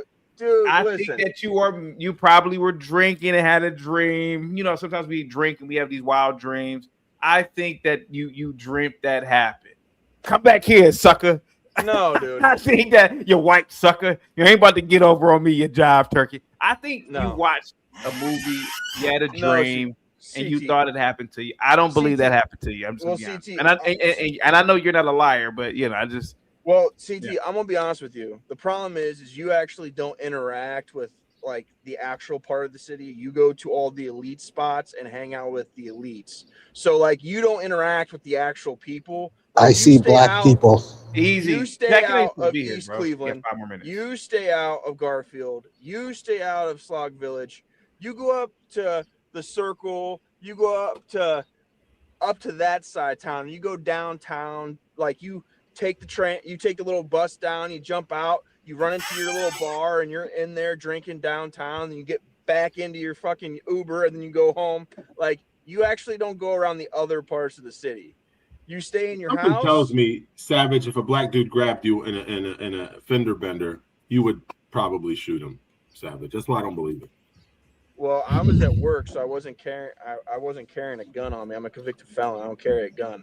But regardless, I'm not surprised that he's a convicted felon. I'm not surprised. Easy. Yeah, that's fine. It doesn't surprise me you're with an Asian chick. That he's what? We ain't together. It's just I got an Asian baby mama. We ain't together. Easy with the personal attacks. Easy. Yeah. It does not surprise me. Nothing wrong with an Asian woman. If there was a race war, this skinhead be first to be dead. Easy. There's black culture. He's got an Asian baby mama, but they're not together. Black culture. Make babies. Well, Brave, with all due respect, Brave. I apologize that you're offended by my balding. Look at Brave, black this. Yeah, I'm sorry. Mulatto, let me tell you what happened, Mulatto. Savage was drinking heavily. When you're drunk, you have a lot of dreams. I think he thought that happened. I think that Savage, it's a mixture between drinking and you watch some blaxploitation film with Ron O'Neal, Pam Grier. Come back here, you white jive turkey. I think. Listen, Savage. I don't think. I think you're misremembering that or something. Listen, CT. I haven't. You white jive turkey. Come back here. You ain't about to get over on me. I think that happened to you, but one, I haven't drank in like months. It's been a while. Second, I don't watch TV for two, and for three, is Savage low to you guys or not? I mean, what the fuck? Hold on, like say something. Low, but I can hear it. All right. Yeah, I do have a black baby mom. You're correct. I also have a wife. People said exactly, CT. Exactly. Go ahead. Yeah, that's right. Yeah. So he grabbed you how? Like he grabbed you. He grabbed my shirt. And you say, "What the fuck are you doing?" Okay. Yeah. And what did he say? And what did he say after that? Let me get this straight, CT. So I told you he grabbed my shirt, and I said, "What the fuck are you doing?" And I said, "I'm going to get my insurance card." That is not believable to you. That is. I believe you. I never said it. Okay, I believe it happened. If I would have told you, I turned around and blew him away because he touched me. That seems I like believe the story, Savage. Like, I believe come on, you, bro. Oh my God, dude! I believe you. I believe it. I believe it happened. Okay, I believe it happened. CT, you've been driving around Cleveland, and you know the stories that go on in Cleveland. Wild shit happens in Cleveland for no reason all the time. Me telling you a story of a guy thinking I was trying to run or something. I don't know what the fuck he thought I was doing. And he grabbed my shirt. that is what you have a hard time believing? Like, if I was going to lie, I could make a way more interesting story than that. How many times I got to tell this dude I believe him? I believe you, Savage. It's Jesus a very Christ. benign story. All right. Said a black guy would have whooped on Savage for his black mama. He is cap. FBA Young Lion says, get back here, you jive turkey. Go ahead, guys. Go ahead. Oh, my fault. Hey, Bando, what's up, man? Go ahead, buddy. Go ahead. No, I mean, it's pretty good to have these baby mamas. Y'all, white people should be copying us if they want to, stay Bando, on the let's planet. get back to the main topic. The main topic. This is now your lineage actually might survive. Bando, the main topic. Tim Cass. I have more kids than you stupid monkey. Easy. Back to the main topic. Bando, Tim Cass. But your people are going out of Gen Z white kids. Yeah, and your people are going to prison. I got you. Race war. I got you. Yeah. Thank you. The race war. There's already been a race war, right? Because over the last 15 years, the birth rates of the white people have depleted significantly. Oh shit, Bob! Thanks so much. Hey man, real quick, Bob, salute to you, man. I really appreciate that cash app, man. Thanks, man. Must be the Monday that's got them on my side. Guys, give it up for Bob. I was just about to leave. Salute to you, Bob. I really appreciate that. Race war. Go ahead, buddy. Race war. The significantly low birth rates of the white race has already lost them the race war. Okay. We've been having a race war. Okay, go ahead. Now we've completely dominated because of our high numbers of baby mamas. Shout out to all the baby mamas out there. You know what I'm saying? They doing their thing, holding it down for our people. Now, I'm glad that he does have a black baby mama because you know why? Thing I've ever heard of in my life. He got a black baby now. That just helps our numbers even more. It's Shout out to them FBAs. Bando. They're making low IQ children, Bando. Easy, Brave. Easy. Let me finish. No, I'm serious. They are and low IQ children. Bando. And y'all not making no children. Bando, is my mic not fucking working? Yeah, no, you're working. That's brave. Yeah. Bando, you know why I fear a race war and the talk of a race war? Why would you? Why? Well, let me finish. One, if blacks were to win in America, man, you talk about a collapse in almost every damn institution overnight. Now, some people will say it'll last 6 months. Man, I don't think it'll last 2 damn weeks. You could forget about the airline industry, the automotive industry. Bro, you could forget about. Bro, we don't even ship in oil. We don't refine oil to gas, bro. We don't produce even gas. How the fuck are your cars going to work? How are, bro, like these things are real world things, bro. Like if blacks were to win, how would we have a functioning society without hackers? Well, we already won, and we have a functioning society as of right now. What are you talking about? You troll when you say this. Black, it always blows up in my face, bro. Every time I try to be pro-black, bro. Do you realize what would happen if we beat the dog shit out of these hackers? Bro, we would have to continue on a civilization. I mean, yeah, that'll be. Yeah, you could celebrate for the night, the day. But bro, like there's real world things out here, bro. Like, how would you be able to? How would we function as a society if we beat these whites? Right. So blacks and the small hats would come together and make a super society out of America. Now that the Neanderthals are out of the way. You know, Brave. You know how you do this, Brave, all the time. This is insane. It's not, even UCT, you understand though now that it's the small hats that are really the big contributors to our society. The main contributors of our society, of these high-level corporations, are the small hats. Okay, we know that now. They're much better than these Neanderthals, and everyone knows that. So once the Neanderthals are gone, we will have a much better airline system, much better companies. We'll be able to run without oil. We'll be able to refine oil. CT, can I give you a little story? Bro, I think he believes that. I do. Oh, for sure. Come on, bro. Let's be real. This guy's got mental problems. Brave, put some oil on that goddamn chair, please. Yeah, Brave. You know, yeah. Whenever you get a chance, Brave. No rush. It's just. Oh, you hear my chair? Can I give you a story? Can you hear me? Oh, I'm sorry, buddy. No, you're good. You're good. You're good. But it's not as annoying as hearing stupidity all day. So I can tell you let me give you. Let me give you a quick story of history. You know, there was a man called. Called who? Your mic went out, bub. Your mic went out. But well, he's about to get into that history, but at the end of the day, we're in the present moment. The history is becoming irrelevant. How about now? Am I good? Let him give the history. Let him give the history. Okay.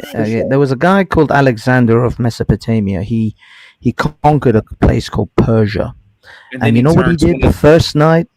The first night of him conquering Persia and Persepolis, which is the capital of Persia, or as we call it, Persepolis, he got drunk, and a hoe said to him, "Burn this city down." And you know what he did? He burnt down one of the greatest cities of the ancient world because some hoe told him to burn it down. What do you think the bleeps are going to do to Washington, D.C. when they win? How is that relevant to what we're talking about? Hey, Bando, let me Do you think black men are susceptible to the suggestions of their women, their mothers and their girlfriends? You know, that and it gets them hurt, killed, locked up in prison, everything. To your point, Hafez, it would be a bad situation. Go ahead, guy. I Bando, I'm not. What's up, Bando? Let me tell you something, bro. Mm-hmm. I don't like the idea of a race war. I would like the idea that blacks conquer the planet on different terms. Mm-hmm. But bro, if we took over, man, that's a major responsibility, bro, to maintain civilization, man. I think about that every day. Bro, I get what you were talking about. Mm-hmm. But bro, like that is a very, very serious thing, bro. If we took over. If we won, bro, we're talking about complex systems. CT. I'm not even talking about semiconductors and bro, I'm just talking about things like how can you get goods from one place to another place? Just goods. Forget how you even make the good. Just how do you get, let me just finish. How do you get goods from one place to another place, bro? But you make it sound like it's just gonna be black people around. We will still have the Hispanics. But when you will still have the Jays. They're not good at systems. It will be Jays, Hispanics, and blacks making this country great.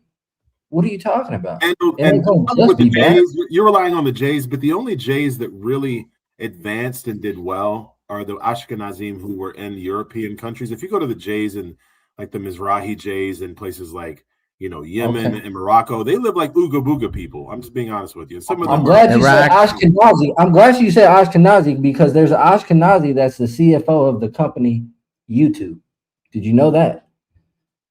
Yeah, I know that. But my point is that outside of the systems that whites have created, even the Jays, they thrive in those systems. But when you go to, am I wrong, Hafez? You go to these Mizrahi and Middle Eastern Jewish communities, they're Ooga Booga people. Well, they're not. They were still the most clever Ooga Boogas in the Ooga Booga village, but they were not. They were not that much more advanced. Absolutely. Yeah. The thing is, they didn't get this story that I told them because I'm sorry, this is the IQ that I'm dealing with. The point of the story was when a savage takes over civilization, a place of great civilized people. They don't know what to do with it. It is like the dog chasing a fire engine. When a dog catches the fire engine, it doesn't know what to do with it because it doesn't know what to do with civilization. So what they do typically when a savage takes over a civilization is they burn it to the ground because they don't know what to do with it. Is that what's happening in your homeland, Hafez? Is that what's happening out there in the Middle East with your people? Are they burning it to the ground? My place is right now occupied by savages. We're trying to liberate it. It's a different situation. What's the country again? Uzbekistan? Where are you from? Dude, my country's been in the news 24/7 for the last 5 months. I know. You moron. real quick. Bando. CFO. I said CFO. Bando. Let me talk real quick. For sure. Do you think I'm an Uncle Tom, Bando? Just yes or no? No, I just feel like you're playing a character for YouTube and your audience. Okay. I didn't call you no names. Bando, I showed Brave an observatory. Yes, Brave. Mm-hmm. I grew up. When I grew up, my parents' home, we stayed down the street from an observatory, about a mile, probably less than a mile. Brave, just briefly, can you describe how this abandoned observatory looks? Well, it looks destroyed. It looks like it's a shame because it's a hell of a structure that somebody did not make use of. When the whites left, sitting there, yeah. Now the community is still mostly mixed, right? But it's mostly black. Hear me out, Bando. Mm-hmm. Case Western Reserve University, for some reason, abandoned the observatory. I don't know the history, but the observatory still remained in this community. Now, the community never figured out what to do with this observatory. Are you familiar with an observatory, Bando? Yes. Yeah, we have an observatory in Los Angeles. Yes. Okay. This observatory in the 70s on up turned into an abandoned building, right? Now, this is a nice neighborhood that I live in, right? Bro, if blacks took over tomorrow, bro, culturally speaking, certain things would collapse. We're not into space as a people. I might be into space. You might be into space. But culturally speaking, we're not into space. So a person like me, hey guys, why don't we use this observatory? Even if we don't even use it as, even if we don't use it as an observatory to look at the stars, why don't we repurpose it into like a monument or a little T spot for the community? We just put space stuff in here, pictures and stuff in here. Just, oh man, fuck that. Bro, our people are like that, bro. We are like that. Lena, we are like that as a people. There's black people that look at Neil deGrasse. He's black astrophysicist. And well, there's one. He works at the White Man's Observatory in New York. That and you know how that is. My funded. daughter goes to a school named after a black astronaut, Mae Jemison. I told you that before. Nobody's saying that black people. He cooked you, CT. She got you. We got two going. She got you. Mae Jemison was an astronaut under a white-ran institution. Guys, I'm just saying there are black people that do. I know it hurts. Listen, guys, two things can be. We're gonna lose the war. Things. Brave, if we won, we still lost because they don't get it. Guys, and this is why I love them. Americans, we need each other. Black, white, we all contribute. But guys, come on, let's not fool ourselves. When it comes to structures that allow civilizations, cities, states, nations to run, Europeans and their descendants have done it better than anyone. When you look at African nations that were left by their European colonizers, those nations fell into disrepair and into ruin. It's just fact. And black cities, unfortunately, are the same way. I don't know why that is. I don't know why that's not true with the black cities. They literally destroyed very high, thriving black cities in America. Dropped bombs on them, as a matter of fact. Tulsa, Oklahoma. So what are we talking about here? It never ends. They dropped. When did they drop bombs on Oklahoma, sir? The way some of these Hawaiians talk about Tulsa, Oklahoma, like it was Wakanda before the white man came. Real quick, Bando, what did you get from that story I told you about the observatory? Let's say we won. Yeah, what did you get from that story from Brave? Because I showed Brave, and if you don't believe me, Savage, CK, bro, we're all from the same area, bro. Mulatto was even in the same area that we live in. He was driving. Bro, I'm not making this up about that observatory. No, I know. And black people, tend to not really care too much about space exploration. Okay, so space exploration, yes, falls under a system, falls under some institution, right? You would agree. Yeah, yes. yeah. And who's running it right now, though? So NASA will collapse within a matter of weeks. NASA ain't really doing much anyway. months. Huh? SpaceX kind of passed up NASA already, so we would probably delegate something like that to immigrants, like Elon Musk. But we just defeated the whites. Remember, it's a race war. We can go get some Indians. I'm pretty sure they like space too, or some Chinese. But you're still Bando. You're still. By the way, Bando, you look like your picture looks like a black lesbian barber, sir. With all due respect. What? Right. I'm teasing you. I'm teasing Bando. No, it's all good. I understand. I'm a handsome dude. I get it. Just stay humble. But you're still relying on other ethnic groups to do what you're not doing, Bando, isn't that? But that's the thing. We already do that as a country. We're not going to take every responsibility. Of course, we still want immigrants coming into our country. What do you mean? Like, there's still going to be things for immigrants to do. Wait, like, what if you? Okay, so let's say we win the war, right? Let's say we win the war, blacks. What if me personally, bro? You know, I'm a nationalist in terms of I'm a race nationalist. I don't want Indians coming over here competing with. I'm just gonna be honest about it. I don't fucking want to compete with no Indians, no Arabs. I don't want to compete with these people. Fuck them. No, so that's not. What would happen in a black society where you have people who think like me? So now it's gonna be. So now we win the war, but there's a possibility that there might be civil wars amongst blacks now because I don't think the way that you think. I don't want to compete with Krishna and Muhammad. I don't want their religion over here. I don't want them over here at all. I don't want them here now. I like white civilization, but I don't want their civilization over here. So they're going to be plotting on it. What would happen? So let's be honest. Like let's talk for real here. We win the war, blacks in America. Mm-hmm. Me, you, Bando, Lena. I guess the half breeds, mulatto. They can come with us too. We'll learn Spanish and we'll go to Puerto Rico or Dominican. You know what's so funny, mulatto in a black ran society? I wouldn't be surprised if the fucking mulattoes take over for some reason. Oh, we absolutely would rise to the top. They did try before. But here goes the thing, though. Let's say we win the war, Bando. What if you have blacks like me in the population that say, "I don't want these motherfuckers over here"? Now what you're gonna do? We just put y'all somewhere else, man. And what if we say we'll put you somewhere else? But see, that's bro, the like thing. This is how shit really works in government and societies. Now we're gonna agree. Now it's gonna be a civil war. Would you agree with that? It wouldn't be, man. It would be a civil war because it wouldn't be a race war to begin with. Bro, you don't think just one of me exists. You know that, right? Dude, there's a guy that called into the show. Remember Brave? Comey? Woo! Comey, man, he makes me look like the guy on LeVar Burton on Reading Rainbow.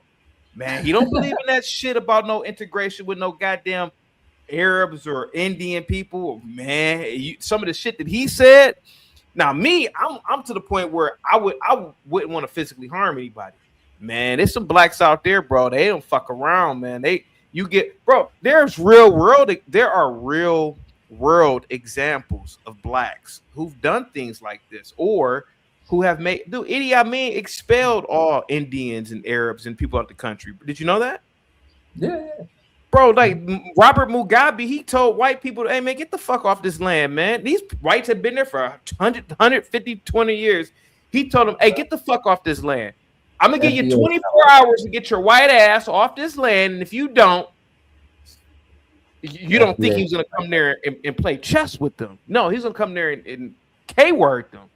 Bro, you may run into some real possibilities with different factions of blacks within an all-black civilization, bro, because I ain't going to lie to you. I don't want to compete with Indians. I'm just going to be honest with you. It's not going to be an all-black civilization. America is not an all-black civilization. But bro, if there was an actual race war, you can better believe there are going to be blacks like me in the population. Let's be honest. I don't want to be in a country with these. The nicest people people are whites. Like if you eliminate whites and you keep Latinos and you have Arab, Muslims, and all these others, they're going to be plotting on you to overtake you, and they'll be much more harsh than whites. CT. Sorry, Mulatto, give me 1 second. CT. This is New York City before the whites win. This is New York City before the whites win. This is New York City after the whites lost. This is New York City when the blacks win. Bando, let's have a real conversation here, bro. Let's have a real conversation. Bando, if we were to really win a race war, forget about all the institutions and systems. Bro, do you think, let's use Lena. Lena, do you really want to compete with some Indian bitch? I honestly don't have a problem. You talking to me. I'm La La Land. I'm Kumbaya. I let everybody in. I want a complete black nation state. I'm just gonna be honest about it. I'm just gonna be pro-black as I am. I don't want that. I don't want to compete with no fucking India. I don't know those people. I don't compete with no fucking Arab. Lena, tell us truthfully. Who would you want to? We just gonna stick them in the space industry with them at all. Lena, tell us truthfully. Who would you want to win the race war, whites or the blacks? The Indians will take over the space. I'm asking Lena just for some fun. Nobody wants to hear no goof ass Brave. Lena, you get to have your pick. Who's winning the race war, whites or blacks? Who do you want? Lena, come on, you're a big girl. Personally, whites, because submit this. I love my black people. I am pro-black, but it's black people that will kick me out. Can you imagine JP being in charge? I would get kicked out. Hold on, you gotta be. Real quick. Hold on. I'm going to show you guys real quick. What did I tell you earlier? We've known each other for many years, man. Kaz, your mic sounds like shit, bro. Hafiz, you're from Iran. Can you give me one black person that controls any industry in Iran? Can you give me one black politician in Iran? Bro, every other racial group practices what I'm thinking of. The white man is the only man that allows other groups of people to ascend to other levels of power within his own civilization. Man, I wouldn't want no goddamn body. Now, if they wanted to visit, shit, the Iranians, Pakistan, hey man, you come over and visit. But if blacks were to win, bro, man, you couldn't have no equal. There's no such thing as that's a white man's concept. We are all equal. You know that, right, Bando and Lena? That's the white man's concept. I hope you guys know that. There ain't no black man's concept. You see what Hafiz said, and we've known each other for years. I consider Hafiz a friend. If I went to the UK, me and Hafiz going to the pub and drinking. But he knows it. He wouldn't let no goddamn if he ran. Well, I don't know if Hafiz a little bit different, but no, I can't go to Iran and become a mayor of a city. I don't know how their politics work there. I can't be. What the fuck are you talking about? No other race of man on the planet other than the white man is really that type of diverse. You'd have black people, if they won, would have to automatically become a homogeneous or homogenous people without a doubt. You'd be a damn fool to let some goddamn Arab bitch come over here and compete with you in your own shit that you run without the white man. Shit, you be stupid. I wouldn't want to go ahead. In Nigeria, they stopped having non-Nigerian models in their adverts because they said this is corrupting the Nigerian people and the fact that Nigeria today, they're doing that today in Nigeria. They don't want non-Nigerians in their ads. Yep. You go ahead and say that in America. Say we don't want blacks in our ads. They'll burn the building down. You may want to inform your last comment there, CT. You're on the white side and you know it. God damn it. No, Greg, I'm just saying if the whites lost, I mean, by default. I'm just saying if there was a race war, CT's coming over to the white side and saying them blacks be crazy. I ain't fucking with them. Are you saying that I will fight on the white side? I'm saying if you had to, yes. I'm saying you would, yes. Before you let the crazy blacks have their way with this country, CT would go, that ain't happening. Give me a gun, Whitey. I think Brave got Alzheimer's. No, Abaz, what do you think? Abaz, what do you think? CT, Abaz, pick a side. Who's CT fighting with physically? Who's he fighting with? Brave, you off your man. Will leave America the next day. No, you don't. That's not an option. Living in Japan or South Korea. He gets to choose a side. Abaz, who's CT choosing? Whites or blacks? I don't think he's picking the black side. not the ninjas, not the ninjas. It just don't make sense, does it? CT's just too goddamn sensible. I agree. Be brave. I think you're right. Somebody, hold on. Brave. You know what's so crazy? If blacks operated like whites, without a doubt, I'll pick the black side. Well, of course. But hell, I would be on their side on so many things. But because my people are so stupid, right? Brave. That's all I'm saying. My people believe cars are made by magic. I mean, think about this. Magic. Hey, black, if we win the war, how are we gonna make cars? Oh man, we already been making cars. We've been doing Chinese make better cars. You see? This is That's right. It never ends, man. That's what I'm saying. CT. In a few years ago, this was ages like 10 years ago. There was a woman in a classroom in a university in Africa said we should stop looking at white man's maths. We should have African maths. Like there's an African maths. I love Lena to death. Even Lena disappointed me. She said, "I don't have a problem with anybody." See, Lena. Difference between you and them is they have a problem with your black ass. Don't no Arab bitch want to compete with no goddamn black chick. Absolutely not. Don't no Indian bitch want to compete. Hell no. Lena, you have to be just as brutal to them as they've always been to you. What it is, CT, is whites have Lena spoiled because we all get along so well. She thinks the other groups like her equally as well. Exactly. And that's why I say, Lena, if we won. Now, obviously, I'm gonna bandwagon because I am black by default. Man, I would have to be the ruler because Bando, I don't want no goddamn Indians coming over here knowing that a lot of Indians have high ass IQs and fuck that. Hell, no, they want to visit and vacation. Krishna, come on over. But hell no. But they could innovations and jobs. Man, fuck that. I wouldn't want. No, he's Arab. Ban on him. They help build this. When the last time you been to Cali? Banned. I'll be the skinny little version of Idi Amin. You're banned. You're not. This is not your country. I'll be ruthless. I would. Come on, CT. I don't know if I'm muted still or not. I think everybody looks at it the wrong way. Every race is for their own. Every race is on their own. No, can you hear me? Yeah, not Ashton, all the other races are whites. Hey, Ashton, do you have Wi-Fi? Ashton, do you have Wi-Fi? I don't have Wi-Fi. I got my phone. Yeah, your phone connection it's sucks. Storming here real bad. I want you to be on the panel, man. But it's Hey, hang tight for me, Ashton. Just hang tight. Are you on your front porch? Lena, sweetheart. Is your house boarded up? Like easy. That's Alabama. That's that easy. You're not. What the hell you expect, man? Easy. Have you ever been to Alabama bandos? Yeah, I know. There's a whole bunch of bandos in Alabama. Easy.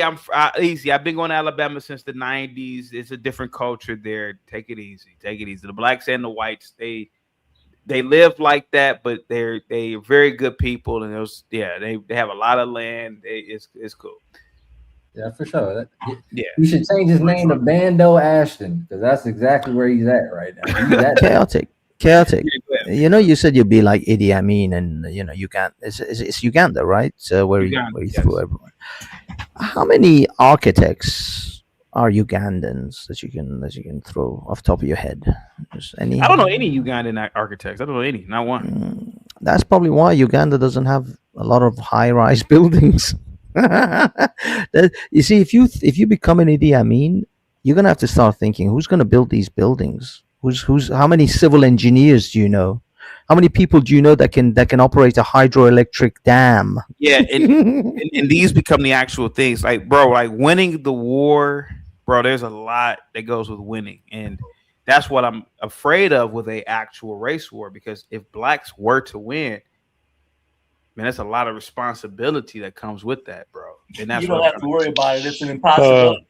50% of blacks joining whites. I can't picture the blacks winning. And I'm serious. 50% of blacks would join whites. The thing is, can I ask you a quick question? Brave is very delusional. He has white delusion, and it's crazy. Yeah, I know. One of us is a fool. You are correct. CT, can I ask you a quick question? What's so special about what Tim Pool said? I mean, the Gypsy Crusader just did an interview with Jake Monroe. He's got a lot of followers. There's another guy called Devin Stack on Rumble and Odyssey. There's plenty of like Carl Benjamin, Steve Law. There's a lot of people on the white side that have like, how should I say, their voice holds more weight than a guy like Tim Pool. Tim Pool's just another clown with a lot of followers. What's the question? Look. What's so special about what Tim Pool says? That's what I'm. Oh, nothing special at all about what he said. I just think it's a very curious thing to talk about. I mean, Tim Pool is a high-level content creator. I just think it's very interesting. Well, Jake Monroe's also a high-level. I think not. I mean, I could Jake Monroe's also high. I can go over well, this show happened to be about Tim Pool. But it's happened to be about Tim Pool, but yeah. Yeah, but it's like Ivan, your low IQ shit is like, why are you watching basketball? Because there's an NBA game going on. Easy. But the problem with Gypsy Crusader is that's not what I asked. Hold on. No, first of all, I didn't even know Gypsy Crusader even did a show about this, but he's not even a real white. He's actually a gypsy. I know he's not. He's not. He's Mexican and gypsy, yeah. About what he's saying, because he ain't even a real white. So. Yeah, I get it, but here's the point. He was on a platform followed by a lot of white people because Jake Monroe is actually white. Yeah. Ignis with the NSWP on TikTok, he's got a lot of following. A lot of people listen to him. There's also, like I said, Carl Benjamin and plenty of other people whose their views are actually in line more with what people think today than anything Tim Pool says. Tim Pool doesn't have his finger on the pulse of what people want or think.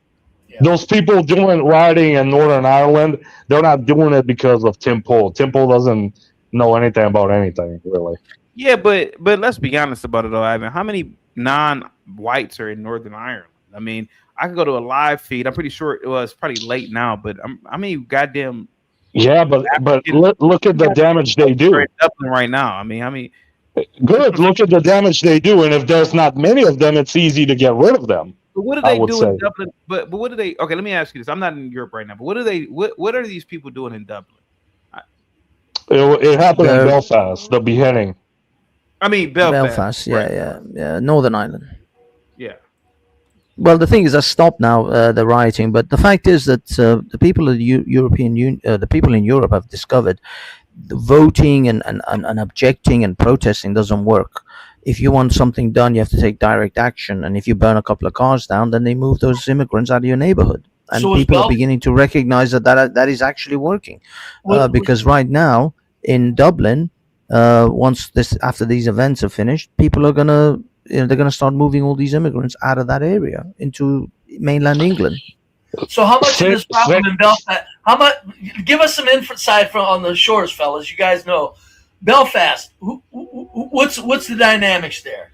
Blacks doing this, whites tearing shit up, blacks tearing shit up, both people tearing shit up. What's the dynamic? No, there's a minority of migrants from the Middle East and places like Sudan who commit violent crimes against the citizens, and they had enough after the last one, so they decided to riot. They burn people's houses. Those are migrant houses. Who's rioting? The white Irish people. Hold on, I didn't hear him, Hafez. Who's that, Ivan? The white Irish people. Well, you can only be white if you're Irish. You can only be white. So good, yeah. Because that's how the natives. Time. It's like, what are you gonna do? Yeah, the natives have had enough, and the government doesn't listen to them. So they do. And by the way, the houses that they burnt are not just random houses. These are houses, what they call houses of multiple occupancy. This is like a house with like 3-4 bedrooms, and they give it to 3 or 4 different migrants who've just been granted like a visa to stay.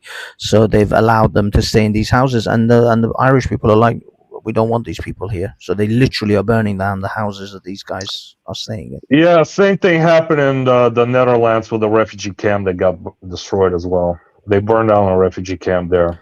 Yeah, this is why, like Tim Pool talking about America's civil war. He's delusional.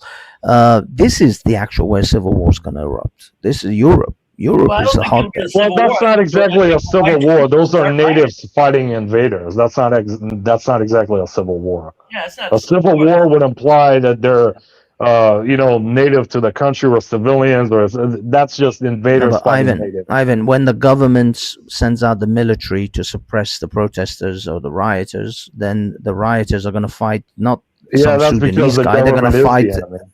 No, but they're In going to this fight case. their own people's soldiers.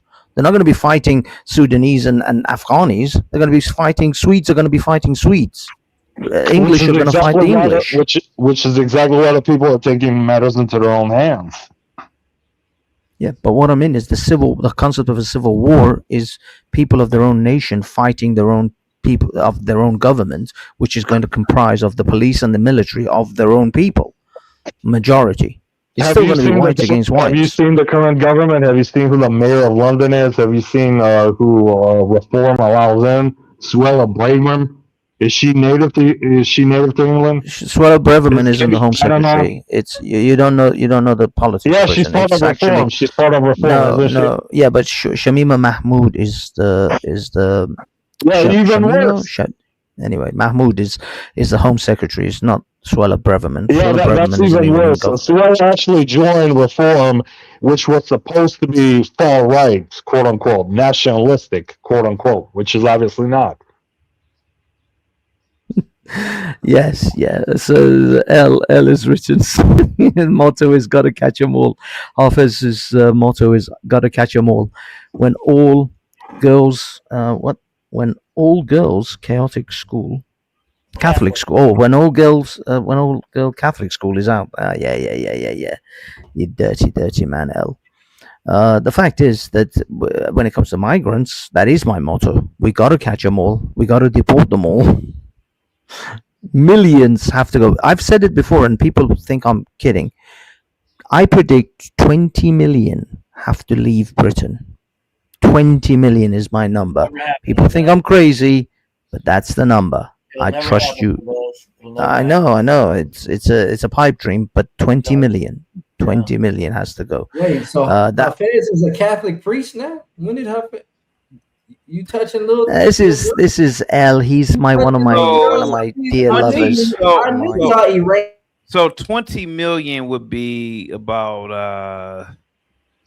35% of the population. Possibly. I mean, we're at 70 million. So we'll be back to, I think in the 1950s. I checked the 1950s. Yeah, that's about. Britain had about 50 million people. You said 20 million, right? Yeah. So yeah, that's about 30%. Yeah, it was a little bit over 30%. Wow. But yeah, in the 1950s, 1960s, Britain had about 50 million, and Britain was perfectly fine. It wasn't it wasn't suddenly like drowning in the sea or some, burning. The cities weren't burning. Britain was a thriving country. So if you lose 20 million, nothing will change. In fact, things will get so much better. House prices will plummet. My first time ever seeing Britain was the Sade video, Smooth Operator, and Mr. Bean. Yeah. There you go, Monty Python, Mr. Bean. That's Britain. But the fact is that go ahead. Now I'm gonna just say this one thing, because I said on my show and people think I'm crazy. I think that they should essentially equip a bunch of military planes, like the B-15s, whatever those giant ones, and you essentially you ask the refugee which continent you want to be thrown out of, Asia or Africa. And they can pick Asia or Africa. And essentially, we fill these planes up, we go over that particular continent, and they're just parachutes just come out. Like, just you do one plane full of refugees out of and chuck them out of with parachutes, there'll be zero refugees coming to your country. You get that on video, you spread that across the media of just refugees flying out of the back of a plane with canopies of parachutes just beautifully opening up over Africa or Central Asia, whatever you want. No one will dare to come to this country. You just need to do. I personally think I predict 2 planes. You do 2 planes, you'll never see another refugee crisis again. What's up, Bando? Go ahead, buddy. No, I didn't have nothing to say, man. I appreciate you having me on the platform. Y'all can speak. We can keep the conversation flowing. Ill with the $5 super chat. Hafiz, or his motto is, "Got to catch them all when an all-girls Catholic school comes out." Pokemon. Okay. I want something to develop. When Civil War is talked about, we need to ask everybody in the room, wherever it's at or wherever it's on, in any room you're in, if personal or not. All you got to do is ask people who they're going to join with, the whites or the blacks. Everybody's going to say the whites. That's why the Civil War is a joke, because all this would boil down to is the blacks that are sensible, they would turn. The 70%ers that apologize and make excuses for the violent blacks, they would even turn, because we're living so well here. Nobody wants to disrupt this. Nobody's going to disrupt this to protect black animals that actually are animals and tearing shit up. They're not going to do it to protect them, because that's what, in the final analysis, the Civil War would be about, if people want to take back the city streets across the country in these large cities. Truthfully, I just think that Brave wants to unalive himself. FBA Young Lion with the $2 super chat. I find it interesting that Hafiz seems confident that he'd be safe if a civil war broke out. Go ahead. Yeah. No, I just, with all this Civil War talk and choosing sides, I'm just pretty sure Brave just wants to unalive himself. So just go ahead and do it for us. Easy. God damn it, dude. No, this is, by the way, that was so clever. Ben, wow. Man, you guys. I mean, the thing is, he's talking about a civil war. Look, they already. I'm not talking about one. I don't think there will be one. Talking about picking sides. They're gonna pick our yes, side. I am. That's why there won't be one. This is a 70-year-old man talking about. They're gonna pick our side. They're gonna pick. If we would force people. This goofy old man. Are you serious? He's off his rocker. Yes, I am serious. If we would force people to say, which side are you choosing? This Civil War talk would stop in a heartbeat. Choose our side. Do you hear this goofiness? Really? Actually, the easiest way to get rid of minorities is to get the minorities to kill each other. All the Asians are gonna pick our side. What are you talking about? How about this? Can we have a conversation about what Brave said? Yes? Sure, we can have. Okay. Sure, I can tell you right now. Easiest way. Easy, Ivan. Easy. Easy. Thank you. Bando. If we just kept it in America, what benefit would it be for Hispanics to join blacks if a race war happened? What benefit? Just this whole question is that a good question or not? No, not really, because it just because it hurts his feelings. Ain't nobody picking sides. Ain't nobody going to Civil War in America. He's never been around Spanish. He's delusional. But he's being delusional. I'm gonna end this fucking live stream like I did yesterday. Bando. Brave brings up a good point. Whether you agree with it or not, is not a good point. Easy. Whether I agree with it or not, why don't we try to tackle what he said? If there were indeed a race war, what benefit would it be for 50 million Hispanics to join black people? Oh, there's no benefit to a race war, period. That's not the question, buddy. That's not the question. I agree with you. There is a benefit to a race war, but Brave brought up something that you don't agree with. Yeah. He said that people would join whites. Okay, fine. I don't agree with it myself. However, let's tackle it. What benefit would it be for Chinese Americans, Japanese Americans, Korean American, Cambodians to join blacks? What benefit would it be? The benefit is that the whites are going away because of low birth rates. So why would they join them? Jesus Christ. What? Answer it. Why would they join them? Why would they join whites? Because they're going. The birth rates of East Asians are also low. So what are you talking about? You sound retarded. All the whites are going This out of nigga space. sounds retarded. This nigga sounds retarded. Ivan, I gotta kick you out of here, bro. Yeah, you keep using the inbound, bro. Like, bro, That's crazy. CT, you used it earlier too. But I mean, like, why? It's just like now, right? Haven't you noticed how America has been? Okay, like, how about this? really- Let me help you out. Let me help you out here for a minute. Let me help you real quick, Bando. No, I'm breaking it down real quick for you though. Let me I'm tackling it for you. Let me help you, please.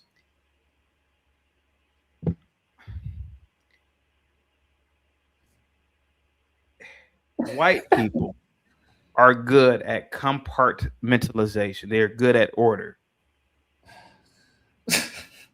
If Asians were to join whites, they know, well, if whites win, what they have already are doing now would work regardless. I mean, what would work if they won, right?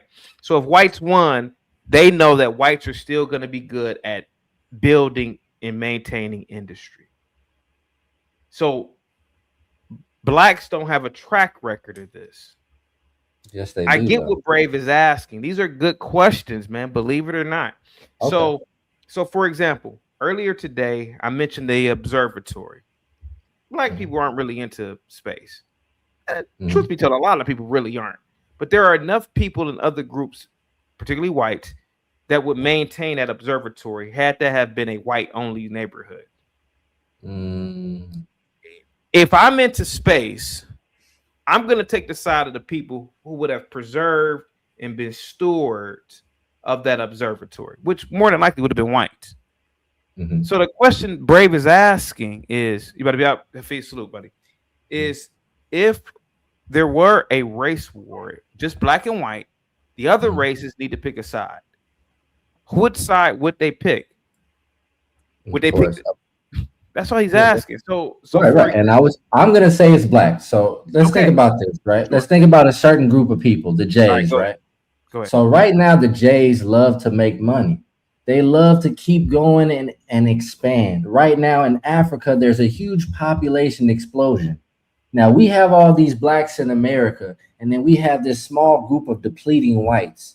We want to make sure we keep the blacks because we need someone to sell to the Africans. So that's why they would rather have us. That's why they would rather team up with black people, because there's a population explosion in Africa and they want to keep making money. So why are we keeping these Neanderthals who couldn't sell anything to anyone? What's the point? Makes no sense at all. That's why we're in this position now. That's why whites are exiting the planet as we speak. Them low birth rates got them just disappearing. You can make all the hand gestures you want, be brave, but it's true, and you know it. No, it's not. None of what you said is true. 100% true. Oh yeah. So who's having the big population explosion around the world? Is it white people? Is it white people? Is it white people? We're talking America. Is it white people? Yes or no? We're talking in America. Blacks are not making babies either in America. The whole point is, if you want to continue getting to this money, if you want to continue to influence the world, of course, you're going to choose the side of the black Americans because we got the sauce, obviously. There you go, man. He believes that, CT. That's why sometimes you just step back and you go, this is sad, man. This is really sad. It is really sad that y'all are exiting the planet. It is very sad. He said that he talks but it's funny, and you guys kind of deserve it at the same time. Yeah, it's just amazing that he thinks all of the Asians and the Think about it though, CT. All of these people. You know Nigeria is having a population explosion. But they're also sick of inner city blacks. You know that, right, CT? Would join whites against. But if you needed to sell to Nigerians, it's amazing. You keep the black Americans around, ain't you? Amazing, simply amazing. Hell, Africans would join whites in the American soil. Africans. Ask Abradamas who he would join. White or black. The people that they colonize are going to join their side. Yeah, yes. The Africans. Yeah. Wow. Yeah. You don't get it. He's this is what I'm saying. A good portion of blacks live in a make-believe world. That's why there can't be a race war, because they're not coherent enough to have and to do anything that's a real threat. That's why at the bottom level, that's why at the street level when they're tearing shit up, that's what it is. There's nothing logical about anything they say when it comes to addressing any of the problems that we're facing. You just heard Bando go off. Hey, he's nuts. Bando, why is your face red? You don't know what color you want to breathe. No, I'm old and red. It's been that way for about 5 years now. No melanin. I know it's tough. But I was mighty. But no, that's really great. That's really dissected though, CT, because we're an expanding country. What's going on? I'd say some of the Mexicans would somewhat get some of the land back that they lost. That would be a benefit. Real quick, FBA Young Lion been coming through all day. Hey guys, real quick, give it up to FBA Young Lion. He's been coming through. If the U.S. declines, countries like China and India would likely rise as the world becomes more multipolar. So the Asians would side with us. Boom. Shout out to the FBA. Yeah, like I was saying, I feel like Bando, we see that the world's population is going more dark, right? Hey, Bando, be careful. I'm talking to CT Goofy. We see that Africa is having this large population explosion, and us as the United States of America, we still want to expand. We still want to sell to other nations. Why would we keep the Neanderthals when the population of the world are dark-skinned people? What does that mean, bro? The population of the world has always been dark. Doesn't mean anything. Exactly. And now the whole world is getting on the internet, and everybody is it's more global now. So we're seeing that, the whole world is dark-skinned. So why would we keep, supporting these Neanderthals and what they're doing? Oh, he got a point. All right, go ahead, Fraser. Go ahead. Hey, let Fraser talk. Go ahead. They talk about in Japan, they talk about shipping black men in to help with their low birth rate. They declining birth rate over there. They gotta be stupid if they did that. Are you for real? Yeah, no. Bro. Oh, hell. Oh my God. Yeah. That's crazy. That's urban, fucking stupid urban rumors. Get out of here. You know what, Brave? He might be talking about it. No, Japan ain't saying bring blacks over to help with the birth rate. If they're asking for other people, it's not the blacks. They talk about why would they bring a white person over there to help with their birth rate if their birth rate decline? Easy. Fraser, I'm not denying what you were saying, but why not ask the Koreans or other Asian population groups like the Cambodians or something? I don't know, actually. Well, we got the dominant citation. Fraser, citation. Tell us where Tell us where we can find that information. Where Japans are asking blacks to help with the birth rate. Let them talk. I did cut him off. Sorry. Go ahead, Fraser. Right. So, but send us. Just let him talk. I don't even know what the hell we talking about. He doesn't need to cite. We're just talking, man. Just having a good conversation. Let him talk. Go ahead, buddy. Go ahead. What you want me to speak on? You said Japan. Japan wants blacks to come in and help with the population. I seen that shit a couple times, bro. They talking about shipping in black men to help with their birth rate. Go ahead. They already look at us like, bro. If you look at how they look at us on the internet, they already look at us like we fucking Viltrumites or some shit. So. And if white people birth rate declining, if I'm a race of people, my people need saving. I wouldn't be breeding with those people, honestly. Go ahead. Exactly. So whatever Brave is saying is just not actually true, because at the end of the day, Brave has a superiority complex. If you didn't notice that, the world needs Black Americans, and of course they would side. Everyone is going to side with us. 8 billion people on the planet, and the world needs Black Americans. Go ahead, buddy. You got the floor. For sure. Who are they copying off of in Africa and in other Asian countries as well? They're copying off of who? FBAs? Yeah. Do you not see hip hop culture all around? Bro, I swear to God, you will go over to Africa and you will see them boys dressed just like an American young black guy, bro. It should blow your mind just to see them like in the dirt. So their policies, their institutions, their government is based around Black Americans over in Africa. We're not talking about government. We're talking about culture. Culture. Oh. And what is in their culture? Well, it's a lot of black dudes now because they need to get them birth rates up.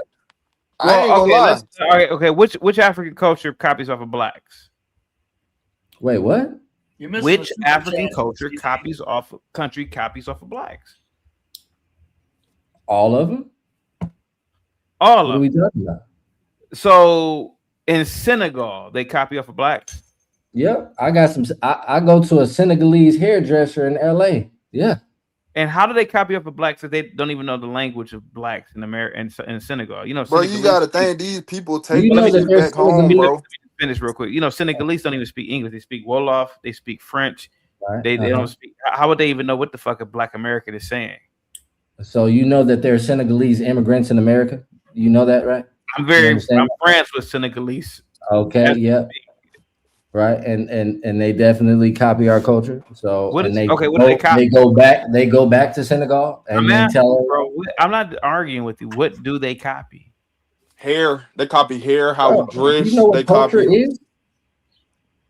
Bro, I'm just asking you, Bando. I'm not arguing with you. I'm not even debating. I'm not even saying you're wrong. I'm just asking you, what do they copy, bro? Like everything is in an Our argument. culture. I just said it. Now, I ain't gonna lie. The women really do that shit the most. I think. What in your culture are they copying?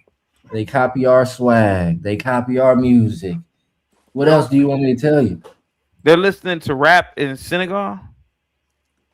All around the world. What are you talking about? How would they understand? Okay, so you know they speak Wolof. Just because somebody doesn't speak the language doesn't mean they're not gonna listen to it, bro. What are you talking about? Bro, I ain't gonna lie. Like Chaotic Truth, I know some songs in different languages, bro, that I don't speak. Like for real. Oh yeah, name one. Shit, what that song? I think the song might be called Bella Ciao or something like that. Bella Ciao, Bella Ciao, Bella Ciao, Ciao, Ciao. Hey, creative lyrics. Jesus Christ. I had learned it off of this TV show on Netflix about Robin Banks. It's called The Heist. American Millennials. Probably a Saturday morning blacks cartoon. Are embarrassing. Go ahead, guys.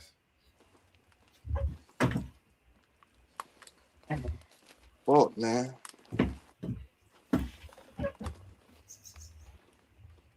Damn. Is that it, or Brave? What say you, Brave? Go ahead, buddy. No, I just this is what I'm saying, that I'm serious when this Tim Pool. It's a shame he's talking about race wars rather than rather than whites. The whites that are getting tired of blacks, they're not looking for race wars. What they're going to start doing is just telling blacks to shut the fuck up, go away, shoo. Probably a lot of whites will eventually be able to say, there's too many of you with low IQs for us to take serious. You're making too many babies in the inner cities that are tearing up schools for you to take us serious. Just shut up, do your damage that you want to do, and go do it in quiet, because nobody wants to hear you anymore. That's what's developing, if anything's developing. It's not a goddamn race war developing. Well, obviously, y'all not making enough babies. Yeah. That's what I said. That's what it sounds like you're mad about. That's really what it is. For real. Mad about what? Not making babies? Yeah. You mad about your people leaving the planet. How does it feel? I'm not mad. I'm watching. Hey, I'm living like a god in my days, man. I'm 71. I've lived. Are you kidding me? I've been white all my life. Are you mad? Oh man, come on. So how do you feel about y'all leaving? You sound like a hit dog. Well, I probably could sound like a lot of things to somebody who's got delusions, and they operate on delusional think like you do all day long about everything. The 71-year-old is the delusional one. You funny, bro. You're 71, right? Yeah. I'm pretty sure you're almost senile at this point. So I would. Yeah, we just having fun. We just having fun listening to your goofiness. I understand. This is probably the only few years that you'll ever get at this point in your life. Hey, I told you he got a superiority complex, bro. And shit. It's not a complex. It's a reality. We're superior. No, sir. It's a complex. No, you ain't superior with that burnt by the one thing that gives everything life on this planet, bro. Oh, we're superior. How can you be superior and you turning into a cherry before our eyes? You look like real quick before we start insulting. Oh, hold it. Hey, Bando, At least I had a masculine face at one point. Your face looks like a female's, man. I don't think I'd be cutting up. You know, I get it. I get it. I get it. I'm handsome. I get it. I am a there's handsome nothing dude. handsome about you. Look, I get it. I'm a handsome dude. Here it goes. I know you're jealous. So many people say this chaotic. to me, CT. Yeah. So many people say this. I don't go get ahead. it. Yeah, go ahead, Frazier. Go ahead, buddy. Frazier, you're up. Go ahead. This just adds to the stereotype. A lot of white men are gay. Brave. Yeah. You look like a cave monkey, sir. Well, that's okay. Okay, yeah, that was real clever. Here we go. What the fuck? This is what I'm saying. And you think we got to worry about these people in a race war? Come on. They do a lot of mind tricks. I can clearly see you're not a woman, bro, but I ain't gonna lie. Like, you real hairy. You look like a. Okay, and enough with the personal attacks. Let's get back to the topic. It is kind of silly. No, we didn't have I think both of them are mildly retarded. Vando, you said that that Africa takes the Black American culture, but they copy. Please expound upon that. Go ahead, buddy. I don't know how much more you want me to expound upon it, CT. I mean, what else do you want me to say? What do you want me to give What you? is your favorite nail, and why is this nail your favorite? How about that, Brave? Let me show you the difference between Brave and you. Go ahead, Brave. What is your favorite nail? Favorite nail? Nail. Well, I would say probably a 16 penny because you frame with them. Okay. And why is it? And you frame with and what else can you do with it? Building, well, 16 you frame with them, you build heavy load supporting walls with them, you need them. But actually I'm a screw person to a certain degree. So let's talk about screws, Brave, real quick. Go on screws real quick. Yeah, when you're building with screws on smaller structures, it's just a matter of you don't really need all of so much wood. In other words, screws allow you to build more kind of like a Amish barn type of build, where you use gussets at the floor and the tops, and you don't need a 2x4 every 16 inches.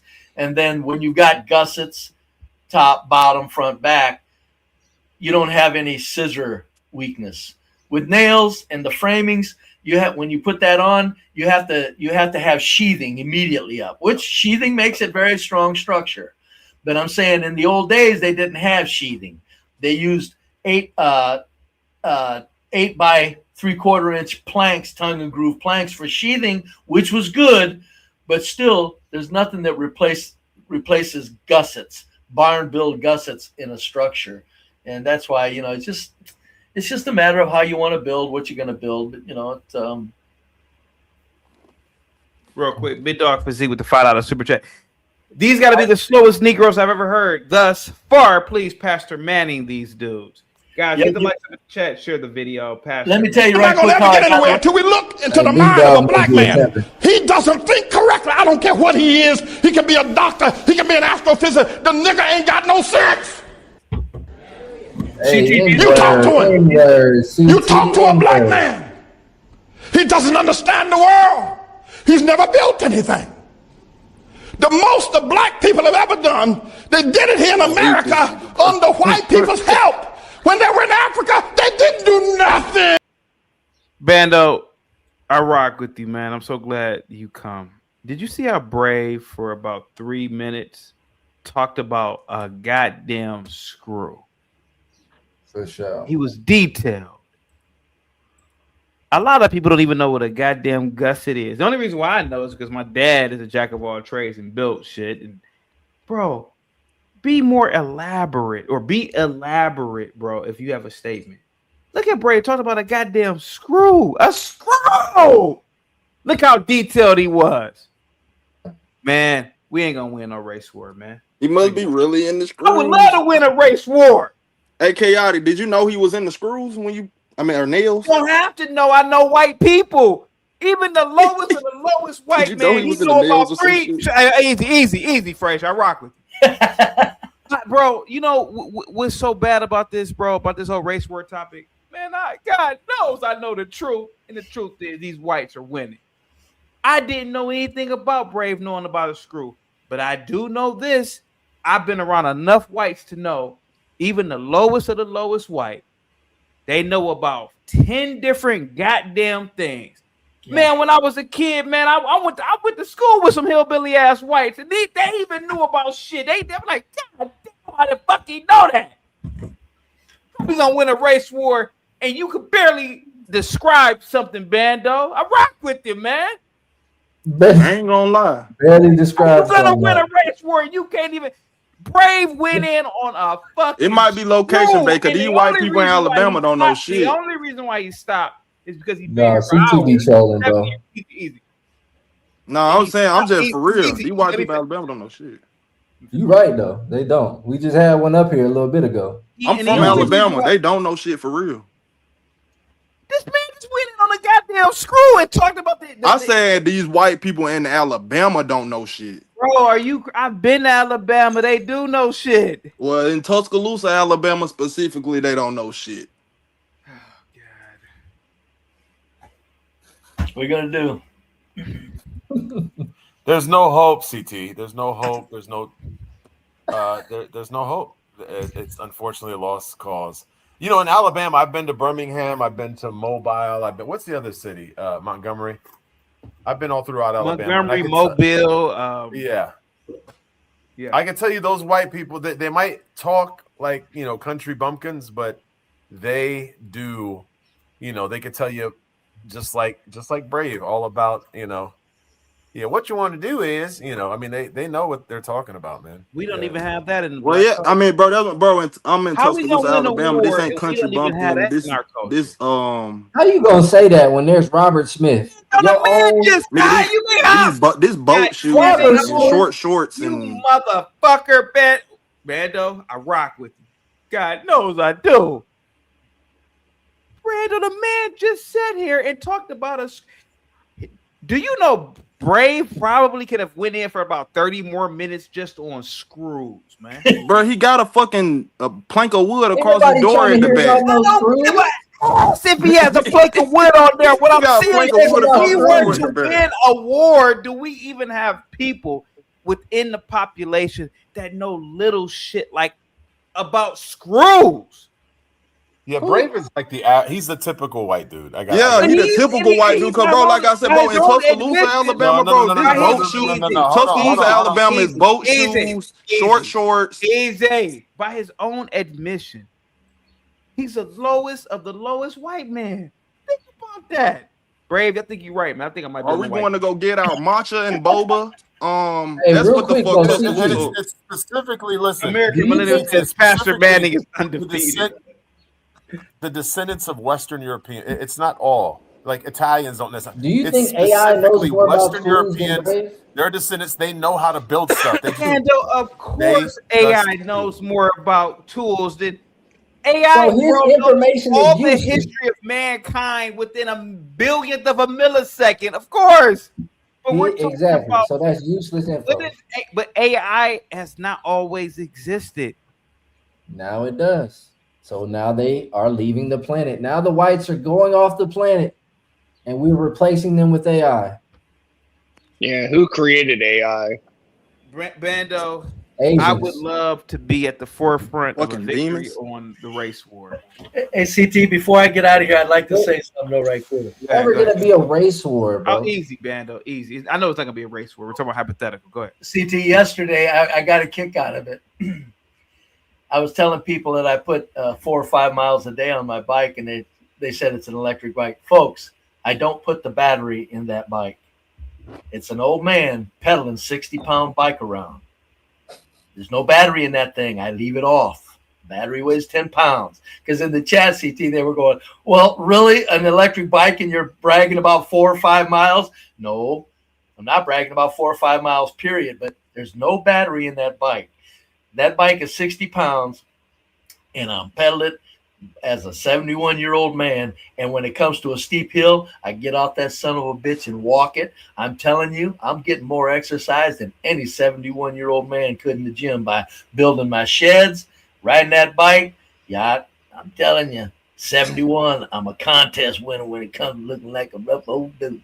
CT, thanks for everything, man. Thanks, man. Thank you so much. The face of fitness right there. Bro, I mean, what the fuck? Okay. Come on now, man. Electric bike, and he don't use a battery. Bando. What's up? All I'm saying is, can't hear shit. This race war topic is a very real topic, because if we were to win, how would we maintain the current civilization? That's it, bro. That's it. With AI, we would maintain everything with AI. Okay.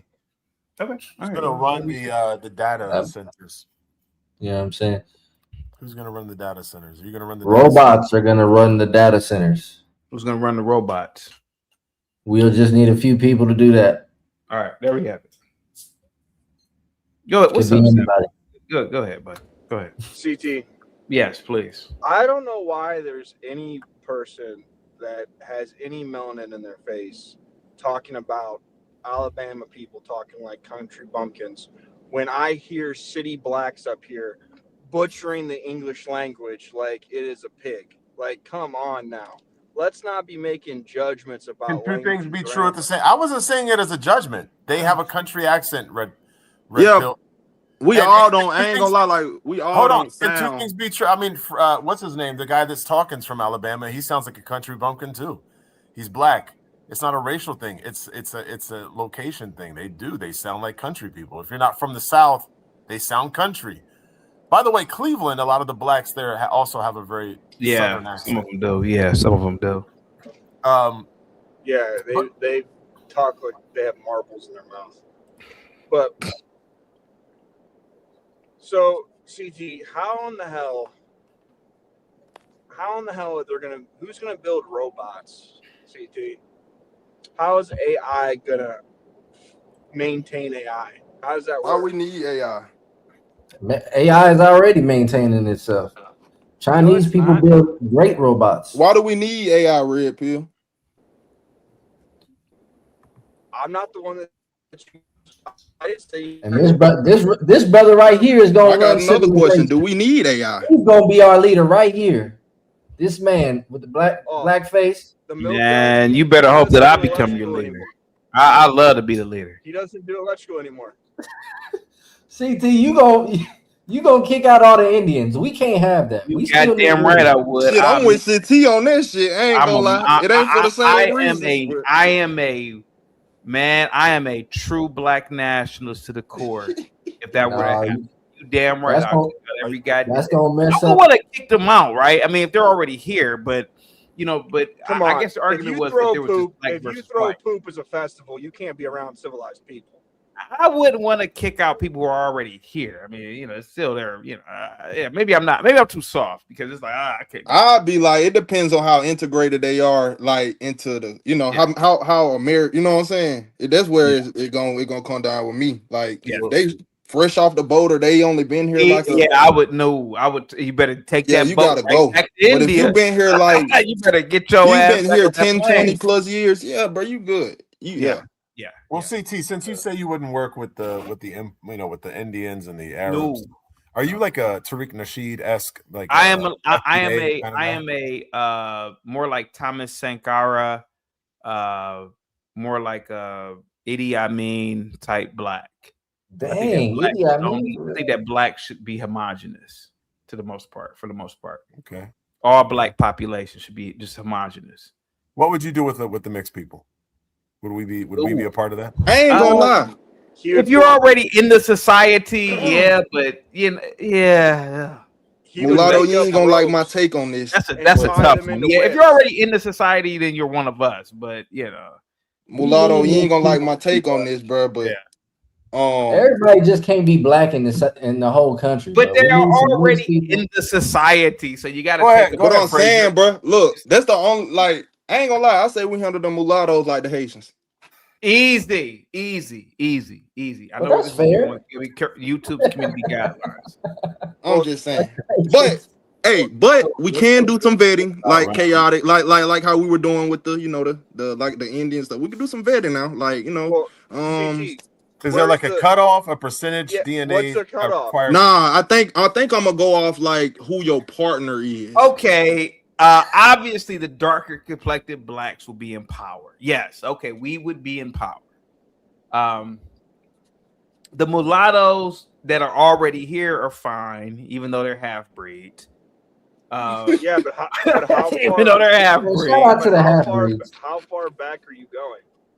I don't know. I don't know, man. Like, see, this is the complexity of running a civilization, man. Like, I don't know. Wait, what he mean? How far back you going?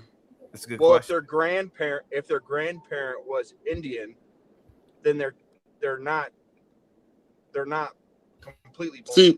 See, we don't think about it like how y'all white people think about it. So, like a mulatto, we're talking about a mixed person. No, you do think about it like we do because you said all the half breeds, which means that you're putting a marker on this half DNA. half breed. That's what we're talking about. A mixed person, bro. Not nobody with it down the line, because if that's the case, every black American got some white down the line somewhere. But the Hodge twins are 41% black, but they look half like they ass gonna be on the boat. But you said half. It don't matter about the Hodge twins. It's the Hodge twins mindset. The Hodge twins mindset is gonna have them on the boat. Yeah, red pill. They're less than half, and they got blue eyes, like or green. Yeah, blue, like that's what I'm trying to say. Like, how are you gonna what's the marker? Well, actually, I got a question here. So to what CT said, thinks like them, and he's darker than he's darker. Hold on, yeah. Are you basing this shit off on down the line whiteness? Guys, real quick, let's get right to stuff in there. Go ahead, Bob. I just got a question for the black panelists up here. With what CT just said about black people running the society, what do you guys think about that? Is that good? Is that bad? Do you think it should be a mix? How do you guys feel about that? It depends on blacks and Jewish. Who the black, bro. He's only asking about blacks, man. Though he didn't say anything about Jewish people. Go ahead. It depends on. We got a mix, though. It depends on who the black people are. You got good black leaders, and you got bad ones. It depends on how good. Just assume you got all you got. Hang on. Just assume you've got a ballot. Okay, it's all the best black leaders you could think of versus all the best white leaders you could think of. What are you choosing? What am I choosing? Well, obviously. I'm gonna choose the black leaders. Yeah, I mean, let's be honest. Okay, cool. So then that means thank you for verifying. That's why I believe exactly why I believe what I believe, which is that all white people, the best white people, should be in charge. Because we're the majority of this country, and fuck you guys. Nobody's arguing with you. No, it's the Jays. Somebody arguing with you on that? No, guys, real quick. Righteous. Basically, Tim Pool. That's your opinion. Was easy. Tim Pool. Who thinks the Jays Easy. Let me host, please. Go ahead, easy. Tim Pool for Timcast basically was saying that Gen Z kids are waking up to a new white awakening. Which I don't. That is true. Yeah. Whether it's true or not, I think it's a dumb thing because whites already live in a white awakening. However, that's not true. Easy. Oh yeah, Savage, because you're driving the black man's truck. That's not true. Easy. Let me host. Easy. Let me host. Easy. It's just factually not true, CT. Okay, even though. Well, hang on.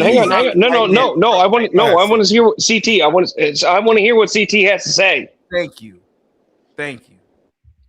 So Timcast said that Gen Z are waking up to a new white awakening. Okay, fair enough. But my opinion is that's stupid because they already live in a white society any fucking way. But anyway, nevertheless, he mentioned that Jeff Metcalf, who is the father of Austin Metcalf, who, from what we saw last year, was a grieving father who opened up his hand in Christ, opened up his hand in fellowship to the Karmelo Anthony family, and they smacked it away. How he even turned to a more, I have black fatigue now. He said, well, if this kind of guy can turn into that, then you already know it's over and there might be a race war, or could there be a race war? Now, what I was arguing is a race war is bad on both sides. One, if blacks were to win, I don't think that we could maintain the society. If whites were to win, what the fuck are they winning? So that's the gist of what was going on. Righteous Muffin, go ahead. Okay, easy, Frazier, easy. Let Righteous Muffin go. Go ahead. Okay, cool. Yeah, because I didn't know, with the whole Timcast thing. I mean, look, Tim is a half Asian. All right, so he's a Happa. I don't really give a shit about his opinion. I stopped listening to it years ago. But I would actually, I agree with what you say to a degree. I would agree with the first half, which is if blacks were to win, which they couldn't, but if blacks were to win, what would happen with the civilization? And that's easily pointed out by just when I first jumped into the YouTube video and you were talking to these people, blacks that are up here. They were talking about how, oh, what about the culture? Oh, we're winning the culture. They're listening to rap music and dressing like black Americans over in Senegal. It's like, okay, cool, bro. But that does nothing for the actual society. Who gives a shit if you can listen to rap music and dress like a black person? Can you actually maintain? Excuse you, sir. Can you actually maintain the infrastructure of a society? Can you actually keep the society running? And I think that's a much bigger question that you were pointing to and talking about. And shut up. I've listened to everybody. I've been very quiet and let everybody speak. The fact of the matter is that you can't. That's the truth. Now, you ask CT, what is it that white people win? White people win their country back. All right. And it sucks for black people because then they will have no part in this country. Let them finish. Stop. And that's what they're afraid of the most. Take because it back, boys. in all our that land, boy. Yeah. Because look, again, we tried this 100 years ago when Abraham Lincoln, freed the slaves and that sort of stuff. We set it up to send all the blacks back to Liberia.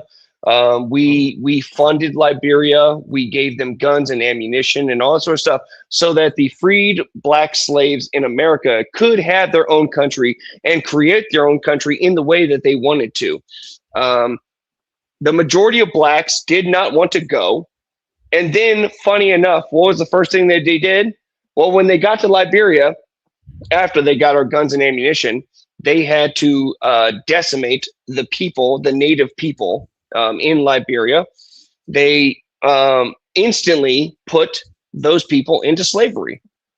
So it's so funny when we talk about these things that they couldn't even create a society for themselves, or even when white people tried to help them create their own country, that's what it became. And it's the same for the entire. Okay, shut up. Shut up. Easy. Let them finish. Easy. Fucking plane. Easy. Silly Florida bumpkin. Easy. Yeah. Your point. Land your plane. Land your damn plane. Yeah. Yeah. Shut up. Let them finish. Again, it goes to the entire continent of Africa. Okay, that entire continent wouldn't be shit if white people had never landed on it. So I'll land there. Thank you. Thank you. Jeez. No, so CT, back to the Tim Pool thing. What I said when I first got on today's live, and we have examples of it, right? We have an example of it right here. What happened with black people during BLM is exactly what's happening to white people or many white conservatives now. If 6 years of wokeness made them turn into righteous muffin, what would the history of Black America have done to them? All the critiques of black culture and their victimhood and blaming the white supremacy and the white man. And now what do? They blame the small hats and the blacks wanted to, we need our country back. They still control everything. They still live in comfortable homes. Nobody's tried to kill them. Contrary to their fantasy, they're not going to the grocery store and blacks are trying to stab them in the parking lot. Agreed. It is the same victimhood mentality that we see with black liberals. Unfortunately, and then you have voices in the conservative spaces like Candace and Tucker who are like, they're empowering this stuff. Fuentes, they're empowering and putting fuel in this. And it's stupid. It's stupid. I would say this to Righteous. If you want black people to leave America, fine. But let me ask you, hold on. I'm going to land right here. What's more American? Righteous Muffin or the Thriller album? What's more part of the fabric of what America is? Michael Jackson or Righteous Muffin? You don't have the right, Righteous Muffin, to tell a Michael Jackson that he doesn't belong here. You just got here, 30 years ago? And you're not that talented. Sorry, sir. Again, you go to culture. And you're not native to this land, sir. This is not your home. Take your ass back to your country. You go to culture. America is we have American culture. I was raised in American culture, right? With all the contributions from all of the. Do you want to answer the questions about? Do you want to answer the concerns about running a society? I'll end right here. I'll end right here. We got AI and robots. We don't need to run society. I grew up in America, CT, and so much of what makes America great comes from white people, black people, everybody that made this country what it is. And I wouldn't change a thing. I'm sorry. I don't want Righteous Muffin's vision of America. I don't want to live there. It sucks, Righteous. Man, that shit gonna be boring as fuck. I agree with that last part, but then you absolutely disagree with the founding fathers. Okay, white people not gonna want to live there, bro. Let me address the civilization. Where the fuck you think they got their music from that they listen to today? Black people. Again, you go to culture. Whoa, wait a minute. But Righteous, before there was technology, there was culture. Easy. Humans have easy. The founders were doing what with music? Fraser? Huh? No, I said where do they? I just said America would be boring as fuck. If we lived in Righteous Muffin's version of America. I said, where the fuck do you think they get their music? Well, easy. Yeah, it would be boring for you. Fraser. Damn, we're gonna talk about white music. people literally have music compositions that are 500 years. What are you talking about? That classical shit. Do we listen to that? Who listens to that shit? What? Orchestras all over in America, in every goddamn major city. What the fuck are you talking about? Bro, I'm saying what everyday people is going on Pandora in their house on the TV while they're cleaning up and turning on some goddamn classical music. How many people do you feel like do that? Some people music makes everything. What I'm saying is Baroque don't sell. I'm talking about blues. This is about to be another short. Ain't nobody twerking the Baroque music. This is about to be another short day for me. I can't. Right, but see about something important. You're talking about hip hop and stuff. Stop talking. Everybody, stop talking. Shut the fuck up. Shut the fuck up. Everybody, shut the fuck up. I've been trying to be pro-black. You blacks sound stupid. Every goddamn musical composition in a movie, the scores are classical fucking music. What the fuck are you talking about? The fuck are you talking about? Their music is ancient at this fucking point. What are you talking about? Who scored Interstellar? Was it Jay-Z or was it Hans Zimmer? The fuck are you guys talking about? Who scored Star Wars? John Williams. Who scored E.T.? John Williams. There was no goddamn black people. Them movies is trash. That wasn't the point I was making. No, that was Fraser. That was Fraser that said that. It was one person. Yeah, that was one person. CT. That's not the point I'm making. Is that technology's great. Let me say this. You talking about music in the movie? It's not just a movie. Their music is timeless, bro. You're not making good points, Fraser. You're from Alabama. Who gonna be twerking the Baroque classical music, CT? Gandalf's just trolling at this point. Okay, CT, listen. My point is that when I say righteous, I'm not talking about just music. What I'm saying is that when I grew up in America, and many of us who grew up in the 90s, I was a kid in the 80s and then was a teenager in the 90s. We remember when we weren't so racially focused as a country. And the things that made America special, and even when you traveled abroad, what made America special was all of the contributions that all of us made, and black people were a big part. What's up, Moxie? Americans, foundational black Americans are a big part of what made America. All right, thank you. No, CT. Real quick, Speak Radio says they sent 5,000 blacks out of millions of freed slaves. If you're going to tell the story, tell it correctly. Chris says, "What is he was bullshitting? We knew he was bullshitting. He ain't talking about nothing. That was against the these Neanderthals lie." Righteous has 10 minutes. Go ahead, Righteous. Go ahead, man. Yeah. Mute these motherfuckers because they can't control themselves. All right, go ahead. So, CT, just between you and me, isn't it funny that again, I brought up many things, and I was talking about building, keeping a society running and everything like that. and they immediately jump back to culture and music, and oh, the society would be so boring because you ain't got spices and you ain't got the music that we got. Dude, you are so R word. Sorry, I'm gonna make sure I censor myself for your channel. Go good. You know, I just don't understand how trying to have an honest conversation about something like this, you guys, they can't understand this distinction. Okay, like, yeah, you can have culture out the wazoo about your rap music of banging hookers and killing people and drugs, all that good stuff. Dude, shut up, man. Someone else. Yeah, mute them. Okay, kick them off. Super chat for Muffin to shut his stupid mouth. Honor that super chat, CT. Bye, Muffin. Bye, Muffin. Shut up, you I'm idiot. sitting here trying to talk about the civilization part. It equaled out. Yeah, you were out, and nobody will attack. No one will attack that point. I'm trying to talk about the civilization point. Look, okay, so what does it take to run a civilization? You need what? You need water, you need infrastructure, you need power. Safety. There are black people that work in, when you look at every city, if not the majority of every major city, the black people work for the city. The black people already work in the power company. Black people already work for the gas. Black people already work in the water. We're already in this stuff. So it is not, you guys act like it's so difficult. Maybe it's because a lot of y'all do jobs where you're on a computer and stuff like that and just little jobs. But if you go out and you get jobs, you see how things run. It's not that difficult. All of the infrastructure is already there. All of the main pipelines are already under the ground. You have black engineers. You have black architects. If you've ever been on the job site, it doesn't require brain surgeon type level intelligence to run a society. So since the system is already there, if you don't know how to do it, there are specifications and there's rules and regulations that's all on paper, literally on paper. And if you can't read the paper, it's on computers. So it's not, what would be so difficult? What would be so difficult about keeping water running? What would be so difficult? You already got black people that work as electricians. What would be so difficult about keeping the maintenance on the power centers? Yeah, Dante, ask the continent of Africa. What would be so difficult about that?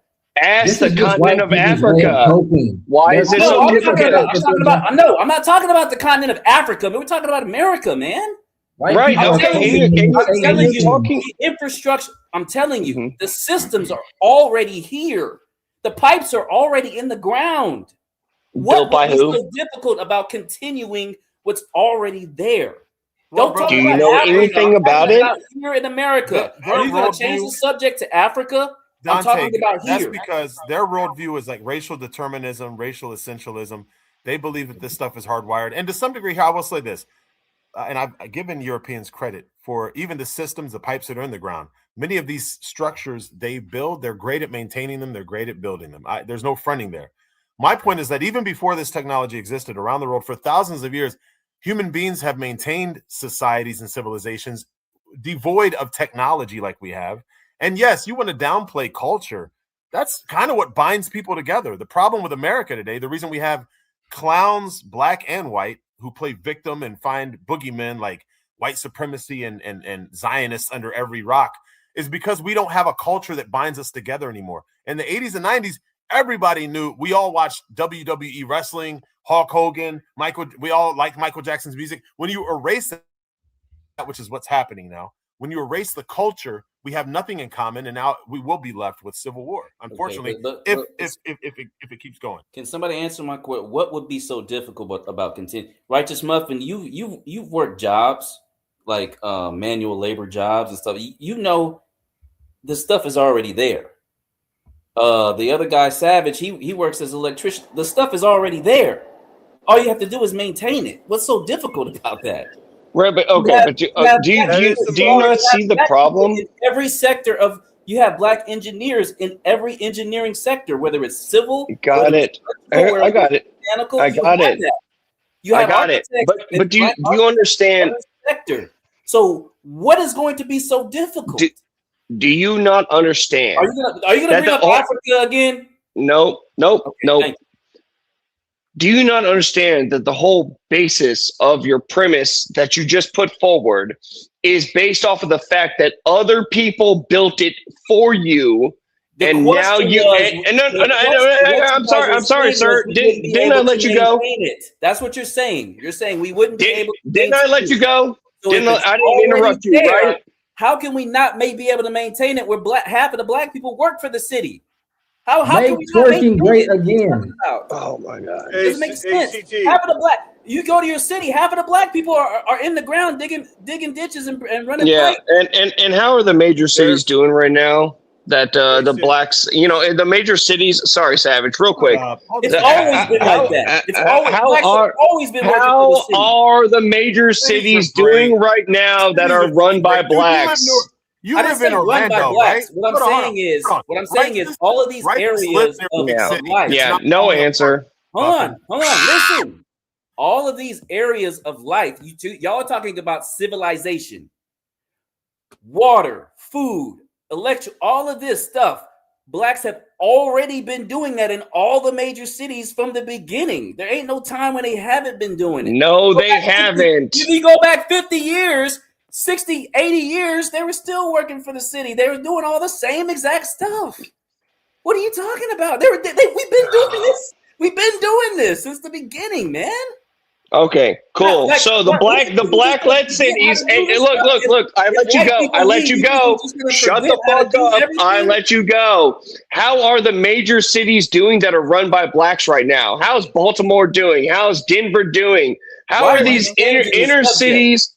It's not changing the subject. We're not talking about black leadership. We're talking about black people being able to maintain the civilization. Why are you talking about one or two people that are running cities? I'm not talking about black. I'm not talking about one or two people. I'm not talking about black mayors and governor. I'm not talking about that. City council members. I'm talking about all of the thousands upon thousands of black people who work for the city. This is retarded. Who work for infrastructure. Hold on, dude. Let Muffin get all. Go ahead, Muffin. Go ahead. Let's not interrupt. You get a couple of minutes. Go ahead, Muffin. What's your point?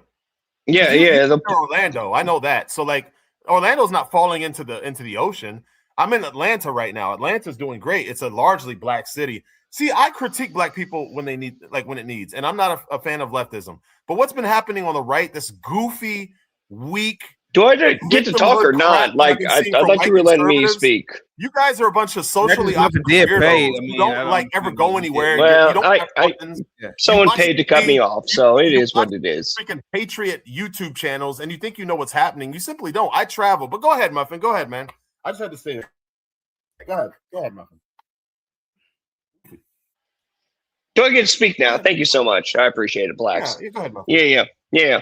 So it's very obvious to point out that blacks.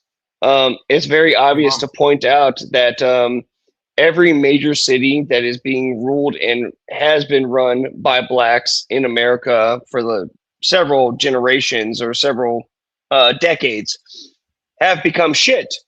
And it's because of many reasons. They are mismanaging the properties. They are mismanaging the infrastructure. I wouldn't one made by white people. Fuck no. Chris says, what? Mr. CT, would you get a flying car built by black people? No, I wouldn't even. No. Can I please get in on this conversation? Ain't nobody addressed what I said. I said all that. He's talking about little black leadership. Go ahead. Yeah, I don't even know what the fuck I'm supposed to respond to right now. I mean, I keep getting cut off. You were talking about black leadership. I just said, you're talking about black people that already running society. You gave Muffin like a whole hour. I remember I came on here, tried to get on Muffin, kicked me out. Muffin, don't act like you're not being heard, bro. You come on here and spew your stuff. Go ahead, Muffin. Go ahead. It's disgusting. It's disgusting to hear men I really don't be victims all the time. Go ahead and be a weak victim man. And then he's talking about black leadership, a whole different subject. Go ahead, Muffin. I know. Go ahead. Let's hear him out. No interruptions, guys. Let's hear Muffin out. Yeah, right. No interruptions. The scary Jews and the scary blacks. Go ahead, Muffin. Tell us all about it. What they did to you. Go ahead.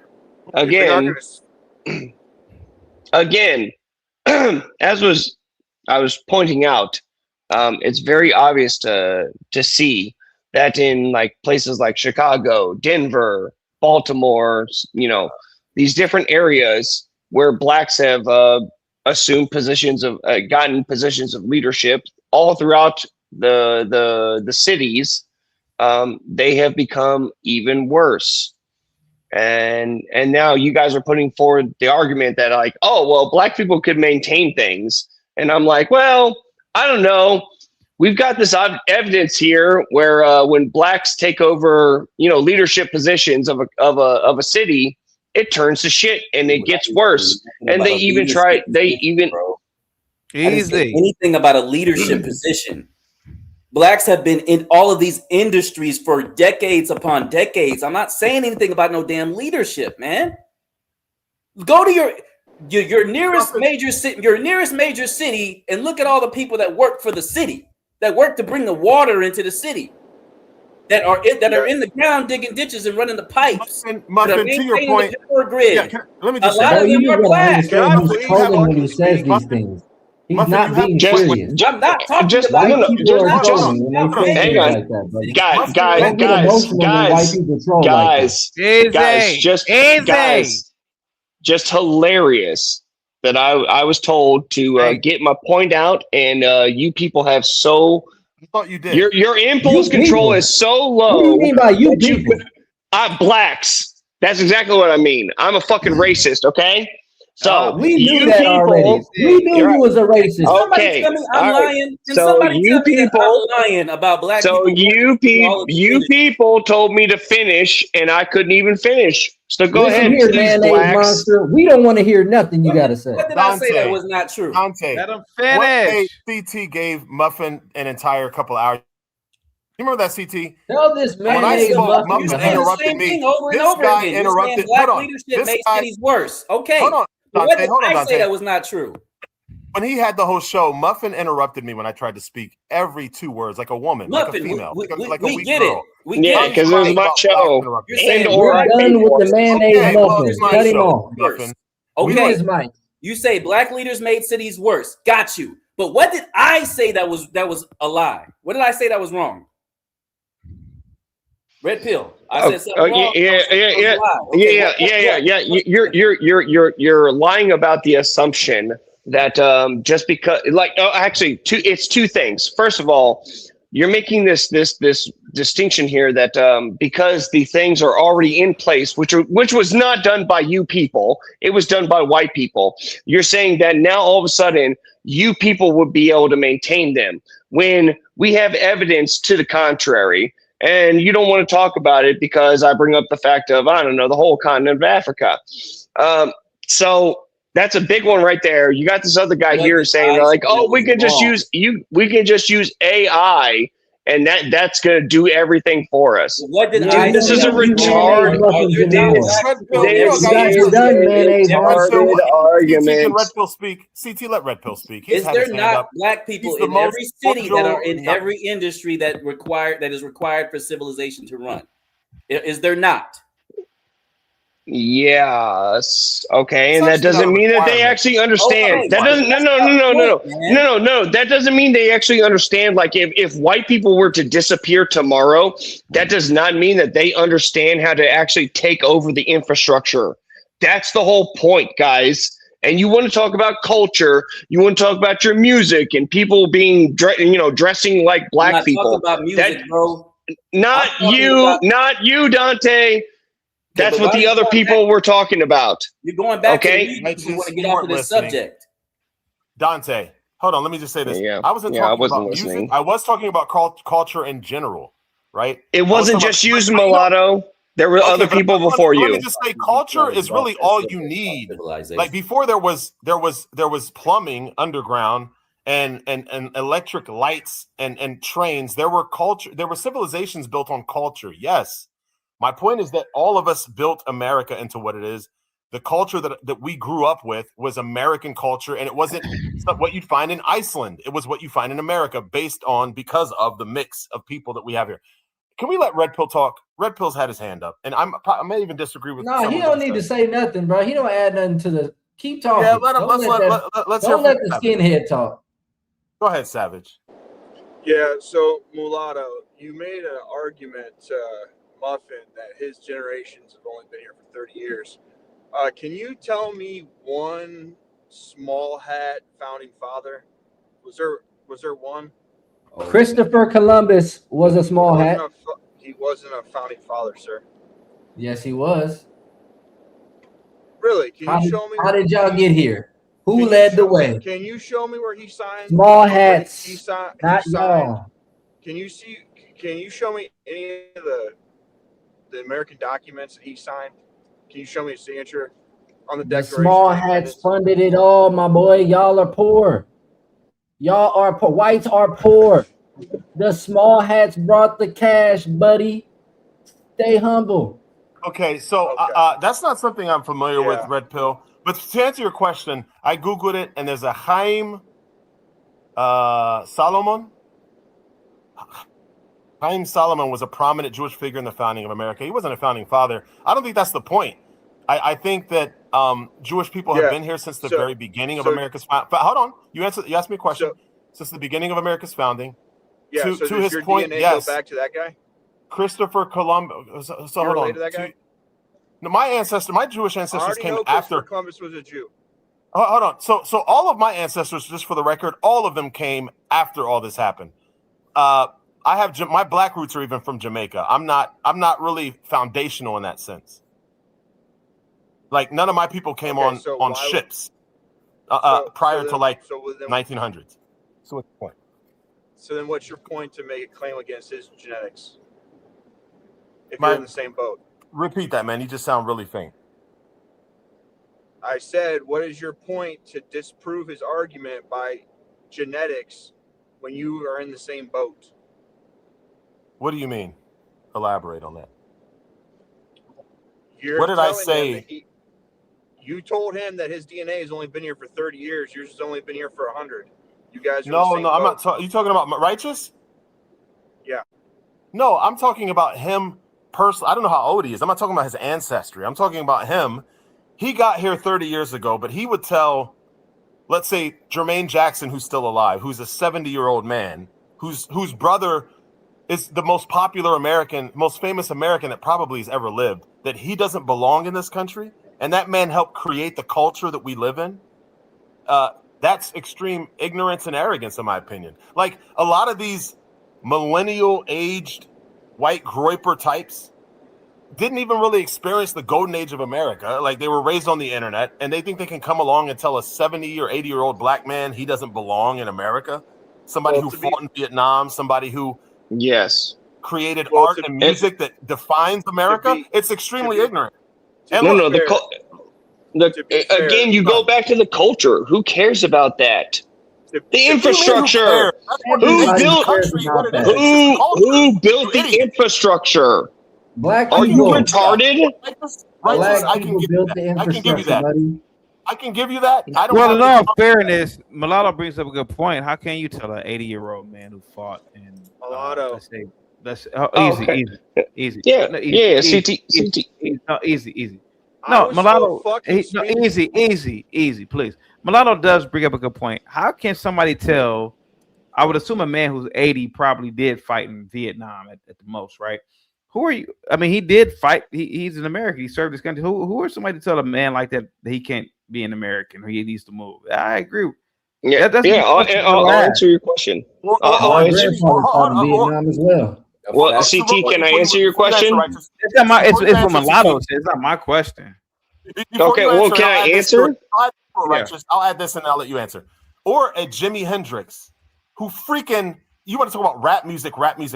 Black Americans created blues, jazz, everything that's American music. Rock and roll stemmed out of black gospel. You're gonna tell a Jimi Hendrix like figure that he doesn't belong here? He is America. What the hell? Like he is.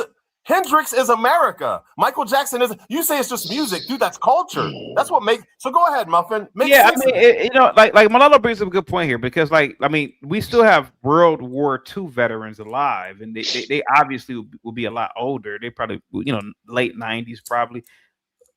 These people like are a third. I mean, these people are American. I mean, they 90 plus years. I mean, if you sit back and think about it, man. It's kind of wild. Like, that's a good point, Mulatto. Yeah. Yeah, it's a really. Oh, go ahead. Yeah.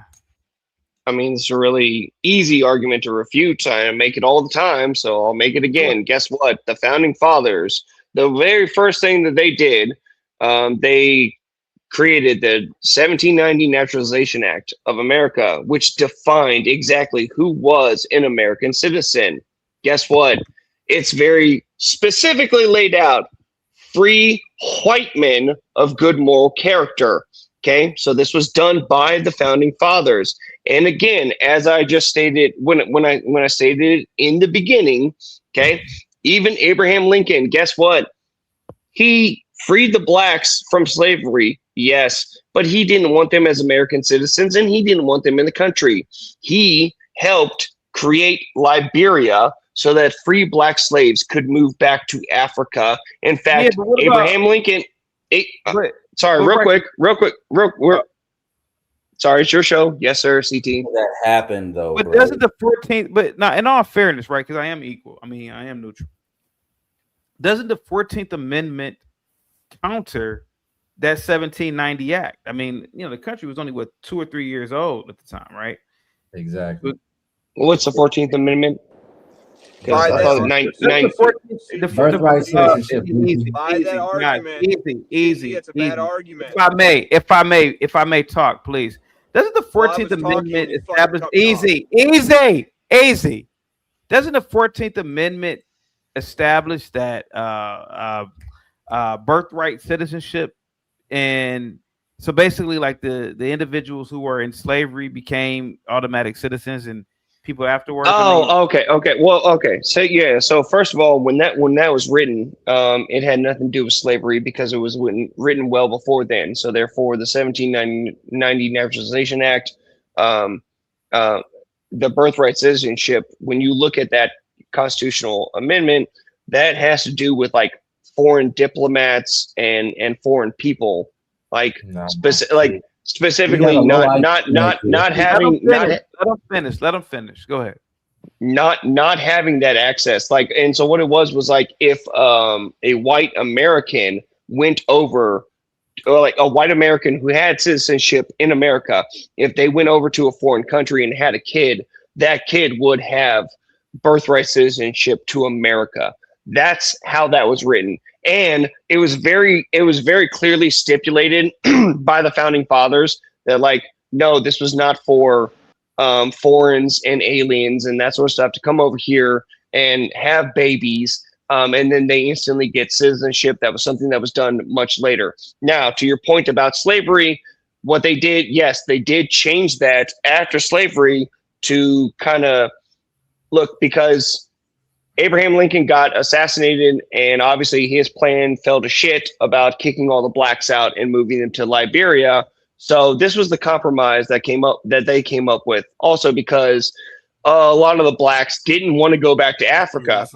I think we should ask about that. So can I say that's about that. Bottom line is, I'd like to see Righteous Muffin and his mob of good old boys try. Hold on, Dante. Let me just say this. I'd like to see them try to march up to the homes of World War II and Vietnam veterans who are black and tell them they don't belong. I would like to see that. I'd pull up a front row chair and I would be popping pop. I'd be eating popcorn. Yeah. Damn it, you just got here. Hold on, Dante. Anywhere. Righteous Muffin, you just got here, still wet behind the ears, sir. With all due respect, you don't have the right to tell a senior, a grown man who paid with his blood, sweat, and tears to build this country and protect it, that he didn't belong here. Now, another thing I want to address, someone in the comments, I'm going to land it right here, Dante. Yeah. Someone, when I said Atlanta is largely run by blacks and it's doing fairly well, people in the comments were like, oh, but it's got gay people and they're racist. I'm talking about the city runs. The airport is the largest in America. It's the largest airport, I think, in the world. It's when you go there, it's all kind of black people are running it. It's ran fairly well. The city itself works well. The highways are great. The roads are. I mean, bringing up Baltimore, Detroit. Okay. The highways are controlled by the state. Fair enough. Well, then don't bring up cities. Then stop bringing up cities. Then as your example of why black people can't run the city. I did it. If cities are run by the state, if airports are run by the state and all that, and if highways are fixed by the state, and if things are maintained by the state, then don't use that. It can't be both and. You gotta choose. Anyway, go ahead, Dante. Go ahead, Dante. Whether it's state, whether it's the universe, it doesn't matter. Black people are integral in every single portion of civilization when it comes to the most important things in America. And they've been that way. You can't name a time in this country where blacks were not. Yeah, righteous. I gotta building things. Yeah, I gotta agree with Mulatto on this one. I mean, how can someone tell an 80-year-old veteran of Vietnam hey man, can I finish asking the question? No, but seriously, how can someone tell all of these elderly black men who did serve in actual combat, hey man, you ain't no real citizen? I mean, to a degree, I gotta agree with Mulatto on this one. I gotta side with him on this one, man. And blacks have fought every single war, man, in combat positions, man, and died. Okay. So no, Savage. I'm sorry. Easy. Let's address Mulatto's point because Mulatto's right about that. Military, and we got a good old. I thought I was asked a question. All right, please. They're not patriots, man. They don't love this country, yo. They're frauds. Go ahead. Just hear him out. Go ahead. How the fuck am I a fraud when I literally got to speak for 3 sentences? You guys cut me off and then said that I said shit. Hold on, hey Savage, easy. There should be no answer to that. Nobody is addressing anything to you. They're addressing me, Savage. Go ahead. Jesus Christ. Yeah, it's real easy. Okay, just like if I had moved to I don't know, let's say Iran, and I lived there for 60 years, and I fought in a war. Guess what? They could very easily. They could very. Go ahead. Oh, is it okay? Can I talk? Can the blacks control themselves? Go ahead, buddy. It's very easy for that country to say, "Hey, man, we appreciate your contribution. You're still not a citizen, and you're still not a national of this country. You are still not a birthright citizen, even though you may have come over to this country. You may have even been born in this country. But guess what? Any black that was born in Iran, no Iranian would see you as an Iranian. Come on, I mean seriously. But the difference, I guess you could argue the difference between Iran and America is those people have been there for thousands of years under different names, under different government, under different kingdoms, yada yada yada. Right? America's new, right? So, kind of, yeah. But are you saying Clarence Thomas is not an American? Yes. How are we having this conversation? Hang on. This is the goofy right here. Easy. Because we should have. But this is imaginary because they are citizens. No matter what Righteous Muffin says, all those people are citizens. So why argue with them? And Muffin, nothing is going to change that. Yeah, he's a goofy. It's all good. We know it now. Well, okay, so that's what I'm saying. Let Savage say what because maybe he'll make some actual real life sense. Go ahead. Savage. No, but see, here's the funny thing is that you people. Savage, go ahead, Savage. No, shut the fuck up. You mayonnaise people. Getting ready to monster. You guys want to go off and crash got it. Savage has been waiting.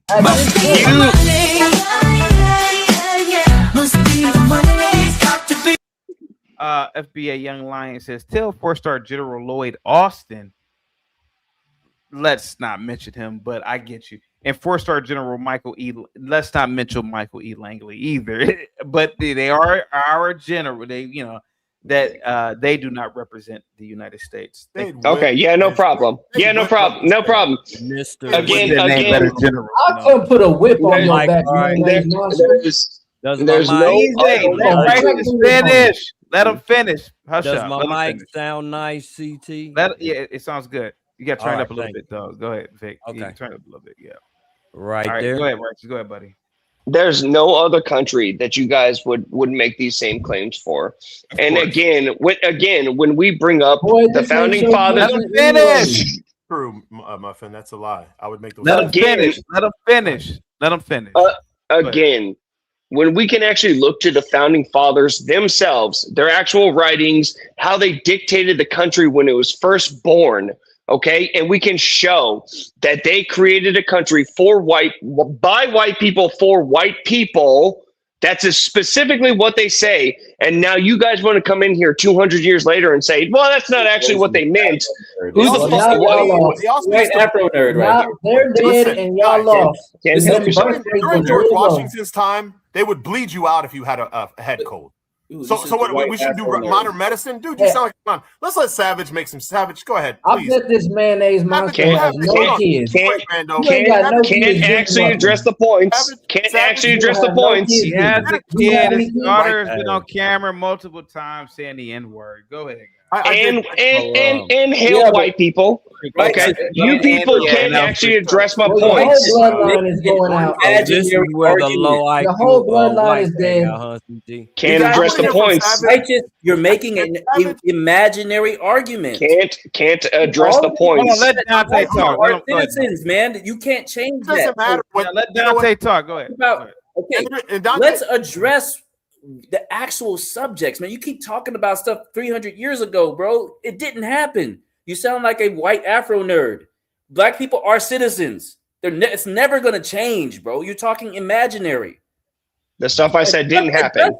Address the actual points, man. We were talking about civilization. Nobody has addressed what I said yet. The stuff I said didn't happen.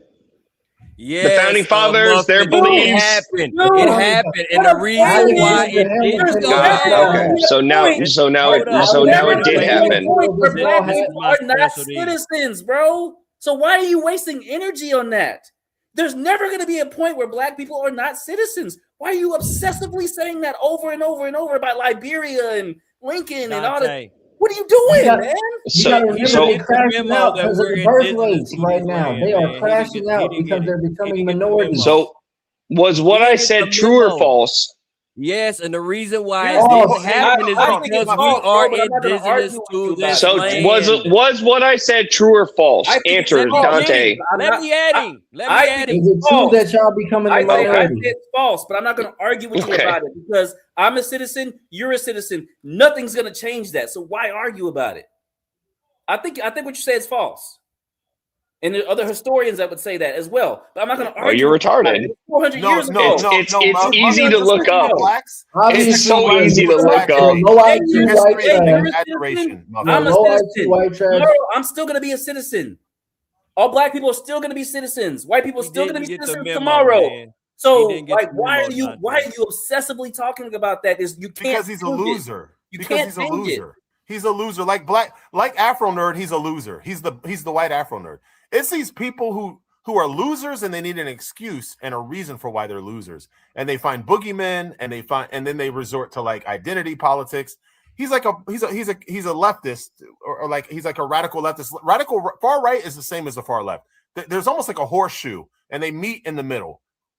They're extremes. Go ahead, Savage. It's absolutely preposterous. So I hope you're not going to say that people with African heritage or black heritage aren't Americans because you have an actual mixed race child, Savage. So go ahead, make sense of this for us, Savage. Go ahead.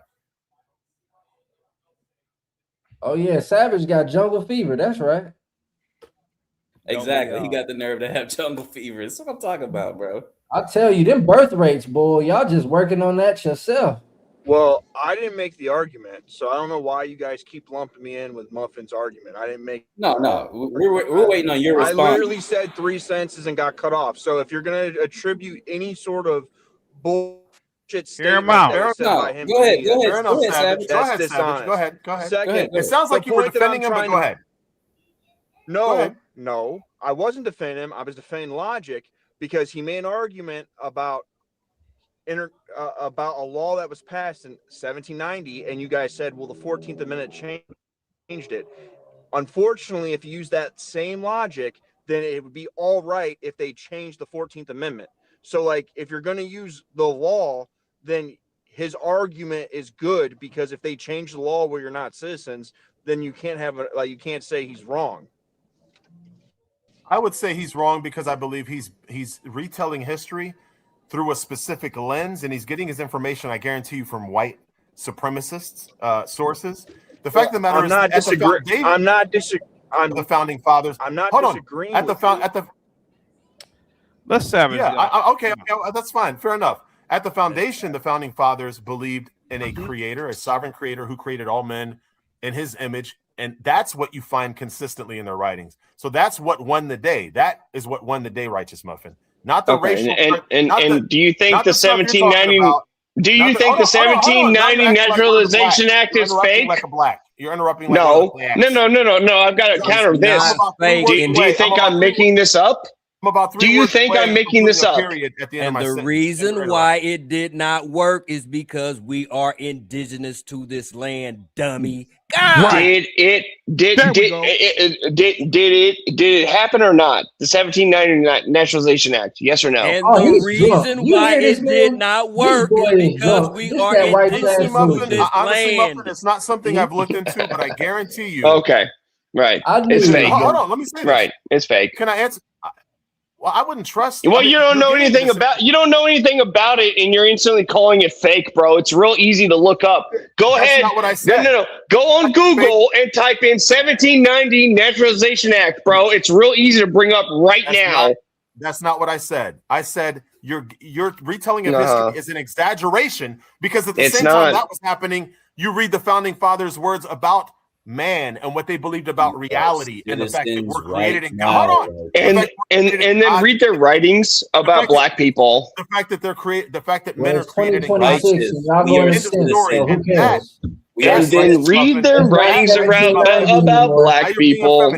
It's not fake. It's 2026 and y'all birth rates are too low. God, and that all men are created equal is what won the day. So it doesn't matter what happened in 1790. It matters that over the course of our history, America has allowed Dante and Chaotic to be citizens, and they are citizens. And we've had people that look like them fight and die for this country, contribute to it on every level, not just culturally, but structurally. And you don't have a right as a groiper. And the country's doing great. Goes to your air conditioning job and then comes home and you live a comfortable life to tell black men that they don't belong here. Screw you, pal. Who do you think you are? And the country is doing screw great. You, pal. Screw and you. The country's doing great. That's absolutely, because y'all going extinct. With all the quote unquote teen takeovers, the country's doing great. This is still the best country in the world. And as people come from other countries to visit here for the World Cup, they are floored at America. You can find the videos on YouTube where these foreigners are amazed at how beautiful our country is. If you don't like it here, you can go to Russia, and you'll be surrounded by people that look like you. Stopping you. Oh, yeah, God. Go to Asia with all the other white boys. Hey, CT, I told you, man, they gonna crash out the hardest when they actually find out reality, boy. The government don't like you, and they lied to you too. Yeah. They don't. They lied to you too. Look at how you live, Righteous Muffin. I mean, how does he live?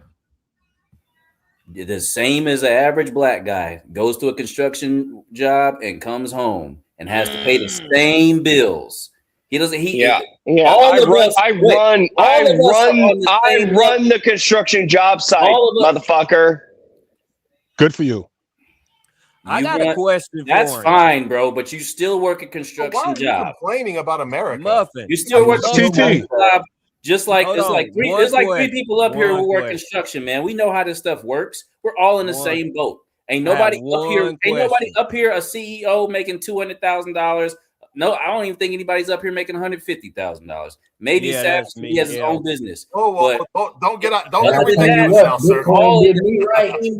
And anybody up here, there's nothing that anybody that you as a white person can do that I can't. There's nothing that I can do that you can't in this society. So how could nobody's over anybody, bro.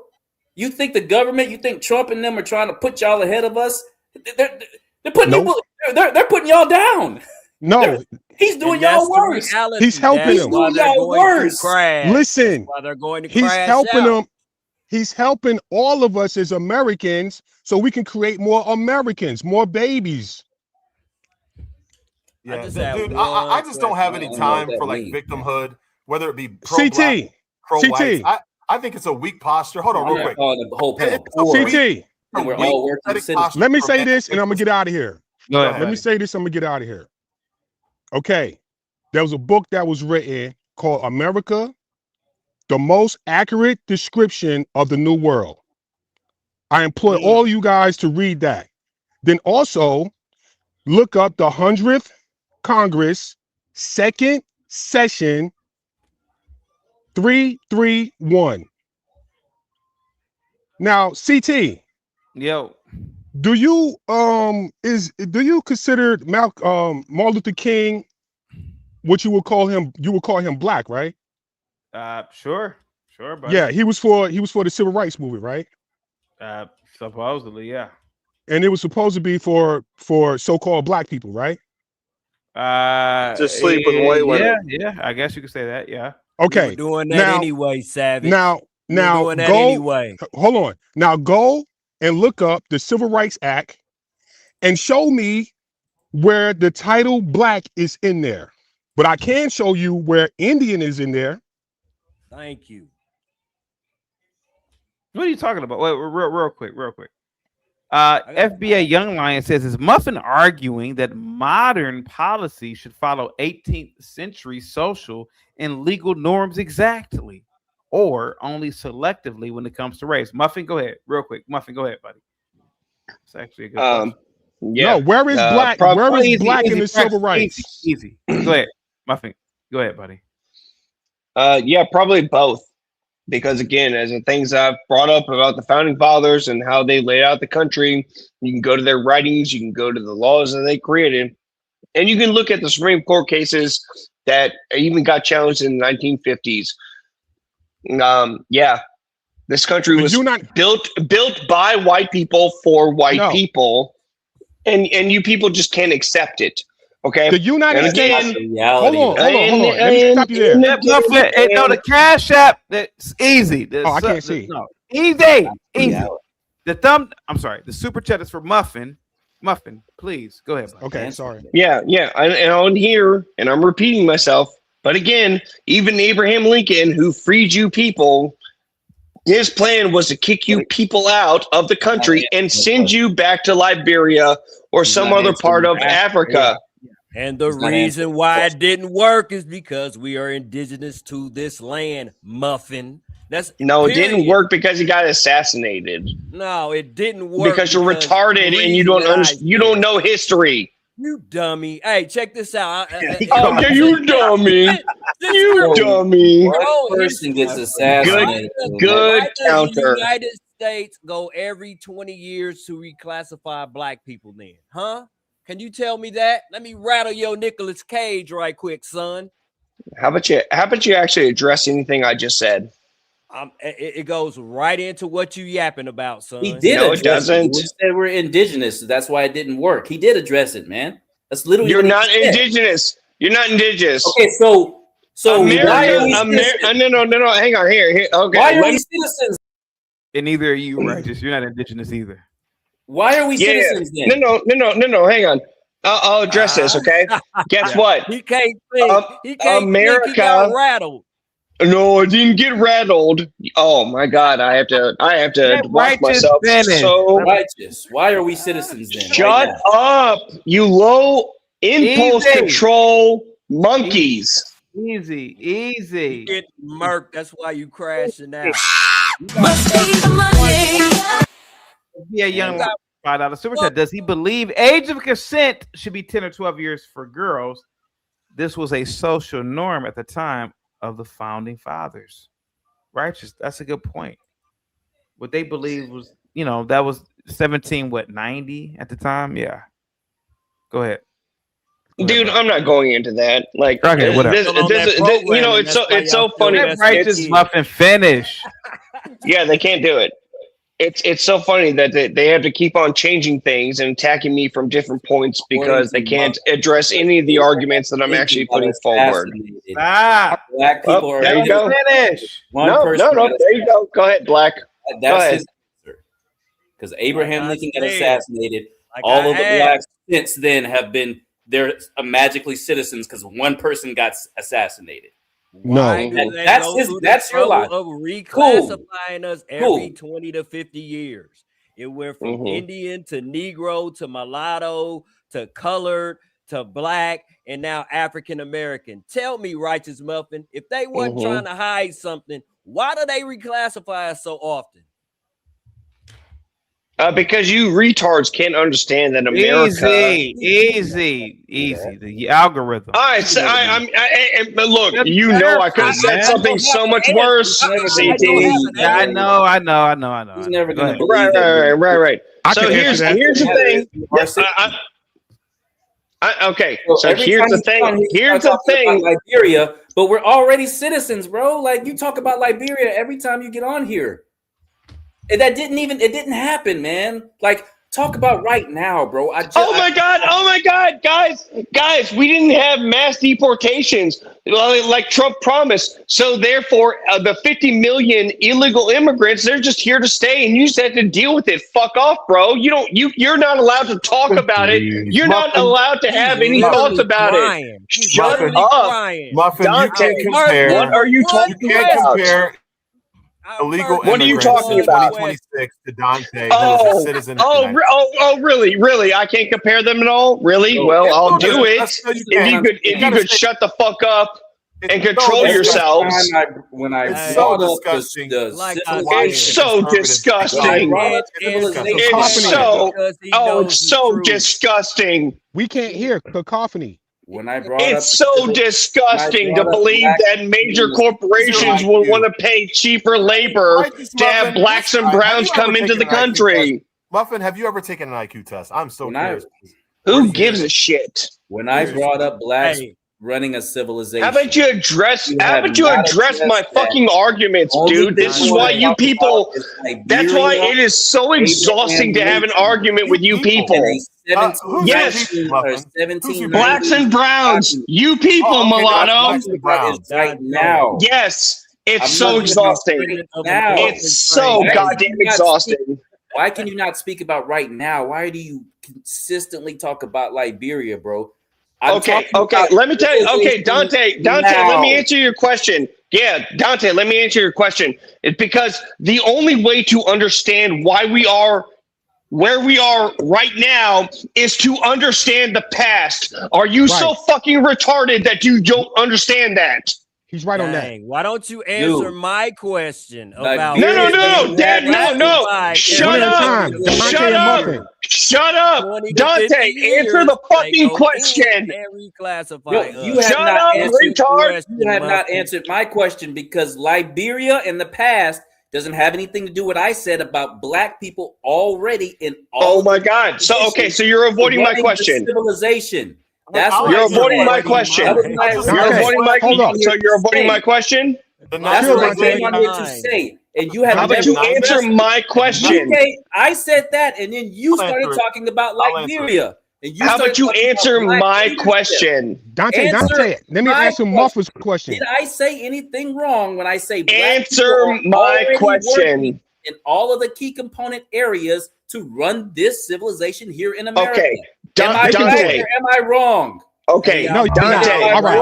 One question. Show me, because ever since I've been a kid, I've been seeing black people on the poles working on the electrical. Yeah, I'm sure you've seen plenty of black people on poles. Black people working for the gas company. I've seen engineers that are black. I've been seeing architects that are black. Ever since I was a child. If you go back in history, you see the same black people 30 years ago working for the city doing the exact same thing. Dude, this is just monkey babble. Holy shit! And I have to censor myself. Dante, let me address Muffin because you can't. So how can you say that we would not be able to take over? I'm not saying I want that to happen. I don't want white people gone, But if they were, at all, we could take over and run the systems that are already in place because we've already been doing it. We're doing it now. Right now, we're doing it already. Okay, that question's been answered. Is reality right now? Okay, now back to the well, history. No, actually, could I? Muffin, do you mind for 1 second? Answer your question, Muffin. Don't interrupt now. That the Naturalization Act of Whoa, hang on. He said a bunch of stuff to me, and I just want to make one point, okay? And I'll be very quickly here. Look, it is one thing to say that yes, we use black people to fill labor positions, and white people told them what to do and how to do things. That is completely different. Got engineers, bro. Shut up! Shut up! We've got Jesus Christ, dude! I let you go. Speak, Dante. We've got engineers that are black. We've got architects that are black. I let you go. We're not. I let you go. Shut up! People that are digging ditches, dude. Shut the fuck up. No, we're not. That's a lie. I let you. I let you go. Lying, man. Okay. They're not, okay. Black people are not just in these positions, just being told what to do. You got black. Everybody's being told what to do. Heads of these of different areas in engineering, electrical, sewer, water, farming, all of this stuff. They're not just sitting with a white person telling them do this, plant this seed here. No, we've got soil engineers that go to school for that. I went to an A&M. Agricultural and mechanical school. They got black people that major in soil science. So we're not just grunt work. That goes without saying, Dante. Washington Carver. Don't say that. Don't say that. That's a lie, Muffin. That's a lie. Washington Carver history. Can you please answer my question about being reclassified, Muffin? Yes. Can you please? Why do we get indigenous? I don't. Right. I just want to see him act up. That's all. I don't know anything about it, and I really don't care because you people can't answer my questions. Question. What about the 1790 Act? I'm going to, but they talking about the question. Guys, let me end it. Let me end it. Let me end it. So they couldn't. Since he wants you the man, boy. You the man, bro. Hold on, guys. If he wants someone to address the Naturalization Act of 1790. I told him I didn't know a lot about it, but I did read on it. And what I don't see in it is anything about birth. It talks about government, foreign-born immigration, basically. Right. It doesn't say anything about people who are born on U.S. soil. Real quick, the urban landlord says black versus whites talking construction. Ooh, Here comes it would be interesting to hear from Muffin. How he thinks the Naturalization Act of 1790, while it does seem to restrict naturalization to free whites who are born abroad, it says nothing about people who are born on U.S. soil. Make sense of that. Let me add to that. Yeah. Black and white. Wait a minute. Hold up, Muffin. Let me add to that. He asked me a question. What the fuck is going on? Let Righteous go. I'm going to clarify. I'm going to clarify the concept. What he said. Praxis. He was asking Righteous a question. Jesus Christ, man. Thank you. Go ahead. Again, when it comes to the 1790 Naturalization Act, it very clearly states that the people who are American citizens are free white men of good character. Does it not? Yes. Do you even know what citizen means as a legal term? Do you even know what citizen means as a legal term? He's lying. White is a status. As a legal term. It's not a skin color. It's a status. Totally outclassed. You are not in your lane, son. You are out of your way. Guys, he addressed me. Let me answer. Non-compass mentis, this guy. Hold on. Yo, guys, hold on. He asked me a question. So, no, you're wrong.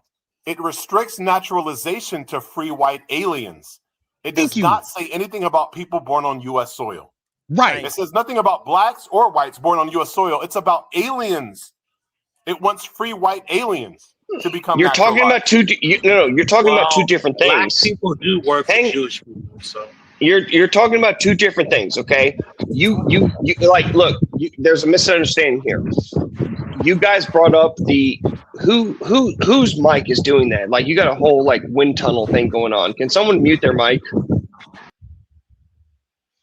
Okay, you're talking about two things here. Okay, which is the was it the constitutional amendment for the 14th constitutional amendment which is natural birthright citizenship, and then we're talking about the 1790 Naturalization Act. These are two different things, completely separate from each other. Now, yes, the 1790 Naturalization Act is talking about any white people who move here. They can become American citizens because they are free white people of good moral character. Exactly. Now, when it comes, right, so this is a distinction from the 14th Amendment of the Constitution talking about birthright citizenship. And I said earlier, to clarify, that the 14th Amendment had to do with white American citizens having a child born Act of 1870. Why haven't you mentioned that? That comes after both of those decisions. So Congress amended naturalization. I'm sorry. Do we get to stay on topic or not? Yeah, no. We're talking about citizenship and who's an American. That's not on topic. Yes. Let him finish. No. But hang on. You're moving the goalposts of where I started the conversation.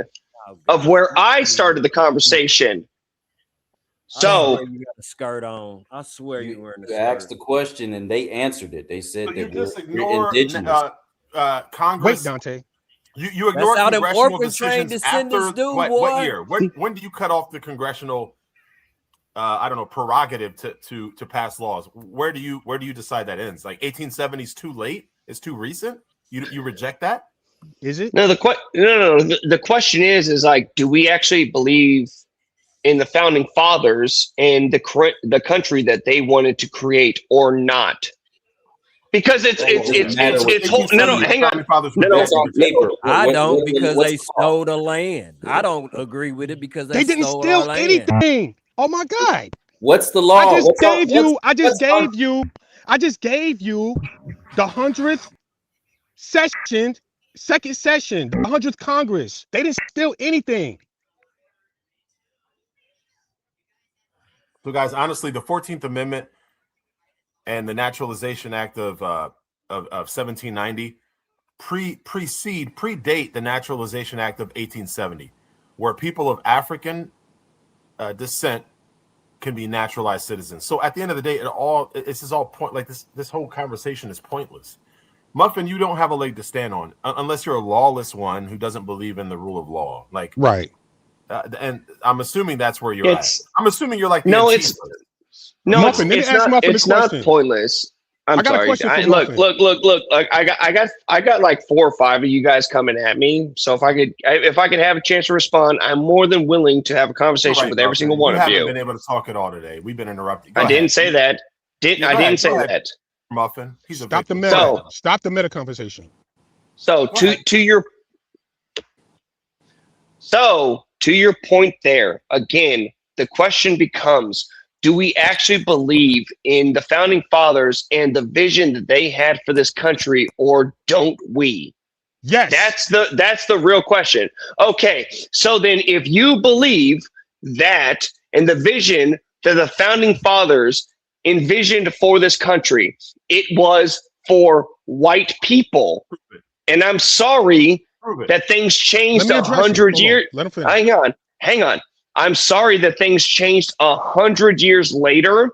They were obviously dead and gone long by then, but that does not change the vision that they had for the country, which is backed up by all of their writings, which none of you people can go to any primary source or writings from the founding fathers saying that they believed in a mixed racial or multicultural society. There's not a single one of you people who could bring up that example from the founding fathers' writings.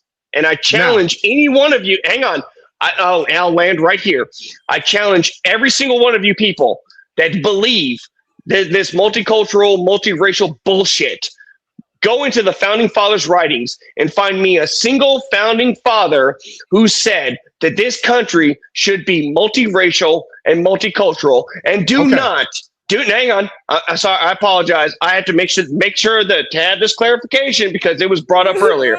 Do not Do not bring up the Declaration of Independence where it says all men are created equal. Because, again, none of their writings back that bullshit up. Go ahead. First of all, the concept of white and black is status. It's not a skin color. It's not a skin color. He's dumb. He don't know. They switched. That is the most retarded argument ever. Listen, that's the denotation. You talking connotation. What the populace is doing is saying. But if you go into the Library of Congress, they give you the definition of an American. He not going. And it says copper color, original native, original aboriginal, copper colored people, and then the European that was born here. And when was that written? You were in for a rude awakening, son, because it's a cool. Yeah, Ben, I don't care about what you have to say. While you are up here, Ben, I don't care about what you have to say. I don't care about what you have to say. That's gonna rattle you and the kind like you that don't want to get. Who's talking to me? Is it Praxis? Praxis, now, is that you? I'm going to say this again. No. Hey, who's talking to me? Praxis. Now, Praxis. Again, Okay. No. Hang on. Hold on. Question for you, Praxis. Yeah. To the congressional thing that you're bringing up. When was that written, and when was it revised about who is or isn't an American citizen or whatever that you're talking about? I don't have a specific date right now. Okay, then you should look that up. Oh my God. Okay, yeah, I'm gonna look that up. But I'm telling you the definition of an American. Now, what you're talking about is a U.S. citizen. Citizen meaning member of a U.S. The U.S. is a corporation. In order for them to do business on their land, they had to register in Delaware. Now, who were they registering with? Dude, nobody was an American citizen or could be considered an American citizen until the founding of America. And the founding fathers laid out who was an American citizen, bro. They are the founders. Wait a minute. Hold on. They were founders of the United States corporation that's doing business on this soil. That's why it says United States. It says United States of America. Okay? They had to register with Delaware. Have you ever heard of the Iroquois? Do you understand what United States mean? Have you heard of the Iroquois? The Iroquois, yes. Right. Yes, they had a vision. They had a vision, but they had the vision of the Iroquois. The Iroquois was already your so-called founding fathers. Look up the letter that was written by George Washington to the Sultan of Morocco. I've looked this up before. I've looked this up before, and it does not say what you think it says. But go ahead. I know. I went off on the black and white thing because we already got that established that black and white is a status. It's not a color. And it also said when you said free white people, the reason why it says free white people because those so-called what you would say colloquially white people were once slaves. So they had to be free. You're right. Yes, because the word slave comes from Slav, meaning the first people who were enslaved was actually white people and not blacks. Now who enslaved those Slavics? I'd have to look into that. You're gonna make his brain melt, sir. Now look up on this land the law in South Carolina, right? The law in South Carolina, I think it's 1790, the Sundry Law, that you could not enslave a Moor. What is a Moor? Brown person. That's right. So us people that was already here, we was considered Moors. So you couldn't enslave us.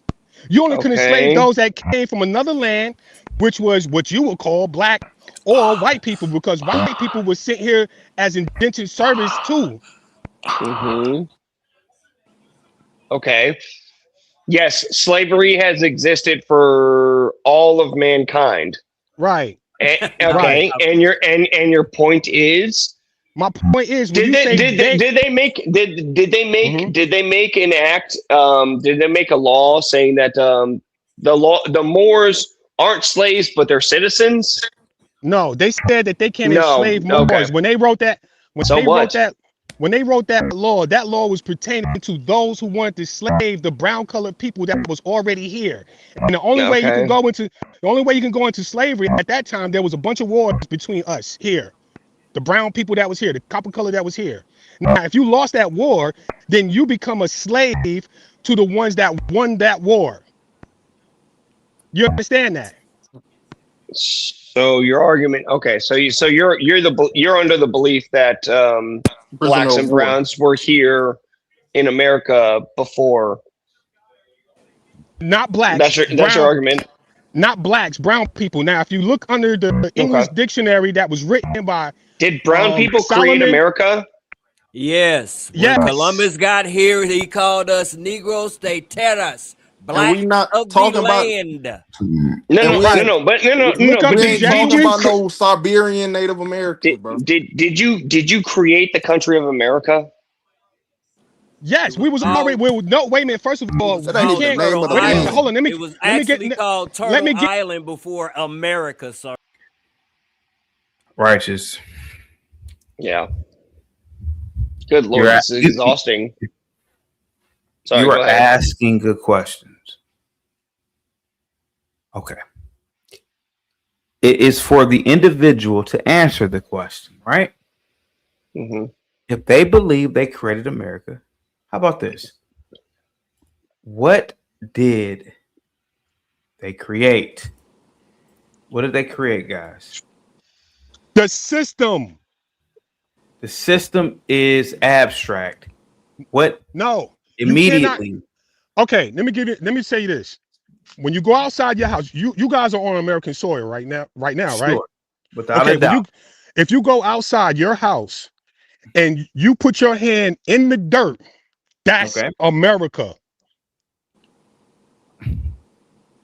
It's not the people. The people are American, and the people created the system. And the United States Corporation had to follow that system of that which was already here. Praxis. I am not on Righteous Muffin's side. I know.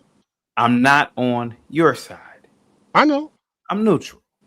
Right. What mega structure? What? Jesus Christ. American is not a building. I know America's not a building, but what was built? What was already here? The system of interacting. The concept system of doing interacting, business. bro. Right. When you doing business here, you interacting with other people. You trading. You barter trading. Right. So that system and law that was already here, they had to follow that. Oh, I get what you're saying. He's talking about the Europeans that came over here. That system and law was not already here. It was called a confederacy. It was called a confederacy created by the Iroquois Indians, which was an amalgamation. Listen, it was an amalgamation of, some say 5, but it's on the Congress session is 6. And what rewritten history are you getting this from? I just told you, go to the 100th Congress second session. But what does it matter when you people work for Jewish people every day? What does it matter? What you're talking about? Here we go. Back to the no. It's you said, hang on. It doesn't matter no when IQ, you still work. You said. Easy. Praxis. Hang on, Praxis. Hang on, Praxis. You said. Let's talk about what does it matter when you people work? Shut up. Shut up. Jew guy. Hold on, man. Praxis. You said the 100th Congress, and what was it? 331. What is it, like HR 331? So I can actually look this up and I think read it's it. I think it's HRESCON 331. I'm going off the top of my head. HRS 331. What was it? Just 331. I think it's it was this 100th session. I mean the 100th Congress second session. Okay. I'll look into this while you guys continue. Thank you, sir. Yeah. And also look up the book that was written about the America.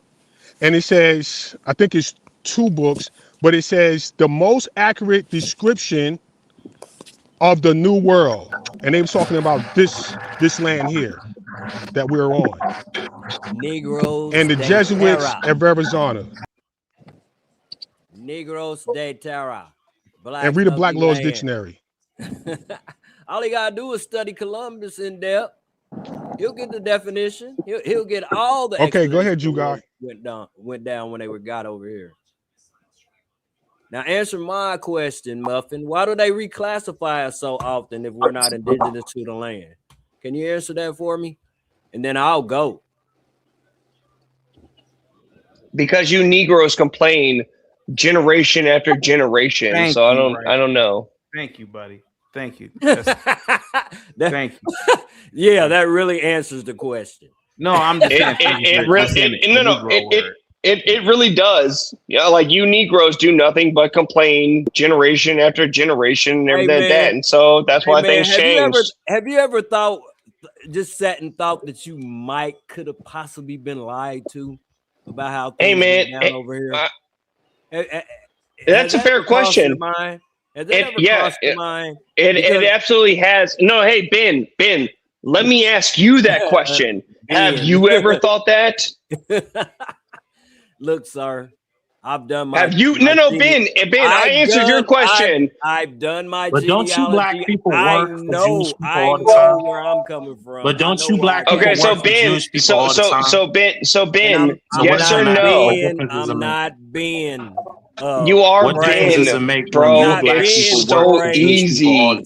I'm not being brave. What does it matter when you black people work for Jewish people all the time? So what does it matter? Cash, you gotta fix your mic, bro. You gotta fix it, bro. Like it's horrible, man.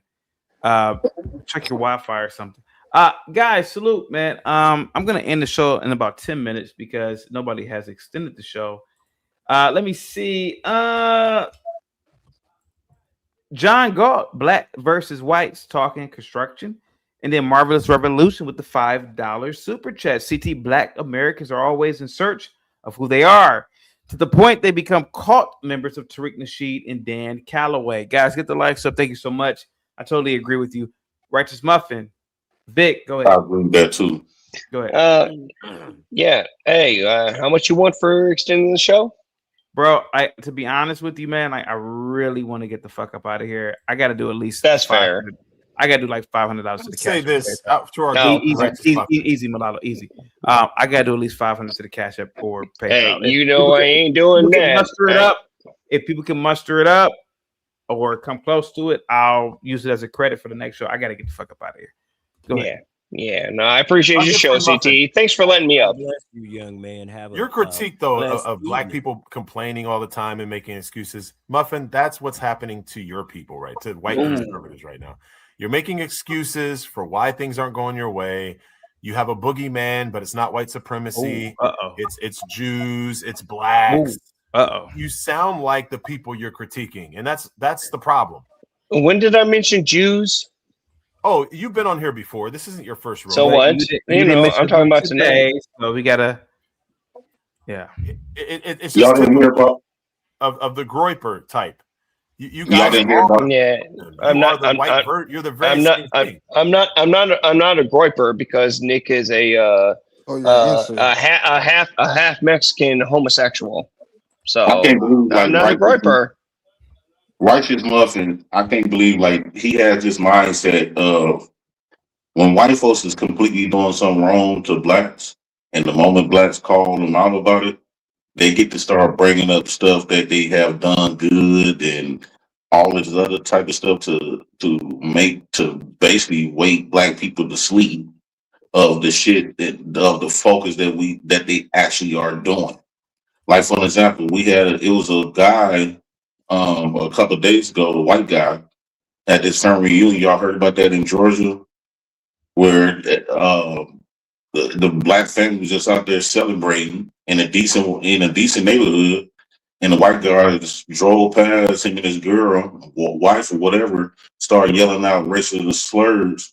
And they were convicted a long time ago. Yeah, I got you. No, this just happened about 3-4 days ago.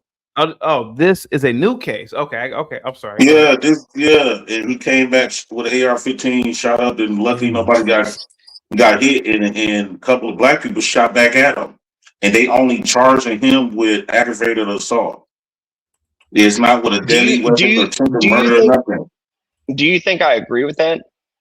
I've made my stances very Well, hang on, Jay Prince. I've made my stances very clear on instances like this. As far as I'm concerned, every single white person that you're trying to put into this box, guess what? As far as I'm concerned, I'm going to dig a gigantic pit that goes halfway through the earth, and they can all be thrown into it.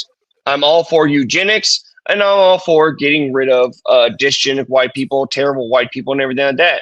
Now, let me ask you, JP, do you believe the same as I do about black people? When it comes to St. George Floyd, do you think he should have been thrown in the pit? No, I think the ones that saw. Right. That's the difference. Well, the difference is you can fuck off with your critique, but go ahead. Righteous. The difference is y'all have done more years on top of stack of years of much damage to the black groups of people. And that's what you think. We kept you fuckers in line. Let's be honest. Bro, you didn't keep us in line, right? Well, okay. How's the black population doing right now? Well, you sort of y'all did it for the butlers and stuff, but y'all have done a lot, and I think that y'all just afraid of y'all karma. And so since karma is getting close, this is the reason why that Karmelo Anthony case went the way it did, because now this never heard of, and a lot of people got upset with me because I labeled Karmelo Anthony as the most dominant freedom fighter than Black Panthers, than the Civil Rights Movement, than Malcolm X, than the Muslims. Hold on, let me finish. The reason why I deem let the president finish. The reason why I deem Karmelo Anthony is way better than all of those freedom fighters that we had is because they only was talking. And they were just screaming and marching, and they was getting violence thrown at them, rocks, bullets, all water, dogs. But Karmelo Anthony took out a white boy, right? And so then that means that when JP, that means that when my people answer in kind, and we lynch you people, you cannot say anything against it because you're just hang on, JP. I would say bring it on. You're just you're happy. You're happy. You're happy to see that a young black man stabbed a white boy in the heart and killed him for no reason. No, I'm happy to see black men finally step up for themselves. No, what I'm happy to see by murdering, by killing white people. White people. Right, because on the other end, white men got more black men and black boys under their belts than black men. JP, can I ask you a question? I would say that Karmelo let me ask you a question. Is it not Buffalo soldiers for a man to get pushed by another man and to, instead of knuckling up like I would do, like you would do, you stab that man in the heart? You don't. He was scared, man. No, you're right. They got four white gangsters, thugs, was circling around them. Africans. That's not what the witnesses said. The witnesses. So y'all talking about what the witnesses said? They has been debunked. You must have only listened to the other side of the story. Overpowered. His whole team. Hold on. His whole football team was on the field too. You don't. No. You must haven't. I can tell that you haven't heard. I can tell you haven't heard the black people side, right? And when they was actually in the courtroom and the video was showing something totally different from when the witnesses was like lying on stand. Right? Everything was racially motivated. Listen, if the kid who was stabbed was black and the kid who did it was white, all the circumstances. No, I don't want to hear those comparisons because we got real life examples. Mileto, we have real life examples. We have real life. Cacophony, one at a time. We have real life examples of white men doing that to black men. Everybody get off. Just like, hold on, let me finish. Just like the little 14-year-old boy. So yes, when I see Karmelo Anthony, he's none like his ancestors, right? And so typically what tends to happen is black people in those situations, when a white man approached them aggressively, they would be so afraid to defend themselves to the point where they would let themselves die. And so Karmelo Anthony said, I refuse to let myself die because I've been in New York, California, Ohio, Washington, D.C., Florida. I've never seen a black dude get scared of a white dude. I don't know. Never. And here's the thing. Karmelo Anthony is a butler. I'm shocked. Butlers, y'all don't even stand together for your homes. He wasn't no JP. Answer Karmelo Anthony wasn't a field Negro. Honestly, JP, if all the circumstances were exactly the same, but Metcalf was black and Anthony was white, and a black kid on a football team got stabbed in the heart by a black kid or from an opposing team, would this be your opinion, or would it switch based on who's black and who's white? Be honest. Based on the circumstances, yes, it would definitely switch. Yeah, man, he's full of it. CT, you see me in this picture with the wonderful Jasmine Crockett, right? Yeah. I was hanging out with Jasmine that day. I took that picture, and when I was around her, unfortunately, her security guy, who now is dead, unfortunately, he died. Every time I was around Jasmine, he would get really uncomfortable, try to wedge himself in there and talk to me and pull me aside. And, hey, man, blah blah blah blah blah. He was insecure, bro. He was insecure about me being. He was so just like I think they were getting it on, but I think that's what was happening. But that's a little interesting side story. But JP, we know that if the roles if the ethnicities were reversed and all the circumstances were the same, you would side with the victim. That's the same. That goes for the same thing for every case that a black person have died in the hands of whites. That's how if it was reversed, and that's what you taking the black people point argument, because if all of these cases where the white man got to get off and walk for deleting a black boy or a black man, we always use if it was reversed, that wouldn't have never happened. So now we finally get to celebrate. Look, now we finally get to celebrate a white Kool-Aid pack of Austin. I don't know how old you are, JP, but I know we're not that far in age. And when we grew up, we were taught that if somebody wants beef, somebody pushes you, you have two options: you walk away or you knuckle up. But when it's cold people, listen. And they were trained jujitsu. Let me just say this. And I went to a lot of funerals of friends growing up. I had a lot of homies that got killed, and that's just, we always called someone who did that a sucker. Like if someone wants to fist fight you and you shoot them or you stab them to kill them instead of fighting, I understand that on a one-on-one tip, but bro, they was here's the difference. It's a big nuance that you're not mentioning. One, it was 4 of them, right? That's one. Secondly, they were gonna kill him. Wait, hold on. Secondly, Karmelo Anthony and his brother is a trained jiu-jitsu fighter. Karmelo Anthony wasn't, right? I fought trained fighters in this. You are not gonna fight no one-on-one with no damn trained jiu-jitsu. Yeah, no. But see, JP, here's hang on. That's a weapon within itself. No, JP. Here's the great point that I think it's either Mulatto or Praxis. I apologize. That just brought it up. Okay, if the situation was reversed, okay, and Karmelo was a white boy. He was Anthony Metcalf, and it was Karmelo Anthony and 4 black boys that rolled up on him. Are you changing your stance based off of the race? And you already answered, yes, I'm going with the black people. Bro, I don't need to hear any more. And that's the whole point for my argument. You're missing nuances. Right. Because it's all the nuances. It's nuances now. Right. It is. We finally get out of hundreds of thousands. Who cares about the case that was brought before? Out of hundreds of thousands of black deaths, of thousands, we finally get one death. Oh, please. I still think we lose. Oh yeah.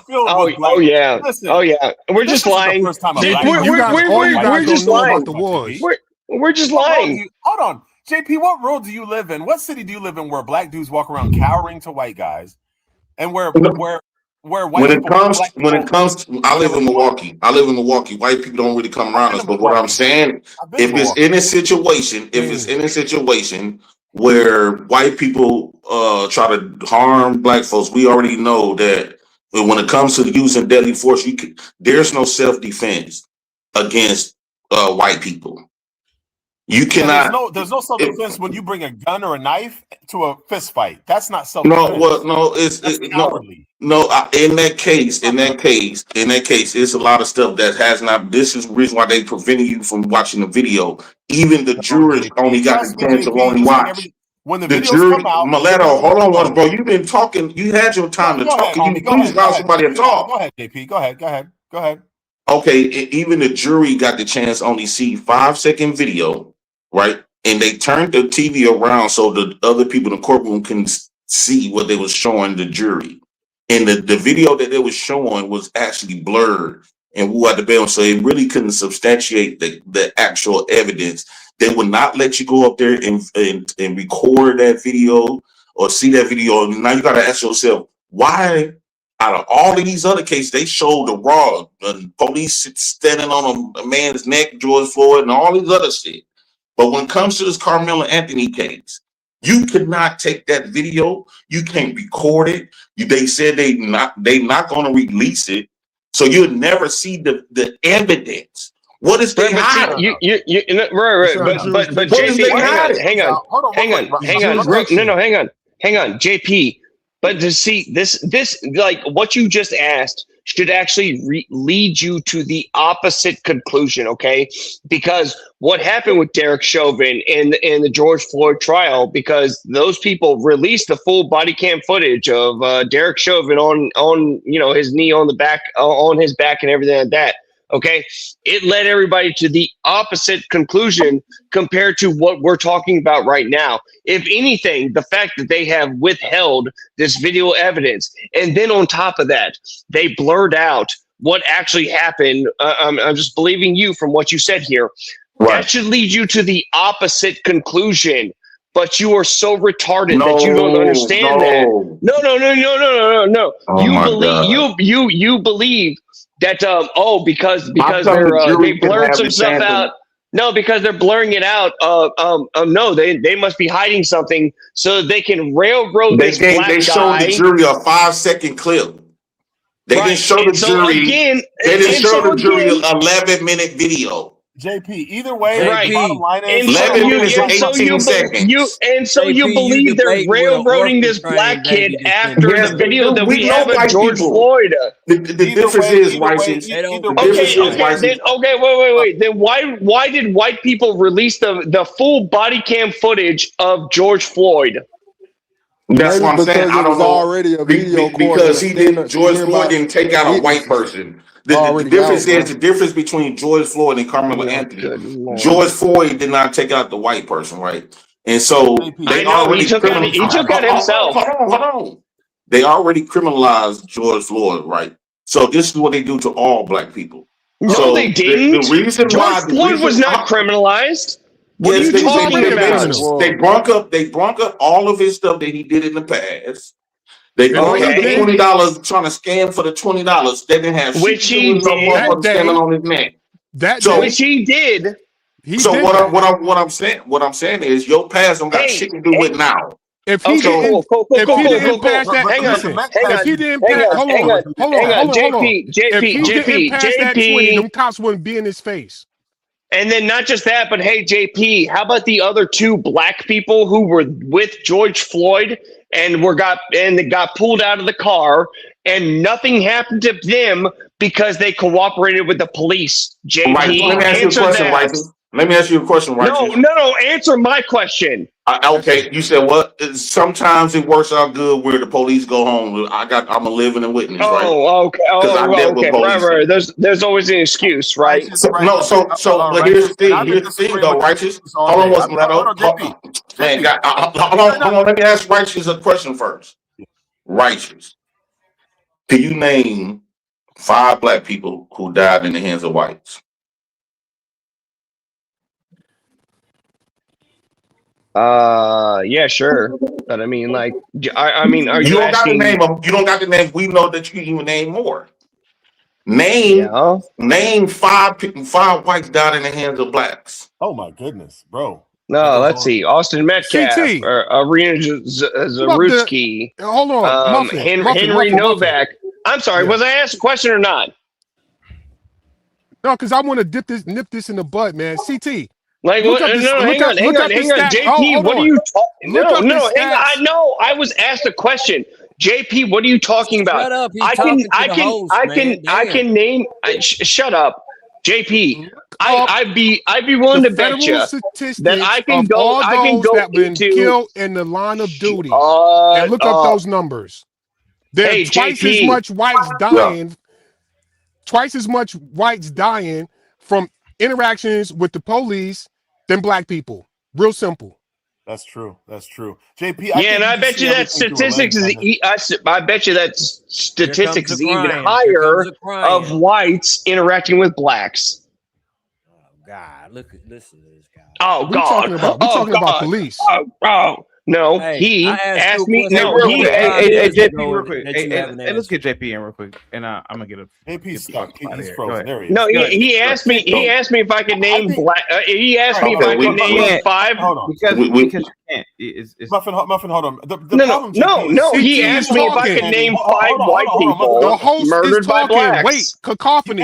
Oh, I meant you can. I'm sorry. I mean, you Oh, can. okay, I'm You certainly can. You could probably name Sorry, 20. righteous. The problem, I though, meant you JP, can. is that it doesn't matter the video, notwithstanding all the It evidence. doesn't matter. It doesn't matter because in your mind, whoever was black, whether it was the kid that was stabbed or the kid that did the stabbing, that's where you land. You land on the support of that side. So it's not really about justice for you, JP. And I would just implore you as a human, my brother, It's about justice. to do better because your soul is eternal. No. JP, Y'all keep trying to. JP, your soul beyond the flesh. Your flesh, the melanin in your flesh is going to rot in the ground one day. White people, black people, Asians, we all go back to the ground, and the skin color that we think is so important rots to nothingness. But your soul is eternal. You got to do better, JP. You got to. I'm doing better.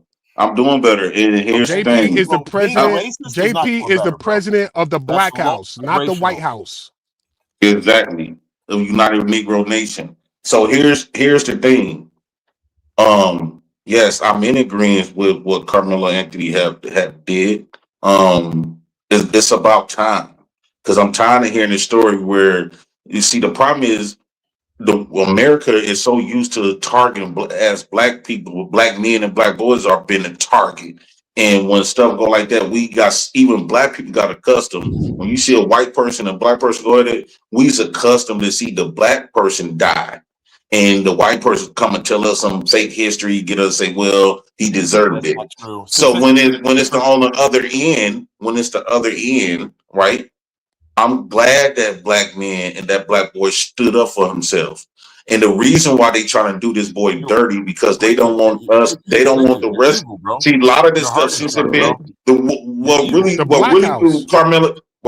Karmelo Anthony in the system like that because it was so public and it hit so many people. That case could have caused put stuff in black people's minds, right? They've been watching these shows and stuff like that, and so that would give, if he would have got off, that would have put ideas in black men's minds. Like, okay, if Karmelo Anthony get to do it, I get to do it. So they try to put the fear and say, under no circumstances, you cannot delete a white man. JP, right? JP, and also the right. Hold on. I'm talking. Let me. Hey, what about O.J. Simpson? I'll be quick. What about O.J. Simpson? O.J. Simpson. And she was a woman. Hold on. Let me just say this. Also to Greg Turthaler in the comments said the appeal. Oh no, somebody said you don't have to Google to find out black people killed by white people. That's because the stories are more public. No, the media doesn't really cover when it's the other way around. Let's just be honest. But statistically, and you can look at the statistics, you can look in any major city where there's violence between whites and blacks. White people get killed by black people pretty damn frequently, JP. Right. And to make this about race, nah, man. If somebody wants to fight you, you're on a football field. Y'all are competing. Fights happen all the time on hockey, and football and basketball. And another team has beef with you and wants to fight you. Don't stab them or shoot them in the head. You put up your fist and fight, or you walk away. That was pussy. Yeah. And anybody Just who take- condones Metcalf that, was a football player. Carmelo Anthony was a pussy track and runner. jump somebody. JP, Look up the Who said he word got jumped? taxonomy. Where's the proof that he got jumped? Metcalf was a Name one football witness who player. said he got Carmelo jumped. Anthony was a Bro, it track was runner. four people sapiens on a against video, Homo on an sapiens actual video. sapiens. You can't see them. It's four people. He was Carmelo Anthony never stood up. He never stood up. It I was saw four. what happened. It was four. It was four of them harping over him. It was four of them harping over on the him. football team. Carmelo Anthony never stood up to even fight. 6'1", I saw what happened. 225, I think. I think Metcalf was C1, 225, some shit like that. I'm gonna tell you what happened. Homo sapiens sapiens against Homo sapiens sapiens. That's all. 8 versus 8 against Neanderthals. They only got 2%. Shit. Yeah, 2%.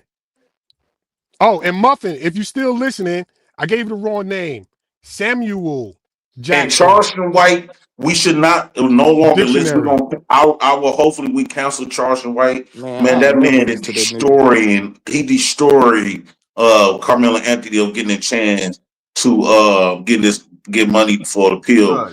Carmelo Anthony at first had people had people willing to donate it. You got rappers and stuff, but now Carmelo Anthony Charleston White try to push a narrative that his parents and his daddy and them, which was on full of shit, as if the case is not by Carmelo Anthony, right? So he tried to take the focus.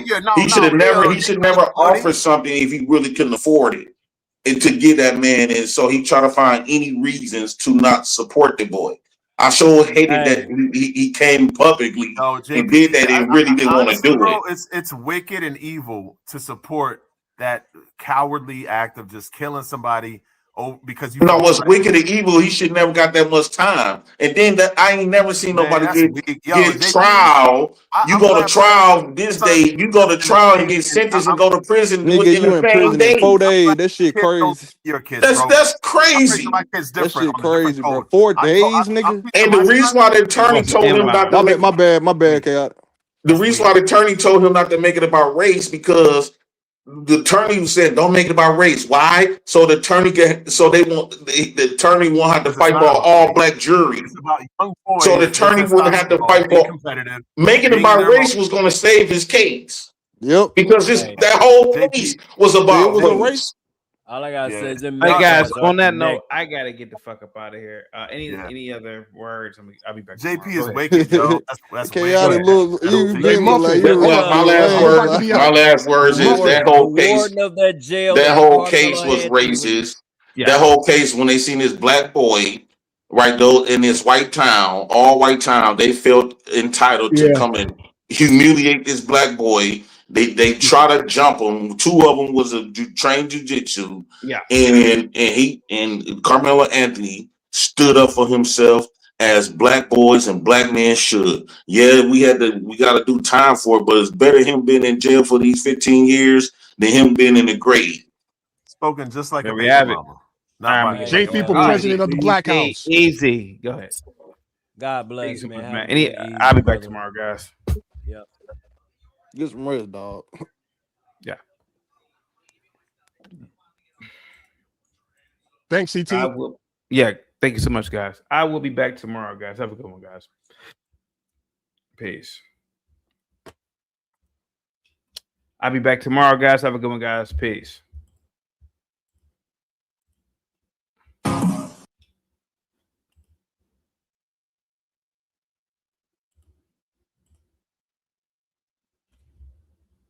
I don't know what happened to the music.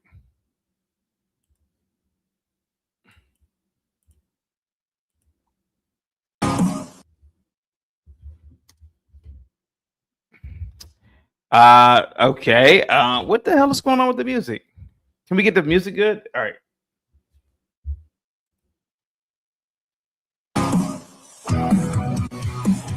Have a good one, guys. Peace. Chaotic truth, beats fire words, inflames the air. Such a